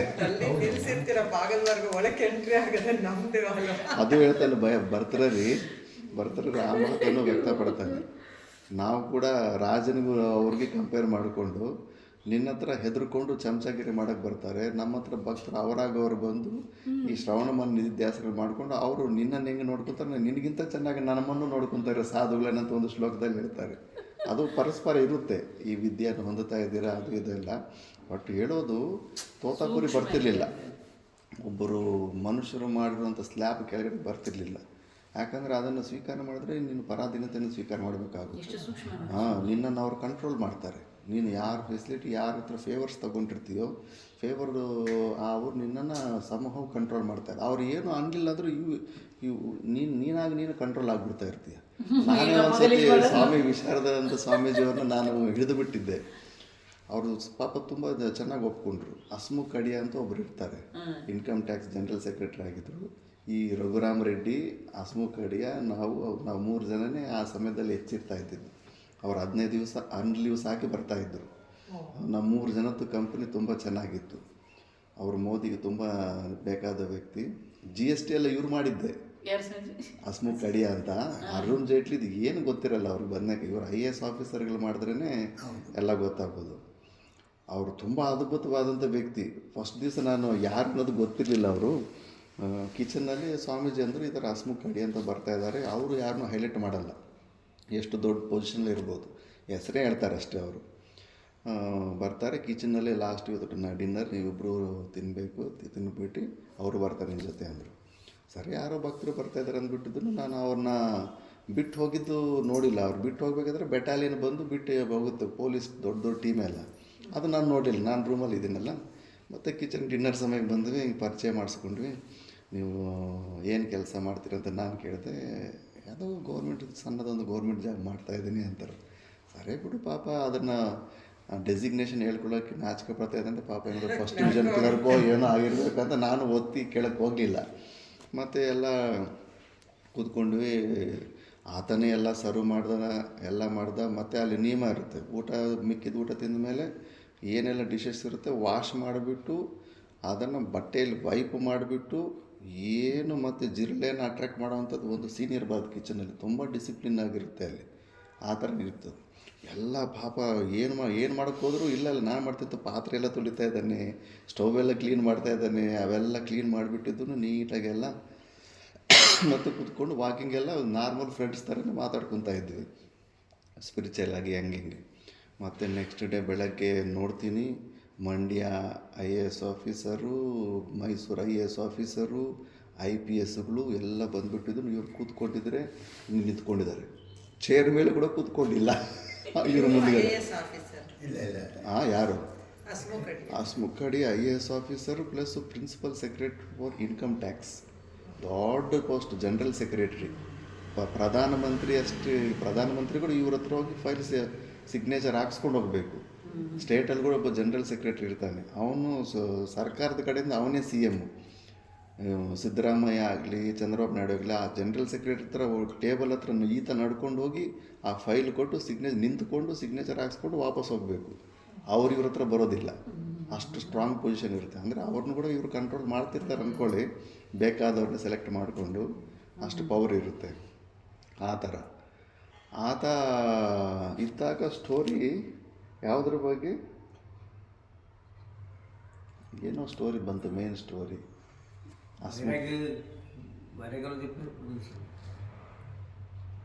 ಕ್ಲೀನ್ ಮಾಡೋಕ್ಕೆ ಹೇಳಿದ್ರು ನಿಮಗೆ, ಅದು ಊಟ ಜೊತೆ ಅಲ್ಲ, ಅದಿಂದೇನೋ ಮೇನ್ ಟಾಪಿಕ್ ಡಿಸ್ಕಷನ್ ಬರ್ತಾಯಿತ್ತು. ನೋಡಿ, ಮೇನ್ ಟಾಪಿಕ್ ಮರ್ತೋಗ್ಬಿಡ್ತೀವಿ. ಸ್ವಾಮಿ ಫೇವರ್ಸ್ ತಗೊಳ್ಳೋದು. ಫೇವರ್ಸ್ ತಗೊಂಡ್ರೆ ಹೆಂಗೆ ನಾವು ಅವ್ರು ನಮ್ಮನ್ನು ಏನು ಫೇವರ್ ತೊಗೊಂಡಿದ್ದ ವ್ಯಕ್ತಿ ನಮ್ಮನ್ನು ಏನು ಕಂಟ್ರೋಲ್ ಮಾಡಲಿಲ್ಲ ಅಂದರೂ ನಾವು ಕಂಟ್ರೋಲ್ ಆಗಿಬಿಡ್ತಾ ಇರ್ತೀವಿ ಅನ್ನೋದಕ್ಕೆ ಸ್ವಾಮಿ ವಿಶಾರದಾನಂದ ಸ್ವಾಮೀಜಿಗೆ ಅವರು ಮೇಯ್ನ್ ಭಕ್ತರು. ಸ್ವಾಮಿ ವಿಶಾರದಾನಂದ ಸ್ವಾಮೀಜಿ ಕೂಡ ಹೆಚ್ಚು ಫೇವರ್ಸ್ ತೊಗೊಂಡ್ರೆ ಪರಾಧೀನತೆ ಬರುತ್ತೆ ಅಂದ್ಬಿಟ್ಟಿದ್ದನ್ನು ಅವ್ರ ಹತ್ರ ಬಂದಿದ್ದ ತಕ್ಷಣ ಅದು ಇದು ಮಾಡಿಕೊಂಡೆ ಮ್ಯಾಕ್ಸಿಮಮ್ಮು. ಇನ್ನು ಲ್ಯಾಂಡ್ ಅಲ್ಲಿ ಸುಬ್ರಹ್ಮಣ್ಯ ಅಂತ ಒಬ್ಬರು ಡೊನೇಟ್ ಮಾಡಿದ್ದಾರೆ. ಮಿಕ್ಕಿದ ಬಿಲ್ಡಿಂಗ್ಗೆ ಈ ಹಸ್ಮುಖ್ ಅಡಿ ಅನ್ನೋರು ಒಬ್ಬರೇ 55 lakhs ಹಾಕ್ಕೊಂಡವ್ರೆ, ಮೇಯ್ನ್ ಡೋನರ್. ಅವ್ರು ಹೆಚ್ಚು ಜನರ ಹತ್ರ ಏನೂ ತಗೊಳಕ್ಕೆ ಹೋಗಿಲ್ಲ. ಮತ್ತು ಇವರೆಲ್ಲ ಕಂಟ್ರೋಲ್ ಮಾಡ್ತಾರೆ ಅಂದ್ಬಿಟ್ಟಿದ್ದು ಸ್ವತಂತ್ರತೆ ಕಳ್ಕೊತೀವಿ ಅಂದ್ಬಿಟ್ಟು ಒಂದು ಸುಬ್ರಹ್ಮಣ್ಯ ಮತ್ತು ಈ ಹಸ್ಮುಖ್ ಅಡಿ ಮಿಕ್ಕಿದ ಅವರೇ ಸ್ವಾಮಿ ವಿಶಾರದಾನಂದ ಅವ್ರ ಹತ್ರ ಇದ್ದಿದ್ದೆ ಎಲ್ಲ ಮಾಡ್ಕೊಂಡು ಕಟ್ಕೊಂಡ್ಬಿಟ್ಟಿದ್ದಾರೆ. ಆ ಹಸ್ಮುಖ್ ಅಡಿ ಅವ್ರು ಬರ್ತಾಯಿದ್ದಾರೆ ಅಂತ ಗೊತ್ತಾದರೆ ಸ್ಟಾರ್ಟಿಂಗಲ್ಲಿ ಅವ್ರ ಕೆಳಗಡೆ ಒಂದು ರೂಮ್ ಇರುತ್ತೆ, ಯಾರು ಬಂದರೂ ಕೂಡ ಸ್ವಲ್ಪ ರೂಮ್ ನೀಟಾಗಿ ಇಟ್ಕೊತಾರೆ. ಬಟ್ ಹಸ್ಮುಖ್ ಅಡಿ ಅವ್ರು ಬರ್ತಿದ್ದಾರೆ ಅಂದಾಗ ನಾನು ಸ್ವಾಮೀಜಿಯವ್ರ ರೆಸ್ಟ್ಲೆಸ್ನೆಸ್ ನೋಡಿಬಿಟ್ಟು ಅವ್ರು ಟೀಚ್ ಮಾಡ್ತಾರೆ ಭಯಂಕರವಾಗಿ. ಹಿಂಗಂದರೆ ಹಿಂಗೆ ಡಸ್ಟ್ ಸಿಕ್ಕಬಾರ್ದು, ಡಸ್ಟ್ ಪ್ರೂಫ್ ಆಗಿ ತರೋ ಕ್ಲೀನಿಂಗು ಅವೆಲ್ಲ ಟ್ರೈನಿಂಗ್ ಕೊಡ್ತಾಯಿದ್ರು. ನಾವು ಮೊದಲೇ ಈಗೋಯಿಂದ ಬೆಳೆದಿರೋರು, ನಾಸ್ತಿಕರು, ಭಯಂಕರ ಈಗೋಯಿಂದ. ಯಾರೋ ಸಾಧುಗಳು ಬರ್ತಾ ಇದ್ದಾರೆ ಅಂದರೆ ಸ್ವಲ್ಪ ಸರಿ ಬಿಡು, ಸ್ವಲ್ಪ ಕ್ಲೀನ್ ಮಾಡೋಣ ಹಂಗೆ ಹಿಂಗೆ ಅಂತ. ಆವಾಗ ಹಂಗಿತ್ತು ಮೆಂಟಾಲಿಟಿ. ಅಷ್ಟು ಈಸಿಯಲ್ಲಿ ಈಗೋ ಬೆಂಡ್ ಆಗೋದಂದರೆ. ಯಾರೋ ಗೃಹಸ್ಥರು ಬರ್ತಾ ಇದ್ದಾರೆ, ಅವ್ರಿಗೆಲ್ಲ ಇಷ್ಟೊಂದು ತರೋ ಕ್ಲೀನಿಂಗ್ ಮಾಡಿ ಹಿಂಗೆಲ್ಲ ಮಾಡಬೇಕಂತ ಒಳಗಡೆ ಹಂಗೆಲ್ಲ ಇರುತ್ತೆ. ಅವೆಲ್ಲ ಅವ್ರು ಹಂಗೆ ಕಂಡುಹಿಡ್ಬಿಡ್ತಾರೆ, ಸಿ ಸಿ ಕ್ಯಾಮ್ರಾ ಥರ ಸ್ಕ್ಯಾನ್ ಮಾಡಿಬಿಡ್ತಾರೆ ನಮ್ಮ ಮನಸ್ಸು ಒಳಗಡೆ ಏನು ನಡೀತಾ ಇದೆ ಅಂದ್ಬಿಟ್ಟು. ಮತ್ತು ಅವರು ಅಲ್ಲಿ ಬರಬೇಕಾದ್ರೆ ಅವರು ಇಳಿದ್ರ, ಏರ್ಪೋರ್ಟ್ ಇಳಿದ್ರ, ಇಲ್ಲಿಂದ ಟ್ಯಾಕ್ಸಿ ಹೋಯ್ತಾ, ಅದು ಇದು ಅಂತ ಫೋನ್ ಮಾಡೋದು, ರೆಸ್ಟ್ಲೆಸ್ನೆಸ್ಸು, ಟೆನ್ಷನ್ ಎಲ್ಲ ನೋಡ್ತಾಯಿದ್ರು. ನಾನೊಂದು ಸ್ಮೈಲ್ ಹಾಕ್ಬಿಟ್ಟೆ. ಸ್ಮೈಲ್ ಹಾಕ್ಬಿಟ್ಟು ಅವ್ರಿಗೆ ಅರ್ಥ ಆಗೋಯ್ತು, ಇವನು ಸರ್ಕ್ಯಾಸ್ಟಿಕ್ ಸ್ಮೈಲ್ ಅನ್ನೋದು ಗೊತ್ತಾಗೋಯ್ತು. ಇಮಿಡಿಯೇಟಾಗಿ ಆನ್ಸರ್ ಕೊಟ್ಬಿಡ್ತಾರೆ. ನೋಡಪ್ಪ, ಒಂದು ಇನ್ನೊಬ್ಬರ ಹತ್ರ ಯಾರ ಹತ್ರ ಫೇವರ್ ತಗೋಬಾರ್ದು. ತಗೊಂಡ್ರೆ ಹೀಗೆ ಅವ್ರು ಏನು ಅನ್ನೋದಿಲ್ಲ, ಅವ್ರು ನಾರ್ಮಲಾಗಿ ಬರ್ತಾ ಇರ್ತಾರೆ. ಬಟ್ ನಾವೇ we will be get control like this ಅಂದ್ಬಿಟ್ಟು, ಈ ಥರ ಇರುತ್ತೆ ಅಂದ್ಬಿಟ್ಟು. ಏನೇ ಆಗಲಿ ಪ್ರಪಂಚದಲ್ಲಿ ಏನೂ ಫ್ರೀಯಾಗಿ ಬರೋದಿಲ್ಲ. ಇದು ನಾವು ಅರ್ಥ ಮಾಡ್ಕೋಬೇಕು. ಎಷ್ಟು ಇಂಡಿಪೆಂಡೆಂಟಾಗಿ ಬದುಕೋದಕ್ಕೆ ಸಾಧ್ಯ ಆಗುತ್ತೋ ಅಷ್ಟು ಇಂಡಿಪೆಂಡೆಂಟಾಗಿ ಬದುಕಬೇಕು. ತುಂಬಾ ಅಂತಃಕರಣ ಶುದ್ಧಿ ಇರೋ ತೋತಾಪುರಿ ಅಂಥವರು ಒಂದು ಸ್ಲ್ಯಾಬ್ ಕೆಳಗಡೆ ಕೂಡ ಬರ್ತಾ ಇರಲಿಲ್ಲ. ಅವರು ನಿಯಮಗಳು, ಗುರುಗಳು ಅವೆಲ್ಲ ಹೇಳಿರ್ತಾರೆ. ಈ ಸ್ವಲ್ಪ ಕಷ್ಟ ಆದರೂ ಪರವಾಗಿಲ್ಲ, ಹಳೆ ಗುಡಿಗಳಿಗೆ ಮನುಷ್ಯರು ಕಟ್ಟಿದ ಕೆಳಗಡೆ, ಮರದ ಕೆಳಗಡೆನೇ ಆಗಲಿ, ಮನಸ್ಸಿದ್ರೆ ಮಾರ್ಗ ಇರುತ್ತೆ. ಎಲ್ಲಿ ಬೇಕಾದರೆ ಅಲ್ಲೆಲ್ಲ ನಿಂತು ಜೀವನ ನಡೆಸ್ಬೋದು. ಈ ಶರೀರಕ್ಕೆ ಹೆಂಗೆ ಅಭ್ಯಾಸ ಮಾಡ್ಕೊತೀವೋ ಅದೇ ಟಫ್ ಲೈಫ್ಗೆ ಅಡಿಕ್ಟ್ ಆಗಿಬಿಡುತ್ತೆ. ಏನು ಕೋತಿಗಳು ಅವೆಲ್ಲ ಏನು ಹಾಸ್ಪಿಟ್ಲಿಗೆ ಹೋಗ್ತಾ ಇದ್ದಾವ, ಇಲ್ಲ ಜರ್ಕಿನ್ ತಗೊತಾ ಇದ್ದಾವ, ಏನಾದರೂ ಬಟ್ಟೆಗಳು ಇಟ್ಕೊತಾ ಇದ್ದಾವ, ಏನೂ ಇಲ್ಲ. ಎಷ್ಟು ಪ್ರಕೃತಿ ಜೊತೆ ಎಷ್ಟು ಲೈವ್ ಆಗಿಬಿಟ್ಟು ಜೀವನ ನಡೆಸ್ತಾ ಇದ್ದಾವೆ. ಅವುಗಳಿಗಿಂತ ಹೆದರ್ಪುಕ್ಲಾಗ್ಬಿಟ್ರೆ ಹೆಂಗೆ, ನಾವು ಧೈರ್ಯ ಕಳ್ಕೊಂಬಿಟ್ರೆ ಹೆಂಗೆ? ಅದನ್ನೇ ಅಂತಾನೆ, ಏನು ಕಾಡುಗಳಿಲ್ವ, ಅದಿಲ್ವಾ, ಕೋತಿ ಜಿಂಕೆಗಳಿಗಿಂತ ಹೆದರ್ಪುಕ್ರಾಗ್ಬಿಡ್ತಾರೆ ಅಂತ ಬರ್ತಾರೆ ಅನ್ನೋದು. ಅವಾಗಲೂ ನೋಡಿದ್ರೆ ಧೈರ್ಯ ತಗೊಳ್ಳಿ ಅಂದ್ಬಿಟ್ಟು ಇಂಡಿಪೆಂಡೆಂಟಾಗಿ ಏನೆಲ್ಲ ಇರಬೇಕು ಅವೆಲ್ಲ ಪರಮಾತ್ಮ ಕೊಟ್ಟಿದ್ದಾನೆ. ನಾವೇ ಹೆದರಿಕೆಯಿಂದ ಈ ಶರೀರದ ಮೇಂಟೆನೆನ್ಸ್ ಸಲುವಾಗಿ ಎಲ್ಲೆಲ್ಲೋ ಪರಾಧೀನತೆಯನ್ನು ಸ್ವೀಕಾರ ಮಾಡಿಬಿಡ್ತಾ ಇರ್ತೀವಿ. ಅದಕ್ಕೆ ಅಬ್ದುಲ್ ಕಲಾಂ ಅವರು ಅಷ್ಟು ಪಾವರ್ಟಿಯಲ್ಲಿ ಬೆಳೆದಿದ್ರು. ಯಾರಾದರೂ ಗಿಫ್ಟ್ ಕೊಟ್ಟರೆ, ಈವನ್ ಅವ್ರ ಬರ್ತ್ಡೇ ದಿನ ಒಂದು ಯಾರೋ ಪೆನ್ನು ಅದೇನೋ ಕೊಟ್ಟರು ಮುಟ್ಟಲ್ಲ, ಏನು ಮಾಡಿದ್ರು ಮುಟ್ಟಲ್ಲ. ಯಾಕೆಂದರೆ ನಾನು ರಿಟರ್ನ್ ಕೊಡಬೇಕು. ನಾನು ಅವನು ಕೊಟ್ಟರೆ ನಾನು ಅವ್ನಿಗೆ ತಲೆ ಬಗ್ಗಿಸ್ದಂಗೆ ಆಗುತ್ತೆ, ಅವನ ಕೈ ಕೊಟ್ಟಂಗಾಗುತ್ತೆ. ಹೌದು, ಯಾರ ಹತ್ರ ಅದು ಸ್ಟೂಡೆಂಟ್ಸ್ಗೆ ಹೇಳಿದ್ದಾರೆ ಅವರು, ಯಾರ ಹತ್ರ ಏನು ಇಸ್ಕೋಬಾರ್ದು, ಎಕ್ಸ್ಪೆಕ್ಟೇಷನ್ ಇಟ್ಕೋಬಾರ್ದು ಅಂತ ಸ್ಟೂಡೆಂಟ್ಸ್ಗೆ ಸ್ಪೀಚ್ ಕೊಟ್ಟಾಗ ಹೇಳಿದ್ದಾರೆ. ಹೌದು. ಅದಕ್ಕೆ ಇವರು ನಿರಪೇಕ್ಷ, ಯಾರ ಹತ್ರನೂ ಏನು ಎಕ್ಸ್ಪೆಕ್ಟೇಷನ್ ಇರಲ್ಲ. ಅವನಿಗೆ ನಿದ್ರಾ ಸ್ಮಶಾನವೇ. ಸ್ಮಶಾನದಲ್ಲಿ ಮನಕ್ಕೂ ಅಂದರೆ ನಾವು ನಾಸ್ತಿಕರಾಗಿದ್ದಾಗ ಸ್ಮಶಾನದಲ್ಲಿ ಗ್ರೂಪ್ ಸ್ಟಡಿ ಮಾಡ್ತಾ ಇದ್ವಿ. ಇಲ್ಲಿ ಸಹಕಾರ ನಗರ ಅಂತ ಬರುತ್ತೆ, ಅಲ್ಲಿನ ಫ್ರೆಂಡ್ ಇದ್ದ. ಅಲ್ಲಿ ಆ ಸಿ ಕ್ಯೂ ಎಲ್ ಲೇಔಟ್ ಪಕ್ಕದಲ್ಲೇ ಒಂದು ಸ್ಮಶಾನದಿದೆ. ಚೆನ್ನಾಗಿ ಒಳ್ಳೆ ಗ್ರ್ಯಾನೈಟಲ್ಲಿ ಬಂಡೆಗಳಾಗ್ಬಿಟ್ಟು ಎಲ್ಲ ಸ್ಟ್ರೀಟ್ ಲೈಟ್ ಚೆನ್ನಾಗಿ ಮಾಡಿದ್ದಾರೆ. ನಾವು ಸ್ವಲ್ಪ ಡಿಸ್ಕಷನ್ ಮಾಡೋಕ್ಕೆ ಕಿರ್ಚಾಡ್ತಾ ಇರ್ತೀವಿ. ಯಾವ ಮನೆಗೆ ಹೋದ್ರೂ ಕೂಡ ಸ್ವಲ್ಪ ಸೌಂಡ್ ಜಾಸ್ತಿ ಆಗ್ತಾ ಇರುತ್ತೆ. ಅದಕ್ಕೆ ಯಾಕಪ್ಪ ಮನೆಗಳಲ್ಲಿ ಸುಮ್ಮನೆ ಡಿಸ್ಟರ್ಬ್ ಯಾಕೆ, ನಾವು ಅಲ್ಲೇ ಹೋಗೋದು ಸ್ಮಶಾನದಲ್ಲೇ ಗ್ರೂಪ್ ಸ್ಟಡೀಸ್. ಆ ಸುತ್ತಮುತ್ತ ಇರೋ ಜನರಲ್ಲಿ ನೋಡಿ, ಅಯ್ಯೋ ಈಗ ಭೂತಗಳಾಗಿ ಮನುಷ್ಯರ ಅಂದ್ಬಿಟ್ಟು ಆ ಥರ. ಆವಾಗ ಸ್ಮಶಾನದ ಯಾವುದು ಸಾಧುಗಳು ಕೂಡ ಅಷ್ಟೇ, ನಿದ್ರಾ ಸ್ಮಶಾನೇವನೇ. ಅವರೆಲ್ಲ ಫ್ರೆಂಡ್ಸ್. ಇನ್ನು ಪ್ರೇತಾತ್ಮಗಳು ಎಲ್ಲ ಸ್ಮಶಾನದಲ್ಲಿ ಅವರೆಲ್ಲ ಫ್ರೆಂಡ್ಸೇ ಆಗಿರ್ತಾರೆ, ಅವುಗಳ ಆತ್ಮನೇ ಆಗಿರ್ತಾನಲ್ಲ ಆ ಥರ. ಮತ್ತು ಸ್ವಾತಂತ್ರ್ಯೇನ ನಿರಂಕುಶಂ ವಿಹರಣಂ. ಅಬ್ಬಾ, ಈ ಶಬ್ದನೇ ಎಷ್ಟು ಅದ್ಭುತವಾಗಿದೆ, ಸ್ವಾತಂತ್ರ್ಯ ಅನ್ನೋದು. ಯಾರಿಗೆ ತಾನೇ ಇಷ್ಟ ಇಲ್ಲ ಸರ್ವತಂತ್ರ ಸ್ವತಂತ್ರವಾಗಿರಬೇಕು ಅಂತ. ಸ್ವಾತಂತ್ರ್ಯ ನಿರಂಕುಶೇನ ವಿಹರಣಂ, ಅಂಕುಶ ಇರಬಾರ್ದು. ಬನ್ನಿ ಆಶ್ರಮಕ್ಕಂದರೆ ಯಜಮಾನ್ರು ಬನ್ನಿ ಅಂದರೆ ಆಶ್ರಮ. ಒಬ್ಬರು ಅಂಕುಶ ಒಬ್ಬರ ಕೈಲಿದೆ, ಪ್ಯಾಕೇಜ್ ಇದ್ದಂಗೆ. ಆ ಥರ ಹೆಂಗೋ ಎಲ್ಲೋ ಒಂದು ಜಾಗದಲ್ಲಿ ನಾವು ಒಬ್ಬರು ಲಿಂಕ್ ಇದೆ ಅಲ್ಲ ಹಂಗೆ. ಆದರೆ ಇವರು ಸಾಧುಗಳದ್ದು ಯಾರು ಅವ್ರನ್ನ ಕಂಟ್ರೋಲ್ ಮಾಡೋಕ್ಕಾಗೋದಿಲ್ಲ. ಯಾರ ಅಂಕುಶನ ಅವ್ರ ಹತ್ರ ಇರೋದಿಲ್ಲ, ಹಂಗಿರ್ತಾರೆ ಅವರು. ಅದು ತಾನೇ ನಿಜವಾದ ಸ್ವತಂತ್ರತೆ. ನಾನು ಒಂದು ಸತಿ ಅಲ್ಲಿ ಅಮರ್ಕಂಟಕ್ ಕಡೆ ಹೋದಾಗ ಅಲ್ಲಿ ರೈಲ್ವೆ ಸ್ಟೇಷನಲ್ಲಿ ಅಲ್ಲೊಂದು 2 ದಿವಸ ರೈಲ್ವೆ ಸ್ಟೇಷನಲ್ಲಿ ಸ್ಪೆಂಡ್ ಮಾಡಿದೆ. ಅಮರ್ಕಂಟ್ನಲ್ಲಿ ರೈಲು ಹೋಗುತ್ತೆ, ಕೆಳಗಡೆ ಇದು ಬರುತ್ತೆ, ಪೆಂಡ್ರಾ ರೈಲ್ವೆ ಸ್ಟೇಷನ್. ಅಲ್ಲಿ ತನಕ ರಾತ್ರಿ ಹೊತ್ತು ಮಲ್ಕೊತಾ ಇದ್ದರೆ ಚಂದ್ರ ನಕ್ಷತ್ರಗಳೆಲ್ಲ ಕಾಣಿಸ್ತಾ ಇತ್ತು. ಪ್ರಪಂಚಕ್ಕೆ ಚಕ್ರವರ್ತಿ ಅನಿಸ್ತಾ ಇತ್ತು ನನಗೆ. ಯಾರ ಹತ್ರದ ಅಲ್ಲಿ ಯಾರಾದರೂ ಏನಾದರೂ ಅನ್ಕೊಳ್ಳಿ, ಯಾರ ಹತ್ರ ಏನು ಸಂಬಂಧ ಇಲ್ಲ. ಇನ್ನು ಪರಿಚಯ ಇರುವಂಥ ಜಾಗದಲ್ಲಿ ಆ ಥರ ಮಲ್ಕೋಬೇಕಾದ್ರೆ ಅಯ್ಯೋ ಅವರೇ ಅನ್ಕೊಂಡ್ಬಿಡ್ತಾರೋ ಇವರೇ ಅನ್ಕೊಂಡ್ಬಿಡ್ತಾರೋ. ಆ ಹೊಸ ಜಾಗದಲ್ಲಿ ಯಾರಿಗೇನು ಸಂಬಂಧನೇ ಇಲ್ಲ. ಕನ್ಯಾಕುಮಾರಿ ರೈಲ್ವೆ ಸ್ಟೇಷನಲ್ಲಿ 3 ದಿವಸ ಆರಾಮಾಗಿ ರಾಜ್ ಅಂತ ಜೀವನ ನಡೆಸಿದ್ವಿ ಅಲ್ಲಿ. ಜಾಗದಲ್ಲಿ ನಮಗೂ ನಾನು ಎಷ್ಟೋ ಜಾಗದಲ್ಲಿ ಮಲ್ಕೊಂಡು ತುಂಬಾ ಸ್ಯಾಟಿಸ್ಫ್ಯಾಕ್ಷನ್ ಇರುತ್ತೆ. ಹಬ್ಬ ಲೈಫ್ ಎಷ್ಟು ಚೆನ್ನಾಗಿದೆ. ಸುಮ್ಮನೆ ಅದು ಇದು ಅಲ್ಲಿ ಇಲ್ಲಿ ಸಿಕ್ಕಾಕ್ಕೊಂಡು ಇದು ಮಾಡ್ತೀವಿ. ಧೈರ್ಯ ಇರಬೇಕಷ್ಟೇ. ಹಂಗಿರ್ತಾರೆ ಯೋಗಿಗಳು. ನಿರಂಕುಶೇನ ವಿಹರಣಂ ಸ್ವಾಂತಂ ಪ್ರಶಾಂತಂ ಸದಾ. ನಮ್ಮ ಸ್ವರೂಪದಲ್ಲೇ ಪ್ರಶಾಂತತೆ. ನಮ್ಮ ಜೀವನ ಎಷ್ಟು ಬೆಟರಾಗಿ ನಡೀತಾ ಇದೆ ಅಂದರೆ ನಾವು ಎಷ್ಟು ಶಾಂತಿಯಿಂದ ಇದ್ದೀವಿ ಅಂತ. ಆ ಶಾಂತಿ ಶಾಂತಿ ಅಂತ ದಶಮಂತ್ರಗಳಲ್ಲಿ ಪ್ರತಿ ಸತಿ ರಿಪೀಟ್ ಮಾಡ್ತಾ ಇದ್ದೀವಿ. ಅದ್ರ ಬಗ್ಗೆ ಮಹತ್ವ ಬೆಳೆಸ್ಕೋಬೇಕು. ಆ ಶಾಂತಿ ಸಲುವಾಗಿ ಎಲ್ಲವೂ ಬಿಡಬೇಕು. ಎಷ್ಟು ಮನಸ್ಸು ಎಷ್ಟು ಮೋಸ ಮಾಡುತ್ತೆ. ಸುಮ್ಮನೆ ಅನ್ವಾಂಟೆಡ್ ಥಿಂಗ್ಸಲ್ಲಿ ಸೀರಿಯಸ್ ಆಗಿ ತಗೊಂಡ್ಬಿಡ್ತಾ ಇರುತ್ತೆ. ಎಂಥ ಹೆಲ್ತಿ ಮೈಂಡ್ ಮಾಡ್ಕೋಬೇಕಂದ್ರೆ ಒಂದು ಮೆಮೊರಿ ಕೂಡ ನಮ್ಮನ್ನು ಡಿಸ್ಟರ್ಬ್ ಮಾಡಬಾರ್ದು, ಒಬ್ಬ ವ್ಯಕ್ತಿ ಸ್ಮರಣೆ ಡಿಸ್ಟರ್ಬ್ ಮಾಡಬಾರ್ದು. ಅಂಥ ಹೆಲ್ತಿ ಮೈಂಡ್ ಬೇಕು ನೋಡಿ ನಮಗೆ. ವಿಚಾರ ಮಾಡಿ. ಎಲ್ಲ ವೇಸ್ಟ್ ಅಷ್ಟೇ, ಟೈಮ್ ವೇಸ್ಟು. ಯಾರ ಸರ್ಟಿಫಿಕೇಟು ನಮಗೆ ಬೇಕಾಗಿಲ್ಲ. ನಮ್ಮಲ್ಲಿ ನಾವು ಸಂತುಷ್ಟವಾಗಿದ್ದರೆ ಸಾಕು. ಶಾಂತಿಯಿಂದ ಮ್ಯಾಕ್ಸಿಮಮ್ ಎಷ್ಟು ಶಾಂತಿಯಿಂದ ಸ್ಪೆಂಡ್ ಮಾಡಬೇಕು ಅಷ್ಟು ಶಾಂತಿಯಿಂದ ಸ್ಪೆಂಡ್ ಮಾಡಬೇಕು. ಏನಾದರೂ ಆಗ್ತಾಯಿರಲಿ ಅಕ್ಕಪಕ್ಕದಲ್ಲಿ ಪ್ರಪಂಚದಲ್ಲಿ ಏನೂ ಸಂಬಂಧ ಇಲ್ಲ. ನಾವು ಎಷ್ಟು ರಿಲ್ಯಾಕ್ಸ್ ಆಗಿದ್ದೀವೋ ಅಂತ ಅಷ್ಟು ಪ್ರಶಾಂತವಾಗಿ ಸದಾ. ಸ್ಥೈರ್ಯಂ ಯೋಗ ಮಹೋತ್ಸವೇಪಿ ಚ ಯದಿ ತ್ರೈಲೋಕ್ಯ ರಾಜ್ಯೇನ ಕಿಂ.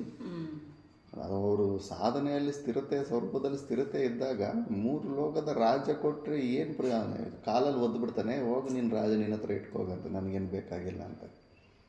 ಭಾಷ್ಯಕಾರ ಭಗವಂತ ಇವೆಲ್ಲ ಪ್ರಾಕ್ಟಿಕಲ್ಗೆ ಅನುಭವ ಮಾಡಿ ಭಜಗೋವಿಂದ ಮೇಲೆ ಅದು ಆಡ್ತಾರಲ್ಲ, ಅದ್ರ ಡೀಪಾಗಿ ಅರ್ಥ ಮಾಡಬೇಕು. ಯಾವ ಉದ್ದೇಶದಿಂದ ಭಾಷ್ಯಕಾರ ಭಗವಂತ ಆಡಿದ್ದಾರೆ ಅಂತ.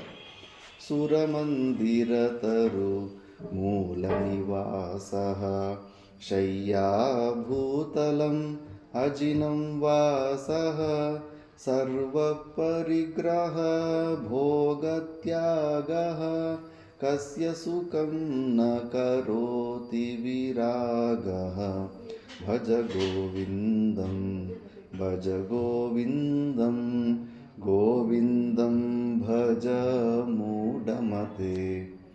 ಸುರಮಂದಿರತರು ದೇವರ ಮಂದಿರಗಳಲ್ಲಿ ದೊಡ್ಡ ದೊಡ್ಡ ಮರದ ಕೆಳಗಡೆ, ಅಜಿನಂ ವಾಸಃ ಕೆಳಗಡೆ ಭೂಮಿಯಲ್ಲೇ ಮಲ್ಕೊಳ್ಳೋದು, ಇವೆಲ್ಲ ಅಭ್ಯಾಸ ಇರೋವನು ಕಸ್ಯ ಸರ್ವ ಪರಿಗ್ರಹ ಭೋಗತ್ಯಾಗ ಎಲ್ಲವನ್ನು ಆ ಪರಿಗ್ರಹವನ್ನು ಬಿಟ್ಬಿಟ್ಟಿರೋಂಥವನು ಕಸ್ಯ ಸುಖಂನ ಕರೋತಿ ವಿರಾಗ.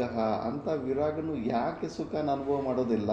ಪ್ರಾಕ್ಟಿಕಲ್ ಆಗಿ ಅವರೆಲ್ಲ ಅಂಥ ಪರಿವ್ರಾಜಕ ಜೀವನ ನಡೆಸಿ ಅಂಥ ಆನಂದವನ್ನು ಹೊಂದಿದ್ದಾರೆ. ಅವರು ಹೊಂದಬಹುದು ಅಂದ್ಬಿಟ್ಟು ಅದಕ್ಕೆ ಅಟ್ಯಾಚ್ಮೆಂಟ್ಸು ಎಲ್ಲ ಇಂಥ ಮಹಾಪುರುಷರ ಜೀವನ ಚರಿತ್ರೆಯನ್ನು, ಅವರೊಂದು ಸ್ಥಿತಿಯನ್ನು ಚೆನ್ನಾಗಿ ನೆನೆಸ್ಕೊತಾ ಇದ್ದರೆ ನಮಗೆ ಕೂಡ ಆ ಗುಣಗಳು ಸ್ವಲ್ಪ ಟ್ರಾನ್ಸ್ಫರ್ ಆಗಿಬಿಡ್ತಾರೆ. ಬೇಕಾಗಿಲ್ಲ ಹೆಚ್ಚು ಏನು ವಸ್ತುವೇ ಬೇಕಾಗಿಲ್ಲ ನಮಗೆ. ಶರೀರದ ಅವಶ್ಯಕತೆ ಇಲ್ಲ, ಮನಸ್ಸು ಬುದ್ಧಿಗಳ ಅವಶ್ಯಕತೆ ಇಲ್ಲ. ಎಲ್ಲ ಇದು extra package, extra luggage, unwanted luggage. ಇದೆಲ್ಲ ಸುಮ್ಮನೆ ಒತ್ಕೊಂಡು ಅನ್ನೆಸರಿ ಒತ್ಕೊಂಡು ಹೇಳ್ಕೊಂಡು ಹೋಗ್ತಾ ಇದ್ದೀವಿ ಆ ಥರ. ಅದಕ್ಕೆ ಹೇಳ್ತಾರೆ ನಾವು ಜ್ಞಾನಿಗಳು, ಜೀವನ್ಮುಕ್ತ ಪುರುಷರಿಗೆ ಸ್ವಲ್ಪ ಸಿಕ್ಕಿದ್ರು ಅವನಿಗೆ ದೊಡ್ಡ ಸಂತೋಷ ಅಂತ. ನಾವು 800 ಹಳೆ ಕಾರಲ್ಲಿ ಹೋದ್ರು ಅವ್ನು ದೊಡ್ಡ ಬೆಂಜಲ್ಲಿ ಹೋದಷ್ಟು ಅಷ್ಟು ಸಂತೋಷ ಪಡ್ತಾರೆ. ಅಂದರೆ ನೀವು ಹೇಳಿದ್ರೆ ನೋಡಿ, ಎಲ್ಲ ಬಿಟ್ಟು ಅವನಿಗೆ ನೆಲ ಮಲಗಿದ್ರು ಅವನಿಗೆ ಕಸ್ಯ ಸುಖಂನ ಕರೋತಿ ವಿರಾಗ ಅಂತಾರೆ ಭಜಗೋವಿಂದಲೇ. ಅಂದರೆ ಅದು ಹೇಳಬೇಕಾದ್ರೆ ಅದು ಪ್ರಾಕ್ಟಿಕಲ್ಗೆ ಅನುಭವ ಮಾಡಿರ್ತಾರೆ ಭಾಷೆಕಾರ ಭಗವಂತರು. ಲಾಸ್ಟ್ ಮೂಮೆಂಟಲ್ಲಿ ವೈರಾಗ್ಯದಲ್ಲಿ ಅಷ್ಟೊಂದು ಆನಂದ ಇರುತ್ತೆ, ಪರಮಾನಂದ ಸಿಗುತ್ತೆ ಆ ಥರ. ಮತ್ತು ಅಂಥ ಧ್ಯಾನ ಸ್ಥಿತಿಯನ್ನು, ನಿರ್ವಿಕಲ್ಪ ಸಮಾಧಿ ಸ್ಥಿತಿಯನ್ನು ಸ್ವಲ್ಪ ನೆನೆಸ್ಕೊತಾ ಇರಬೇಕು. ಬರ್ತಾರೆ ನೋಡಿ. ಗಂಗಾ ತೀರೆ ಹಿಮಗರಿಶಿಲಾಬದ್ಧ ಪದ್ಮಾಸನಸ್ಯ ಬ್ರಹ್ಮಾಧ್ಯಾನಾಭ್ಯಸನ ವಿಧಿನ ಯೋಗ ನಿದ್ರಾಂ ಗತಸ್ಯ ಕಿಂ ತೈರ್ಭಾವ್ಯಂ ಮಮ ಸುದಿವಸೈರ್ಯತ್ರ ತೇ ನಿರ್ವಿಶಂಕಾಃ ಕಂಡೂಯಂತೆ ಜರಟಹರಿಣಾಃ ಸ್ವಾಂಗಮಂಗೇ ಮದೀಯೇ. ಯಾವಾಗಪ್ಪ ನಾನಂಥ ಸ್ಥಿತಿಗೆ ಹೋಗ್ತೀನಿ? ಗಂಗಾ ತೀರದಲ್ಲಿ, ನದಿ ತೀರದಲ್ಲಿ, ಹಿಮಗಿರಿ ಶಿಲಬದ್ಧ ಪದ್ಮಾಸನಸ್ಯ, ಹಿಮಾಲಯದ ಕಲ್ಲುಗಳ ಮೇಲೆ ಬದ್ಧ ಪದ್ಮಾಸದಲ್ಲಿ ಕೂತ್ಕೊಂಡು ಧ್ಯಾನದಲ್ಲಿ ಮಗ್ನನಾಗ್ಬಿಟ್ಟಿರ್ತೀನೋ, ಎಂಥ ಅಂದರೆ ಯೋಗ ನಿದ್ರದಲ್ಲಿ ನಾನು ಹೆಂಗೆ ಲಯ ಆಗಿಬಿಟ್ಟಿರ್ತೀನೋ ಅಂಥ ಸಮಯದಲ್ಲಿ ಯಾವುದೇ ಪ್ರಕಾರದ ಡೌಟ್ ಇದ್ದರೆ ಇದು ಯಾವುದೋ ಕಲ್ಲು ಬಂಡೆ ಅಂತ ಅಂದ್ಕೊಂಡು ಅಲ್ಲಿ ಬಂದಿರೋ ಜಿಂಕೆಗಳು ನನ್ನನ್ನು ತಲೆ ಒರೆಸ್ತಾವೋ ಅಂಥ ಸ್ಥಿತಿಗೆ ನಾನು ಯಾವಾಗ ಹೋಗ್ತೀನಪ್ಪ ಅಂತ. ನಾವು ಹೆಂಗಿದ್ದೀವಿ, ಆ ನಾಯಿ ಮಲ್ಕೊಂಡಂಗೆ ಯಾವ ಸೌಂಡ್ ಆದರೂ ಹ್ಯಾಂಡ್ ಒಂಥರ ಕಿವಿಗೆ ಟೈ ಅಂತ ನಿಂತ್ಕೊಂಡ್ಬಿಡುತ್ತೆ. ಪ್ರತಿ ನೇಚರಿಂದ ಹೊರಗಡೆಯಿಂದ ಪ್ರತಿಯೊಂದು ಆನ್ಸರನ್ನು ಕಾಲನ್ನು ಆನ್ಸರ್ ಮಾಡ್ತಾಯಿದ್ವಿ. ಬಿಟ್ಟು ಬಿಡಬೇಕು. ಏನು ಪಕ್ಕದಲ್ಲಿ ಸೌಂಡುಗಳಾಗಲಿ ವೆರೈಟಿಗಳಾಗಲಿ ನಮ್ಮ ಕಾನ್ಸಂಟ್ರೇಷನ್ ನಮ್ಮ ಸ್ವರೂಪದಿಂದ ಆ ಕಡೆ ಈ ಕಡೆ ತಿರುಗಿಸಬಾರ್ದು. ತುಂಬ ಕೆಟ್ಟ ಅಭ್ಯಾಸ. ಸತ್ಸಂಗದಲ್ಲಿ ಕೂಡ ಅಷ್ಟೇ, ಎಷ್ಟೋ ಇಂಟ್ರೆಸ್ಟಿಂದ ಹೇಳ್ತಾ ಇರ್ತೀವಿ. ಏನಾದ್ರು ಅಕ್ಕಪಕ್ಕ ಸೌಂಡ್ ಆದರೆ ಎಲ್ಲರೂ ಎಲ್ಲರೂ ಟೊಯ್ ಅಂತ ಆ ಕಡೆ ತಿರುಗಿಬಿಡ್ತಾರೆ, ಟೊಯ್ ಅಂತ ಈ ಕಡೆ ತಿರುಗಿಬಿಡ್ತಾರೆ. ಅದು ಸ್ವಲ್ಪ ಅಭ್ಯಾಸ ಮಾಡಿಕೊಂಡು ಏನು ಸೌಂಡೇ ತಾನೇ ಬಂದರೆ ಏನಾಯಿತು, ಡೋಂಟ್ ಪೇ ಅಟೆನ್ಷನ್. ಪ್ರಕೃತಿ ಬಗ್ಗೆ, ಜನರ ಬಗ್ಗೆ, ಸಮಾಜದ ಬಗ್ಗೆ ಎಲ್ಲ ಅಟೆನ್ಷನ್ ಕೊಡೋದು ಬಿಟ್ಟುಬಿಡಿ. ಏನು ಅವಶ್ಯಕತೆ ಇದೆ ಅದು? ನಾವು ಆನ್ಸರ್ ಮಾಡ್ಕೊತಾ ಇದ್ರೆ ಅವೆಲ್ಲ ಹಂಗೆ ಆಗ್ಬಿಡ್ತೀವಿ, ಅಷ್ಟೇ ಚಂಚಲ ಆಗ್ಬಿಡ್ತೀವಿ. ಇನ್ನೆಲ್ಲಿ ಮನಸ್ಸು ಸ್ಥಿರ ಆಗ್ಬಿಡುತ್ತೆ. ಮನಸ್ಸಿಗೆ ಎಲ್ಲ ಹೆಂಗೆ ಟ್ರೈನಿಂಗ್ ಮಾಡಬೇಕಂದ್ರೆ ಯಾವುದ್ರ ಬಗ್ಗೆ ಇಂಟ್ರೆಸ್ಟ್ ಇಲ್ಲ, ಯಾವುದು ನಮ್ಮನ್ನು ಶೇಕ್ ಮಾಡಬಾರ್ದು. ದೊಡ್ಡ ದೊಡ್ಡ ಸೌಂಡ್ಗಳಲ್ಲಿ ಬಾಂಬ್ ಬ್ಲಾಸ್ಟ್ ಆಗಲಿ, ಪಕ್ಕದಲ್ಲಿ ಯುದ್ಧಗಳು ನಡೀಲಿ, ನಾವು ಮಾತ್ರ ಸೈಲೆಂಟಾಗಿ ಕೊಡಬೇಕು. ಯುದ್ಧಗಳು ಬಿಡಿ, ಸ್ವಲ್ಪ ಏನಾದರೂ ಟನ್ ಅಂತ ಸೌಂಡ್ ಆದರೆ ಟಂಗ್ ಅಂತ ಹಿಂಗೆ ತಿರುಗಿಬಿಡ್ತೀವಿ. ಎಲ್ಲರ ದೃಷ್ಟಿ ಆ ಕಡೆ ಹೋಗ್ಬಿಡುತ್ತೆ. ಆದರೆ ಹಂಗಿರಬಾರ್ದು. ಹಿಂಗೆ ಅಂತರ್ಮುಖಿ ಆಗಿಬಿಟ್ಟು ಇದು ಹಿಮಾಲಯದಲ್ಲೇ ಅನಿಸುತ್ತೆ. ಇನ್ನು ಎಲ್ಲಿ ಕೂತ್ಕೊಂಡು ಬರ್ತಾನೆ ಹಿಮಾಲಯದ ಬಗ್ಗೆ ಚಿಂತನೆ ಮಾಡ್ತಾ ಇದ್ದಾನೆ. ಅರಮನೆ ಬಿಟ್ಟು ವೈರಾಗ್ಯ ತಗೊಂಡು ಗುರುಗಳ ಹತ್ರ ಜ್ಞಾನ ತಗೊಂಡು ಅಂಥ ಸ್ಥಿತಿಯನ್ನು ಬರೀತಾನೆ. ತುಂಬ ಜನ ಇದ್ರ ಬಗ್ಗೆ ವಿಚಾರ ಮಾಡ್ತಾ ಇರ್ತಾರೆ. ಇದು ಚೂಡಲ್ಲ 7th ಸೆಂಚುರಿ ಅನಿಸುತ್ತೆ, 726 ಏನೋ. ಗುರುಗಳ ಬಗ್ಗೆ ನೋಡಿದ್ರಾಗ ಸಿಗ್ಬೋದು, ಪರಂಪರೆಯಲ್ಲೇ ಇರ್ತಾರೆ ಇವ್ರಿಗೂ. ದೊಡ್ಡ ದೊಡ್ಡ ಜೀವನ್ಮುಕ್ತ ಪುರುಷರು ಇವರು ಈ ಶತಕದ ಬಗ್ಗೆ ಎಲ್ಲ ಕ್ಲಾಸಸ್ ಡಿಸ್ಕೋರ್ಸಸ್ ಮಾಡ್ಕೊತಾರೆ. ವೈಡ್ಲಿ ಆಕ್ಸೆಪ್ಟೆಡ್ ಇದು ಸಂಸ್ಕೃತ. ಹಾಂ, క్రీస్తు శకం 726లోనే అక్కడ ఎందుకంటే శంకరాచార్యులు పద్యాలు టీకా రాజానే కనబడుతుంది కదా, అట్లా అందుకోసం శంకరాచార్యుల కన్నా కొద్దిగా సీనియర్ లాగానే కనిపిస్తుంది. ఈయన సీనియరా? శంకరాచార్యులు క్రీస్తు పూర్వం కదా. క్రీస్తు పూర్వమే. క్రీస్తు శకం ఇస్తున్నాను. ఇలా క్రీస్తు శకం కాదు, ఈయన కూడా క్రీస్తు పూర్వమే. శంకరాచార్యులు క్రీస్తు పూర్వం కాదు.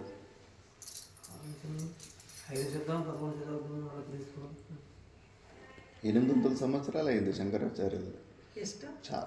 800. ಕ್ರಿಶ್ಚಿಯಾನಿಟಿ ಬರೋದಕ್ಕೆ ಮುಂಚಿತವಾಗಿರೋರು. ನಾನು ಹೇಳಿದ್ದು 11వ-5వ ಶತಾಬ್ದం ఉంది. ಈ ಥರ ನೀವು AC-BC ಕ್ರಿಸ್ಟ್ ಬಿಫೋರ್ ಕ್ರೈಸ್ಟ್ ಅದು ಹಿಂಗೆ ಅಂತ. ಇಲ್ಲ ಕರೆಕ್ಟೇ ಅದು. ಅದಕ್ಕಿಂತ ಹಿಂದ್ಗಡೆನೆ ಇದು ಶೃಂಗೇರಿಯಲ್ಲಿ 35th ಪಾಂಟಿಫನ್ ಈಗಿರೋದು. 35ನೇ ಪಾಂಟಿಫೆನು.